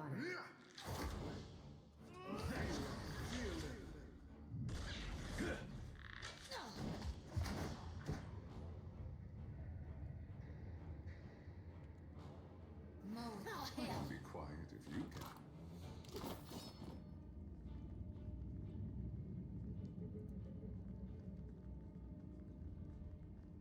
Just some imps. No big deal. No, rum. We like rum. We do, we do. That can go there, that can go there, this can go here.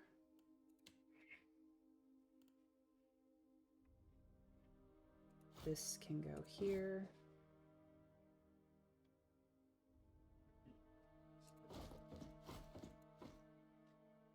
Yeah, good. Good, good, good, good, good.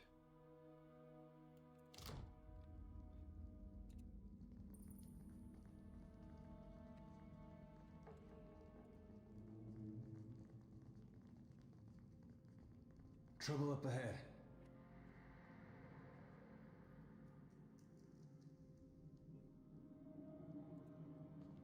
I sense a predator in the water. Ah, hello. You were the problem.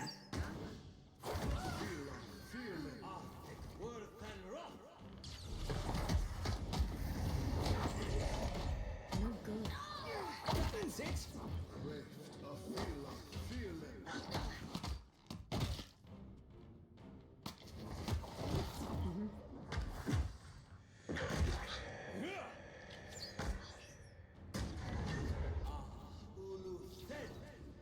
Any questions? No? Okay.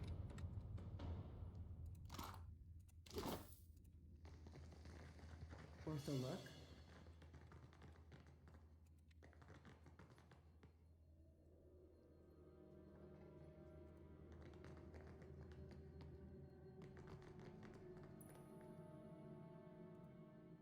Water dripping down from above tastes like cold stone and moss.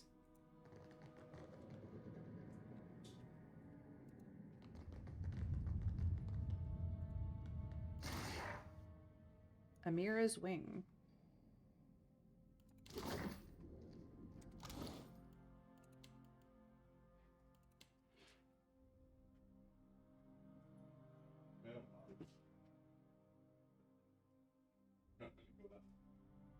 This is a rod. You are currently rocking a scepter. You are currently rocking a rod. This one is better, so I will switch it out.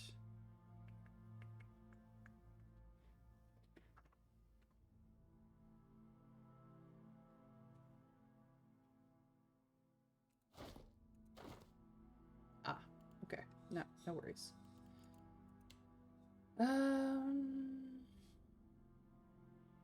Yeah, okay.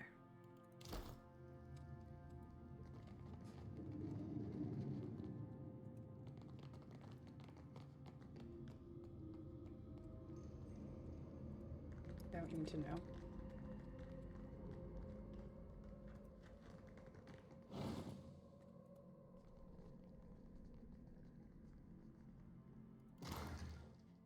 Ah, just another bit of gear, that's it? That's everything? Okay, I think we've dealt with this then.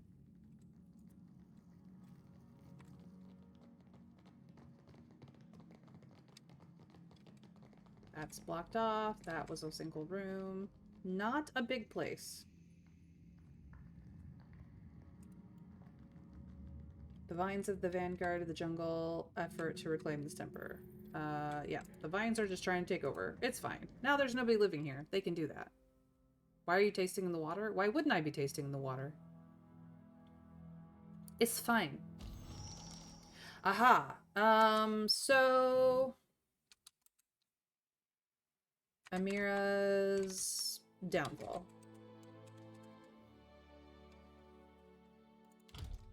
There we go. Let's go over here.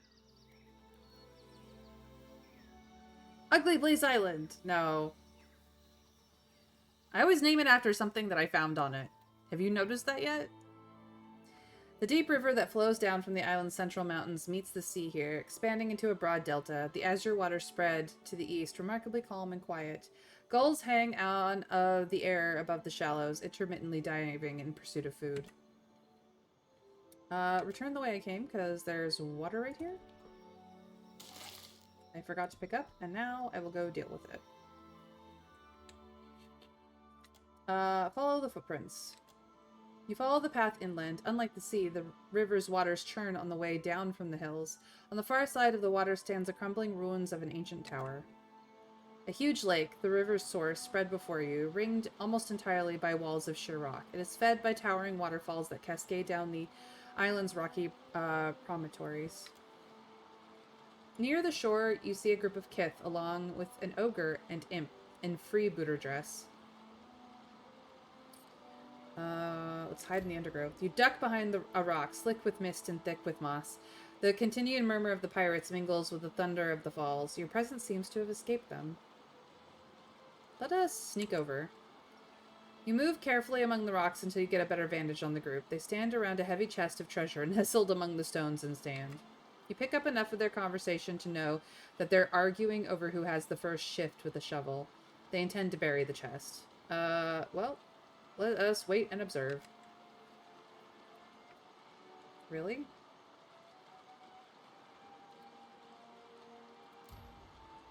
The group clearly seems to be in no hurry. Hours pass as you hunker in your hidey hole, the cool mist from the falls settling into your clothes. Eventually, finally, they finish the hole and lower the treasure in before beginning the long process of filling up the pit again.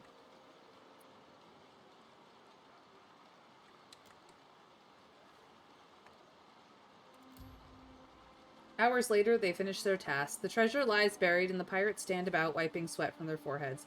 One of the pirates, perhaps their leader, says, "I think we need a drink after all that. Break out the grog, big, Berkner."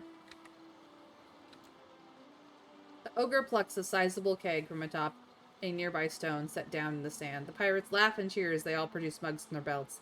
They proceed to assail the grog along with their sobriety.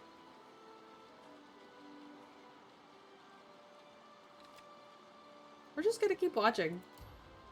You listen to the sound of their exit until it fades into silence. Now we dig up the chest.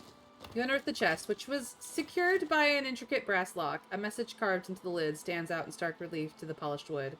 "We've hid this from the world. May it never cause another harm. Open at your own peril." Whatever is in that chest has been altered by magic, Aloth says, pausing, and I'm not sure it's an entirely agreeable sort.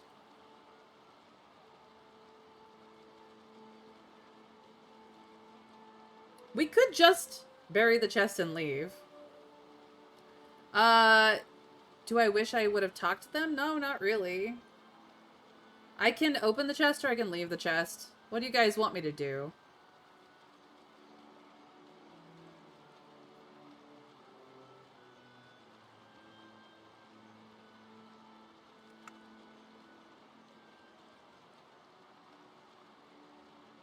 You aren't going to open the chest. You aren't going to open the chest. You're too curious. You're contradicting yourself. I asked chat what they would like me to do. Forget anything I say, my brain isn't working. I just think that you mistyped, that's all. It's all good. Does my curiosity outdo my understanding that if they've put a warning on it, it's probably something serious, because they're pirates. They don't get rid of anything that they don't like, even the useless junk they hang on to. But if it's actively a terrible idea, I mean, Aloth has also said it's not a good idea. It's probably something evil. Screw it, I'm picking it up.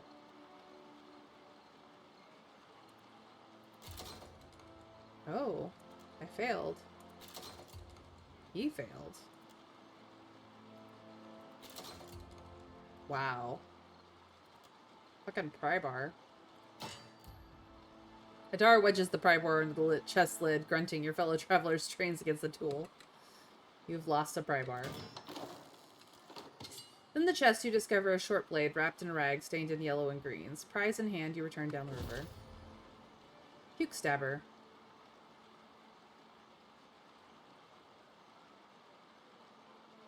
Grant's mean drunk. See what this thing's about.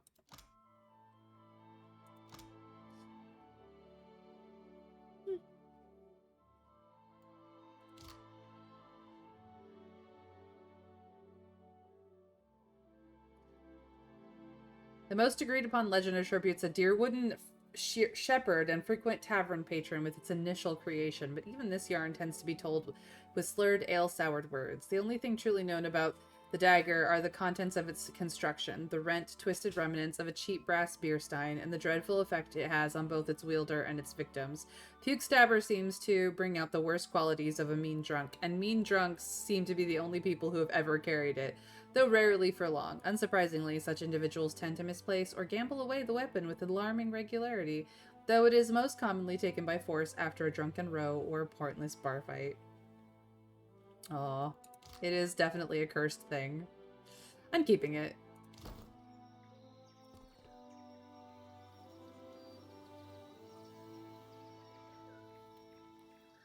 A narrow wooden tower rises high above you. Above the door at its base hangs a carved and painted mural of Amira and Ngati engaged in fierce battle. The tower itself lifts to the side, just a few feet from tumbling over entirely. Okay. Scroll of the Winter Wind.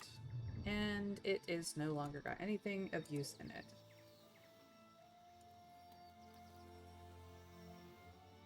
I am for a blighted bog. Nope. Don't start with that shite. It's quite literally right here.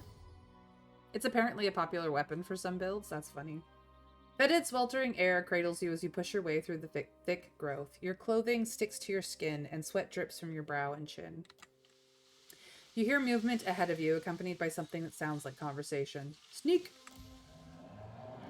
Large, boggy clearing spreads before you, mist clinging to the water and soggy ground alike. A massive lurker rests in the water, utterly still as a Menpeweg and Delgman speak in low, surreptitious tones.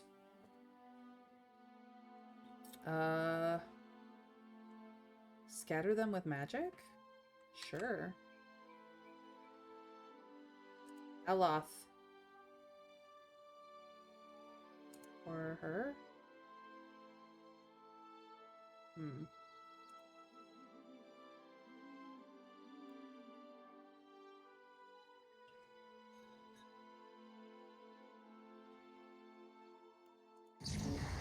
Eloth gathers essence around them before hurling a blast of mystic power into the clearing. Debris falls around you, but the Mimprega and her core remains. The creatures glare and hiss at you as one. The flora around you bursts into movement, advancing. And we're in a fight. It can be very fast. Fun.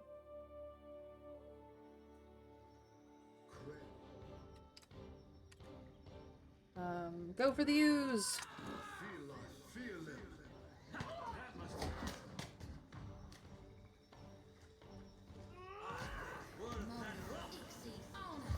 Makes no difference. You're next. Sure. So help me God, I'll whoop the next one of you who takes aim at me. Bye-bye.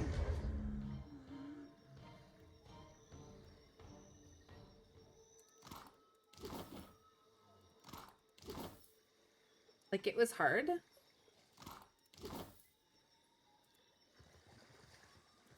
Anybody else? No? Okay. Puke Stepper has a nasty side effect of giving you hangover debuff, but if you combo it with the Drunkard's Regret Ring, you're immune to hangovers, and you then work on things for speed and crits. Fair. Okay, we'll get this water, and we will go back to our ship.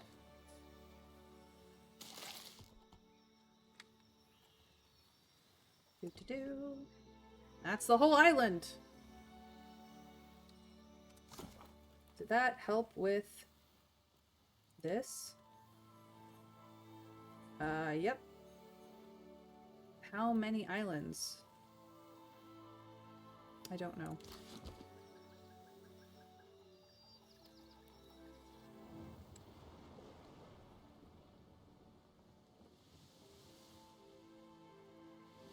Just need to go to all the islands that I didn't, like, run around on down here somewhere. Did I do this one? It looks like I did. Yeah, I'm pretty sure I did.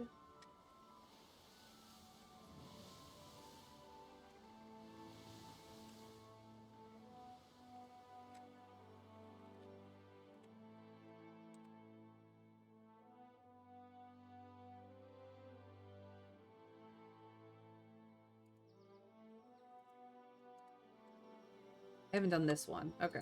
Here, we gotta go here. I was going the wrong direction.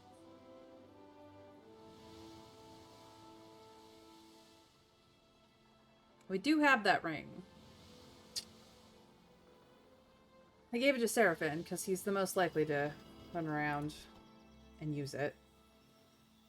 Oh, this one's gonna be kind of hard. Farming fields surrounding this village are barren and sunbaked. A small orchard of kawiki trees is dry, their fruits shriveled like raisins. As you approach the village, you find it empty, a fine dust having long settled on every surface.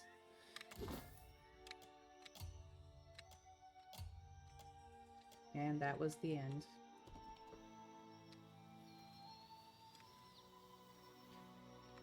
Well, this is probably going to be the hardest fight that we have, which is going to be fine.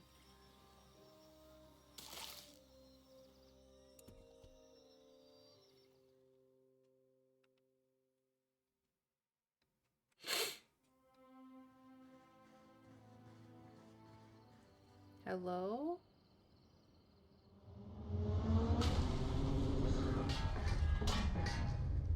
A Colossus. Okay.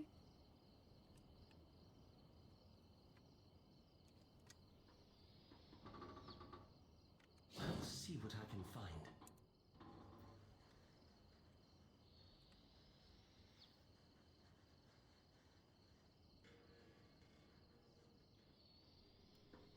I'm here.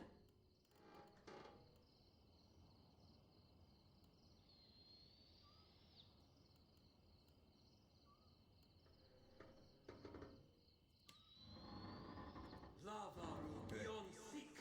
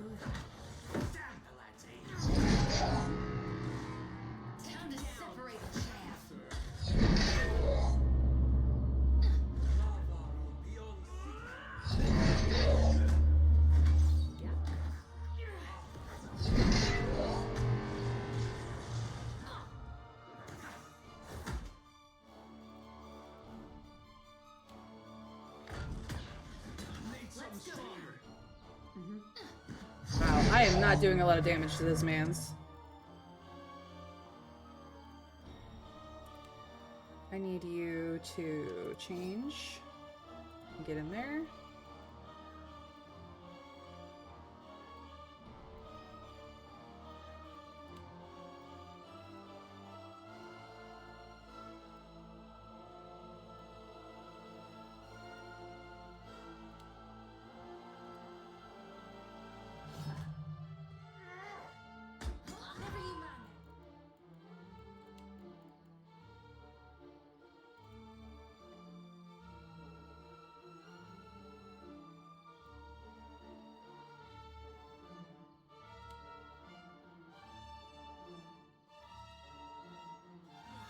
I'll land the next one.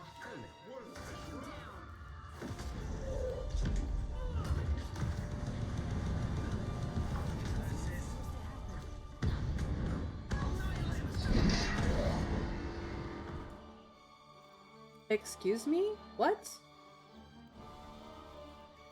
I don't think I have anything that can bring them back, because the two people who could do that they're down.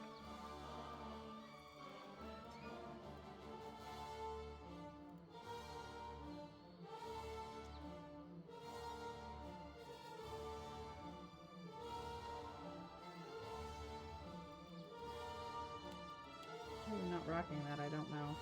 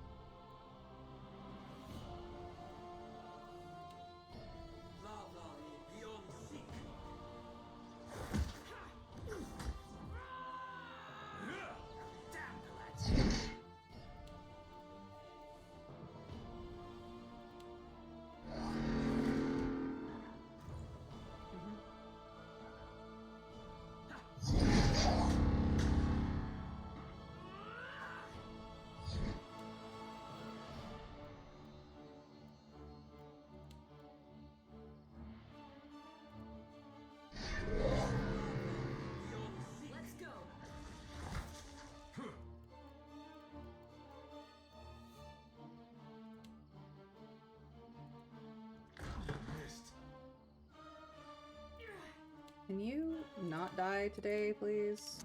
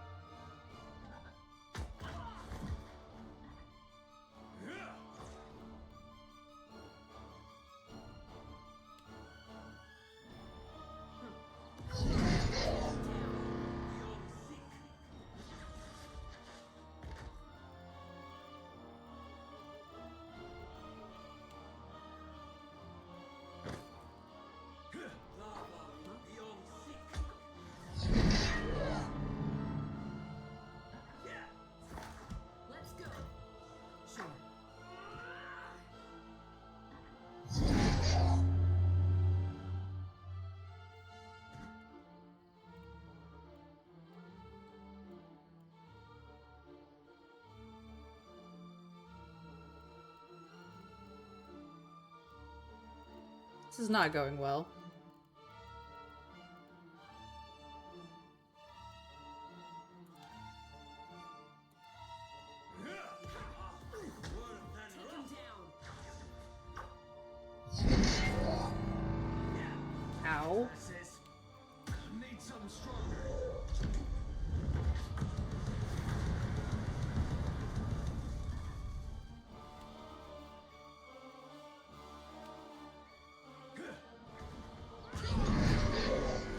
And Aleph is down. We're not going to survive this.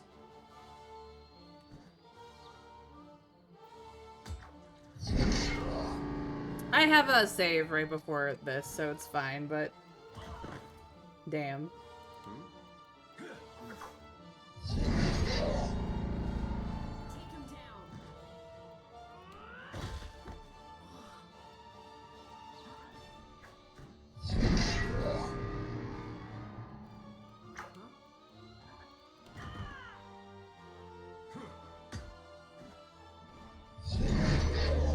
Oh, I'm down. It's just you, dude.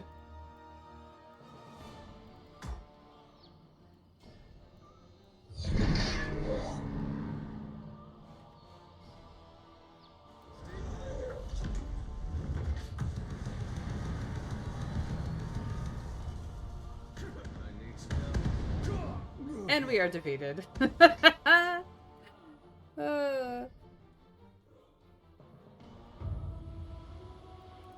That was fun. We will not be continuing that one.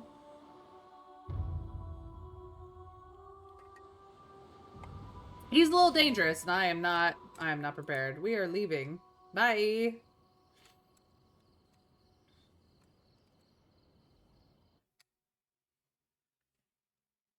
That one, dangerous.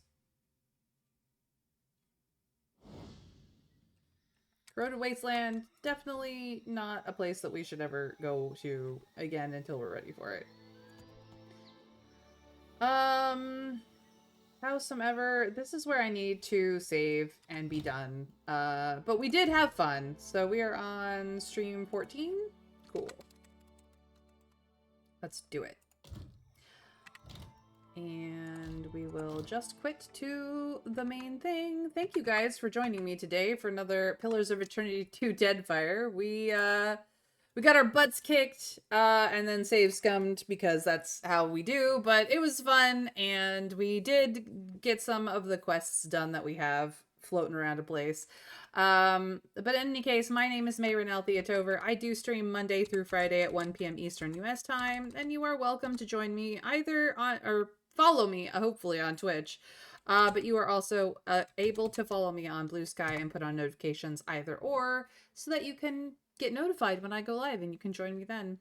If you can't, for whatever reason, join me regularly live, there's always the YouTube channel that has handy dandy playlists with all the VODs being uploaded over there, so feel free to check that out, subscribe and ring the bell if you want to keep up with what I'm doing, or if you just need the company whenever it's convenient for you. Either way, it's there. I do attempt to raid a friend or make a friend at the end of every stream, and you are welcome to copy pasta my handy dandy raid message to spread the love, and we're gonna head out. If you're over on YouTube already and this is just the VOD, feel free to raid the next video, even whether it's the next in the list or whatever you decide to watch next. That is fine by me. We're gonna jump over to Psycho Phoenix's channel. She's playing Dead by Daylight. There may be a question of the day, but she's lovely and wonderful. Oh no, she's raiding out too. Looks like we're making a friend today, you guys. Let's see.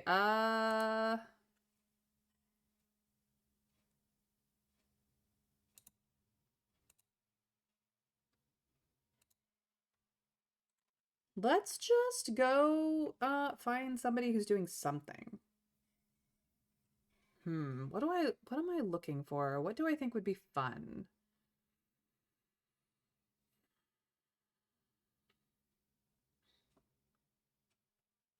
What would be fun?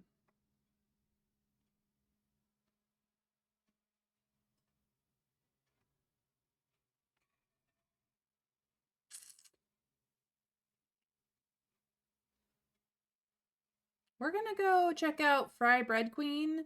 She's playing Retro Rewind Video Store Simulator. She's Native American, and I think that Native Americans are cool. So we're just gonna go say hi and raid randomly.